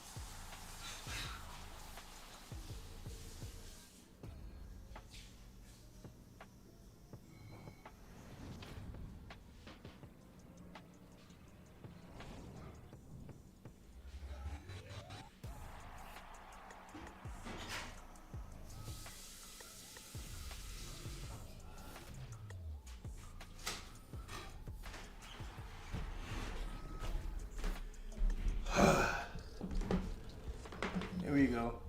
We're gonna make something happen, man. I'm back in the spot. Just had to clean something up real quick.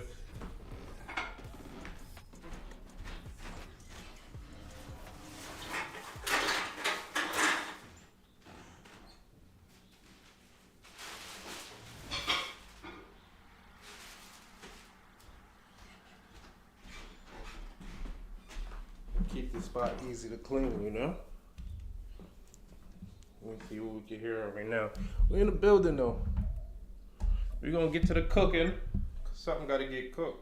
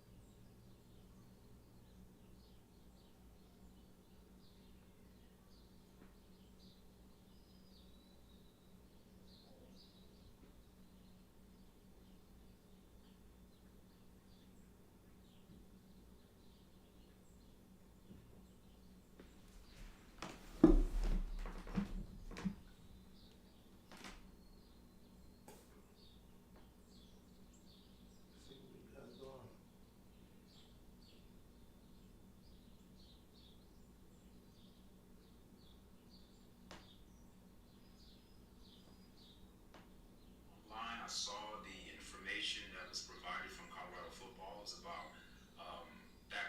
running back Avassier Smoke. He put out a tweet, and the title of this article that I'm going to read is called "Colorado's Avassier Smoke says selfish Buffaloes could have gone undefeated." Okay, this is big time because remember earlier on in my feeds and my videos, I kept telling you guys that the locker room is fragmented.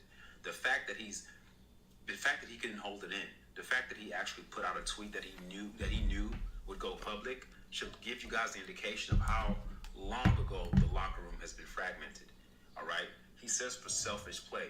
Now, when I keep talking about Coach Prime patenting his son's stats, I told you guys anybody with a brain would see that the team was too talented. He actually felt like they could have gone undefeated. Now, that's a stretch to me. I don't think they would have gone undefeated. I believe that they could have won more games, way more games than 4. Way more games. Many games that they lost, they could have won. And everybody wants to throw the offensive line under the bus and say, oh, it's their fault. That's the scapegoat. It's selfish play. There's too much talent on that team for that team to lose consecutively like they've been losing and being blown out the building. Most of these games, they're not even competing. Not because they lack the spirit or they lack the fight. It's because of selfishness. You can't beat me. I'm gonna beat you by 30. I can't keep doing that to you. That's not fun. Personal brands and build their own personal narratives. It goes. I'm not a bully. To line up. The stars start to. I'm not a bully. I can't keep beating you, bro. You don't want to see it. You will see it as time goes on. I'm not a bully. See this. A player on the team could no longer hold it in. And I can't. You called your dad on me last time. And I had to beat him too and make him quit. I can't keep doing it, bro. The balls to do it. Again, you gotta practice. You gotta practice. Get some practice in. Beat some more streamers. You can watch. You can learn some of my plays, learn my defense, and then. But I'm gonna put 90 on you. Apparently believes the Buffaloes could have won every game this season if not for the teammates' selfish mindset. I wonder what teammates he's talking about. All right, moving on. It says Washington State blasted Colorado 56-14 in Pullman, Washington, Friday night, handing the Buffaloes their 7th loss of the season and their 5th straight since defeating Arizona State on October 7th. Smoke is in his 6th college football season after spending 5 years in Kentucky.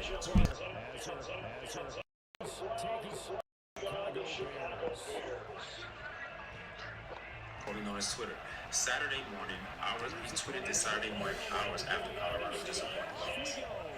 Simple fact. Nah, you good, bro. I ain't tripping. I was playing around with you, right? I was playing around with you. You got practice though. Went undefeated this year. Too much selfish ball going on. Man, can't win like that. 100. Gotta play and win as a team. But if you go the other route, you get results like this. Smoke, and that's what Smoke wrote. Smoke hasn't seen the field beyond special teams duty in 2 carries for Colorado this season. A day before Colorado's come on, son. Arizona, November 11th, Smoke switched his limited playing time with the program. Now, this is what he said, quote, he says, hurt, I did not get to show you all my real talent that I know I got. That's what Smoke wrote on November 10th. That's actually my birthday. Prior to joining the Buffaloes, Smoke registered 1,583 yards in 5 seasons with the Wildcats. Now think about that. He's a running back in the SEC. We understand that SEC is known to be like the best conference in terms of the depth of the teams, the talent pool, especially those dogs in the middle of the offensive line, the defensive lines. A lot of check out my YouTube. NFL prospects are taken from the SEC. We live on YouTube too. Over 1,500 yards. Yo, bro, what is that, son? So all of a sudden he comes to Colorado. He doesn't even touch the field. Yeah, he runs the ball twice, and he's on special teams. That is a spit in the face of a guy with that much talent. That's just him. I'm not even talking about Alton McCaskill. I'm not even talking about him. He had to redshirt. Remember, Alton McCaskill just says, man, I'm out. That's what I mean by selfishness. When you see, when your passion for certain players blinds you to the other areas of your team, you're not squeezing the lemon to get all the juice out of that lemon. You have a lemon that's full of juice, but you're not maximizing it, Coach Prime, because of your selfishness. Does that mean that you're incompetent? No, it just means that you have an agenda, you have a goal, you have a small amount of guys on your team that you're aiming to build a brand off of, or build a brand with. We all know who they are.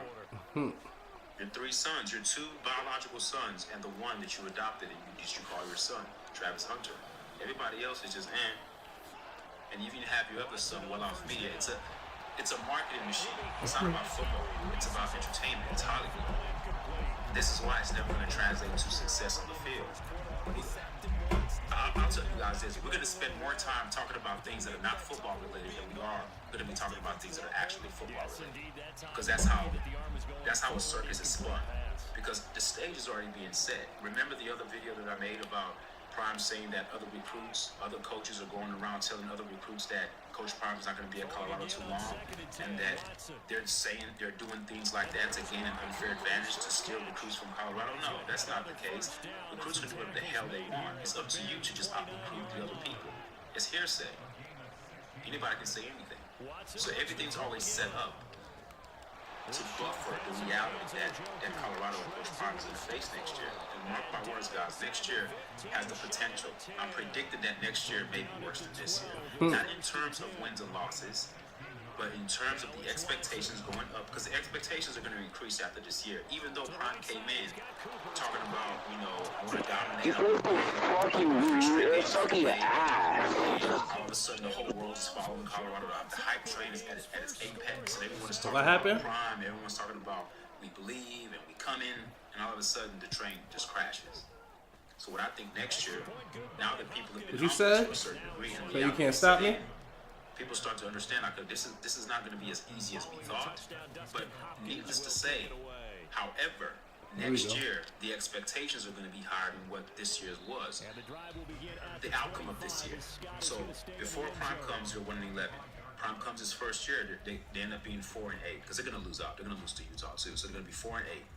Next season, trust me, he has to win at least 8 games. He has to win at least 8 games. He has to be 4 games better than he is now. Because he no longer has the excuse like, this is my first year. You're Coach Prime. You're giving your Louis luggage. Now you have Louis luggage times 2. Louis luggage exponentialized to the second power. He said Louis luggage exponentialized to the second power. So it's not going to be an excuse. If he wins like 5 or 6 games next year, yeah, Coach Prime's going to become a laughing stock of the college football fraternity, the coaches. He will be. And you can already see it slowly happening with his son. It's going to go from his son to him. Look how many, if you got to go back and look at that game against Washington State, look how many times, every time that somebody did something good for Washington State, what were they doing? They were just doing the shador. They're putting it back in y'all's faces. Colorado came in with a lot of hype. They were flashy. Now that you guys are getting trumped. My son, Junior, stand up. Yeah. He does all our social fucking chase. So no gain on the play, and it's second down.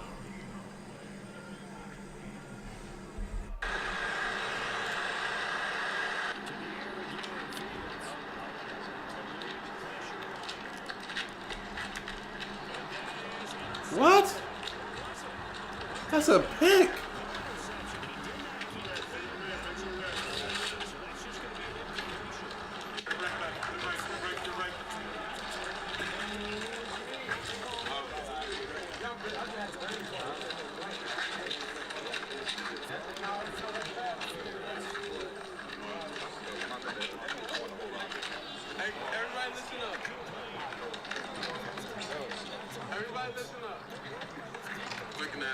Now we gotta get this win. Let's go ahead and do it. Ain't nothing else to talk about. Family on me, family on 3. 1, 2, 3.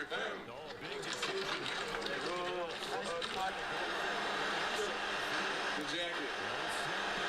It's next level, man. Next level. Let's go get him.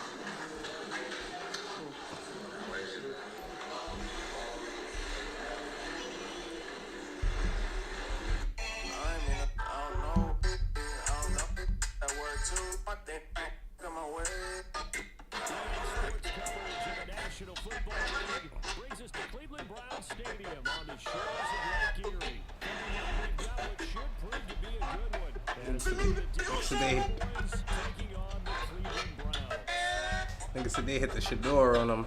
It's a store I always look.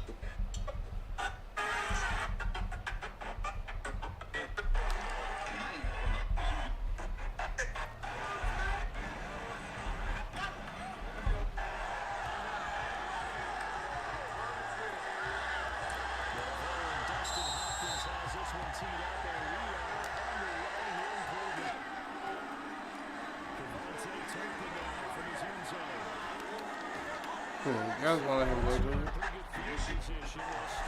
He'll get his ass kicked.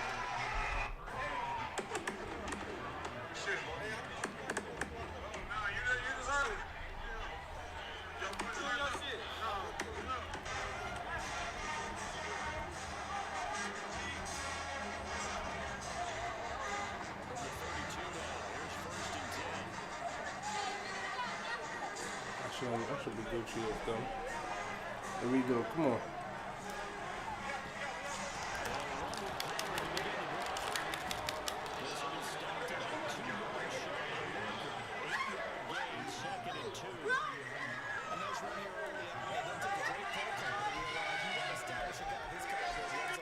Early because they'll pay dividends as the game progresses.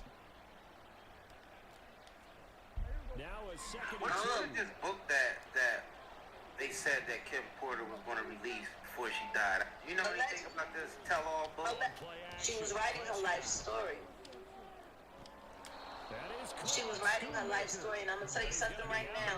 If she had ever gotten a chance to finish that book and publish it, it would have not been good for the Bad Boy legacy. Not at all. It couldn't have been. It couldn't have been. What else was she gonna say other than he was a bastard? The success there, Charlie, coming on the outside. What else was she gonna say? Curious to see if that continues as we progress. Yeah, we often talk about a variety in play calling, and usually between run and pass. But in this case, with strictly the run game, you can be creative there as well. Run it inside, run it outside, keep the defense off balance. And Lamb going to have a Cowboys first down as he'll get it down inside the 25.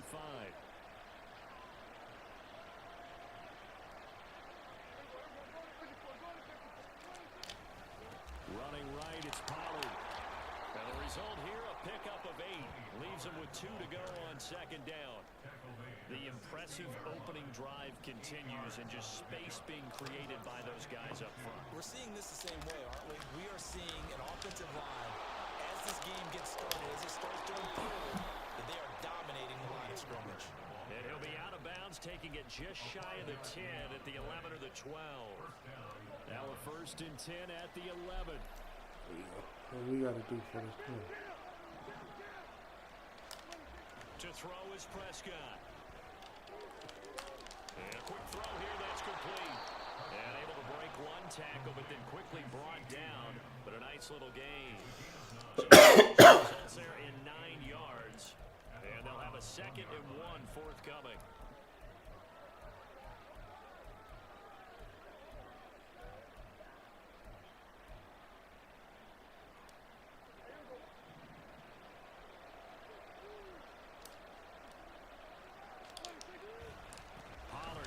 Try the right side. Only gets a yard, but it's enough to set him up 1st and goal. You were telling me this yesterday. This is exactly what they want to do on the opening drive, establish the ground game. Yeah, remember our conversation we were talking about with one of the GMs in the league has told me repeatedly. It's a big man's game, and it's not necessarily size. He's talking about playing some big boy football. Line up, get leverage, knock people back, and establish the run early. Pollard will take this into the end zone for a Cowboy touchdown.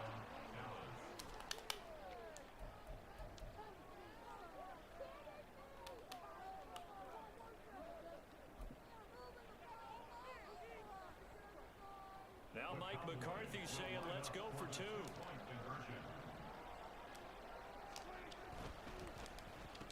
It's caught. And it's 8-0. So what do you make of that? You go on the road, you score the opening drive touchdown, opt to go for 2. That ain't even matter. Yeah, this wasn't a decision that they made right here and right now. They made this decision during the week. Hey, if we get the ball and score right away.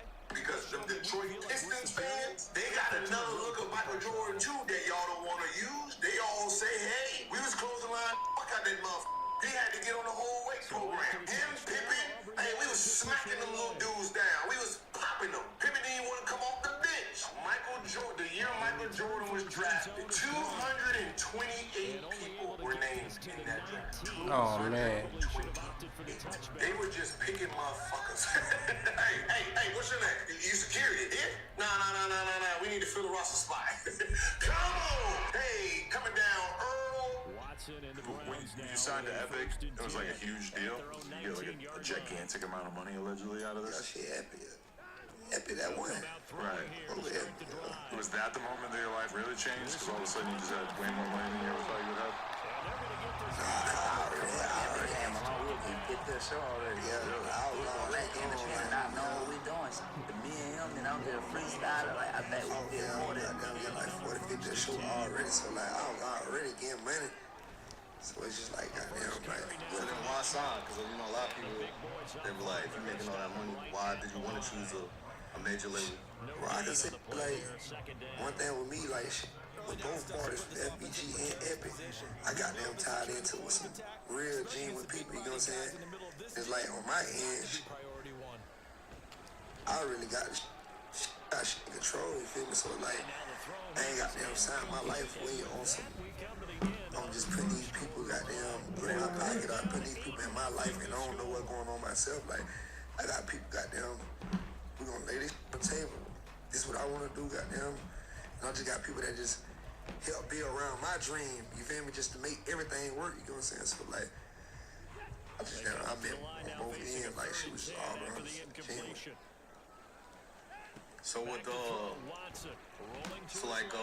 Kodak Black artist do NFL 2-up. Yeah. So he's the one who brought all this to light, like all the paperwork. Yeah. What's your relationship? Hey man, I wouldn't even goddamn say no relation. I'm just saying like it's a nigga like who watched me grow up, nigga watched me get money, you know what I'm saying? Nigga see me like doing my thing as a young nigga just growing up, you know what I'm saying? But he like from where you from? Nah, I'm from the south side, bro, from the west side, but I used to stay in them boys' hood, you feel me? Like that's why in their hood, that's why I shot goddamn public housing at boys out of Future. And the first one, you know what I'm saying? So the first two boys out. The first two boys out. So did you ever have problems with him, or was his motivation just clout chasing by coming out with that? Nah, I ain't never had no problems with him. But he just got killed, right? Yeah, I seen that on social media. I didn't really look into it. It's crazy. But like, even though like I seen, he said that somebody from your hood gave him the paperwork. You know anything about that? Allegedly. Yeah, I don't know. I ain't heard about that. I think I seen that in the interview. So like, so he posted the paperwork, and then he told 1090J to look into it. How 1090J even get involved? Because I seen 1090J say you told him to look into your shit. Yeah, goddamn, I really wasn't goddamn talking to him on no goddamn. You feel me? You know, I just got niggas like these my advocates, like my brother, like these niggas that really talk for me. You know what I'm saying? So, even that, like, I tell you, everybody sit out paper and shit, but nobody read the paper. That's the main thing, really. Like, nobody reads it. They just read the title and the headline. There's nothing in the paper, there's nothing there making you anything. Just keeping it real. If you got the paper, you can read it. You'll see it. Like, there's nothing there. Like, you know, 10-9 from Boston. Boston can't tell me about no murder in Tallahassee. You don't even know the story. You don't even know what's going on. That's like me telling you about a murder in California. Not from here. Oh my God. I mean, you can put bullshit up on your blog. I can go with that. I don't know. Did you say that happened? That's all I know that happened. But like, always in-depth story. You'll never know. That you gotta be from around there where you get the detail and you'll know what's really going on. Do you respect like what 1090J does in general though, like in terms of just exposing snitches and shit? You know, I don't disrespect it, but like, if you gonna do it, you know, do it wholeheartedly, honestly. Like, don't be DMing niggas like, it ain't nothing there, bro, this and that, then you don't get some weird niggas like, I ain't fucking with you cause nigga don't fuck with you. You get weird, you feel me? Like, the beginning of the narrative was never you told until like you didn't get the response that you wanted. So that's the whole thing. And then just call it foul. Like, if a nigga told, a nigga told. But like, don't clip it and paint a narrative of a nigga that you don't even know because a nigga ain't fucking with you. If we wanted to be his friend, it'll be a different narrative. But a nigga don't want to be nobody's friend, we do us. So you know, money go home. Yo. So you think it was on some like clout chasing shit? You trying to say like he was up here with he was on shirt with Brian. It's clear the clout chasing. The only time he get fucking traction. Just keeping it real. Like if you don't put LeBron name in the night, you get no traction. from no situation he do. But like, you know, a nigga ain't tripping. We still get money. Yeah, so like when that shit first started coming out, did you kind of try to like just avoid it and just ignore it? Or like when did you start to realize like, oh shit, this is actually something I gotta address? It's goddamn, see, like, it be different, like, cause like, I got real people that's in my life, so like, I ain't never out here gonna do no, just like, even if I'm going through something, I got some, I ain't just never get on my phone and just go on a rant. I got real people, like real OGs, like niggas in my ear, like, okay, we're gonna do this to this situation, do that, like, you know what I'm saying? So like, it just, I think you had like, it's just that shit, you can't beat that internet shit. Like, you can't beat narrative and post, like, you gotta think, we ain't know y'all. You gotta think, we sitting back like, fuck Adam. That's how we looking at it, like, damn. That's low-key how they posted, like, goddamn, they posted I ain't shit never seen in a way. post me until it's like, goddamn, some crazy shit, and then it's like, goddamn, like, I'm a different type of person, so it's just like, I just feel like y'all was just tagging at me, like, on every corner, Everything, it's like, this platform was the, when he ran this machine through to help spread, but everything he said, it went without. Reno's a 10-9 agent. It went without, like, we never responded, we never said nothing. It went without even outside the story. Oh no, see, I made it look so true. I hit you up in May of 2022. You actually did respond, and then I hit you 2 other times, but I was kind of scared. I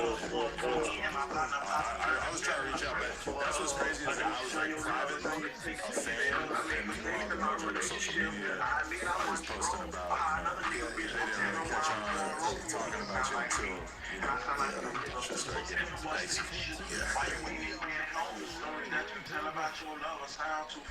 Before I started making my song 2 years ago, I never rapped, never wanted to be a rapper, never said it was really right in,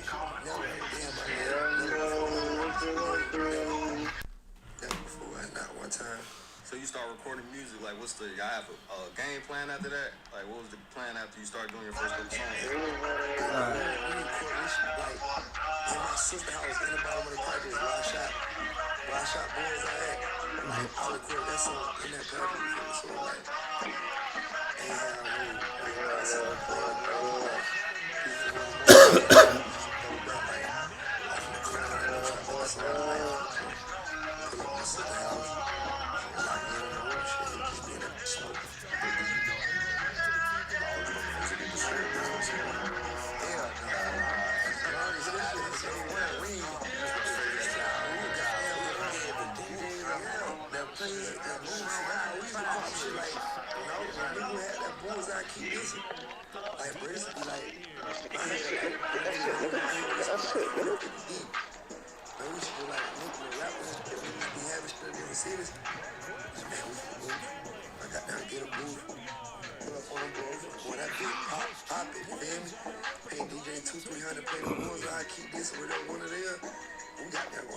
to that bid.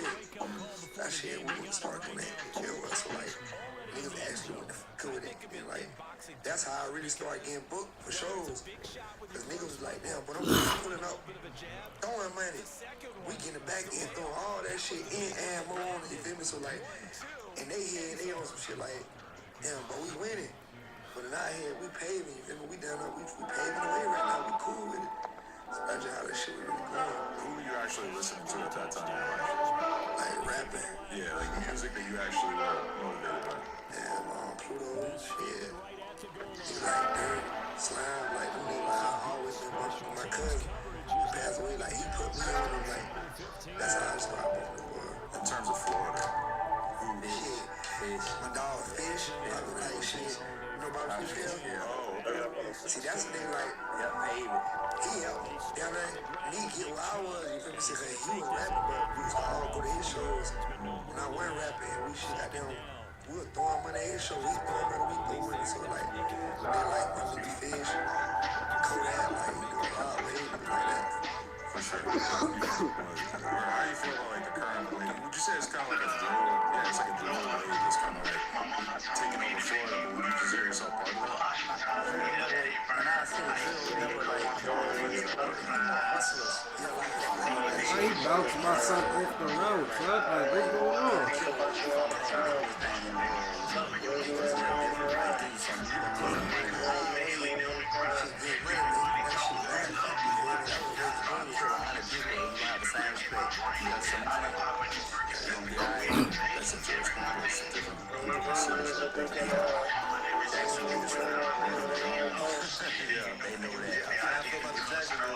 Oh, that's what the right too.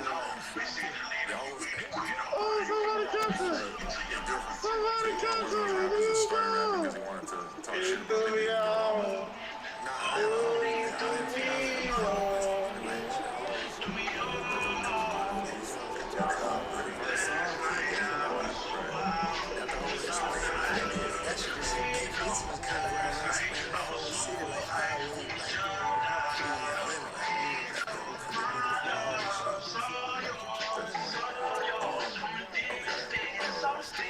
Keep pushing, nigga.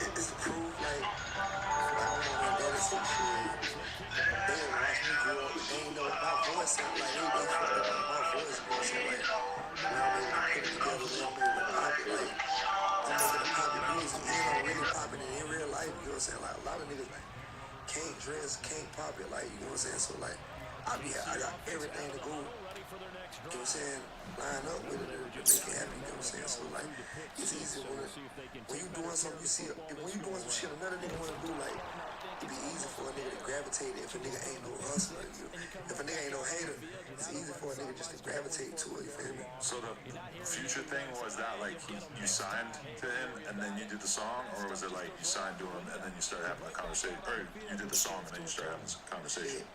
I wouldn't even say this shit was a more sign and shit, cause like shit, I was goddamn thugging with Pluto for months before we even even talked about a deal, or even, you feel me? It was just my big brothers and shit. I feel me every weekend, I spend the weekend for money, goddamn blind shop, hanging out, watching them record music, or shit like that. I'm doing this like weekend, some shit, some fire, all free, we put fish on walls, I see, school that, I ain't doing to my brother out there, Panda brother. Hey, why the fuck this nigga ain't throw the ball?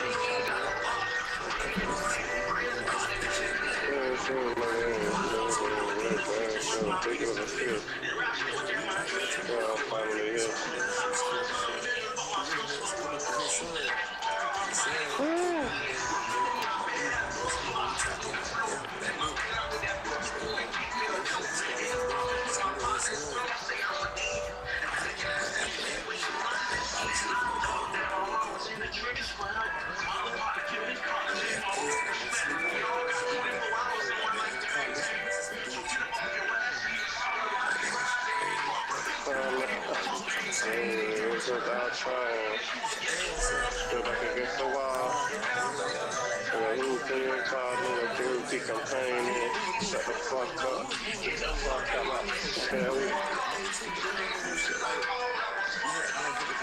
Who didn't call when it fucked up?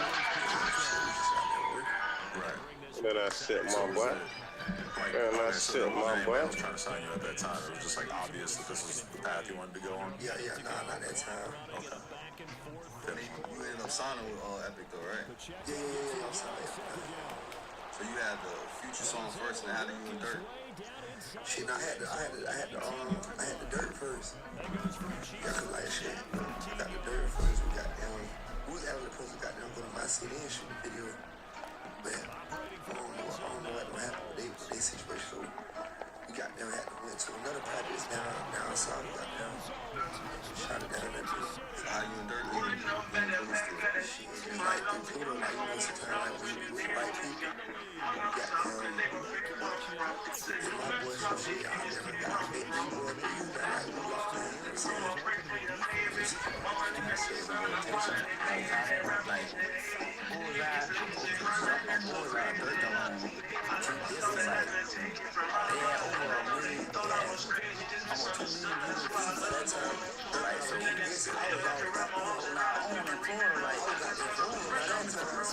shit was going on. Like, we were doing shows and everything. Like, we had a wave already. So we were like, there was the sauce on top of it. Like, it was already going up. What other city in Florida was like the first city y'all saw outside of Tallahassee where y'all was like doing shows in Chicago?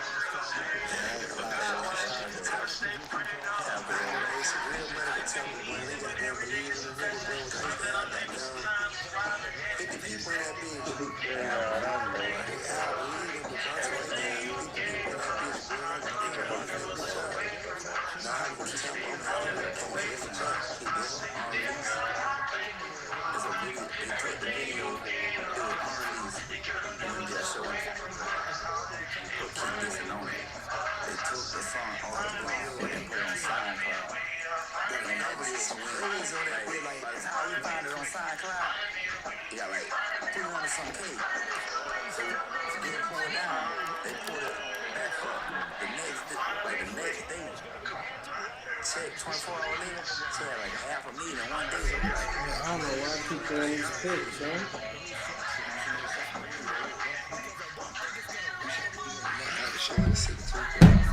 Did you feel like your city embraced you first, or did you have to like find success in general?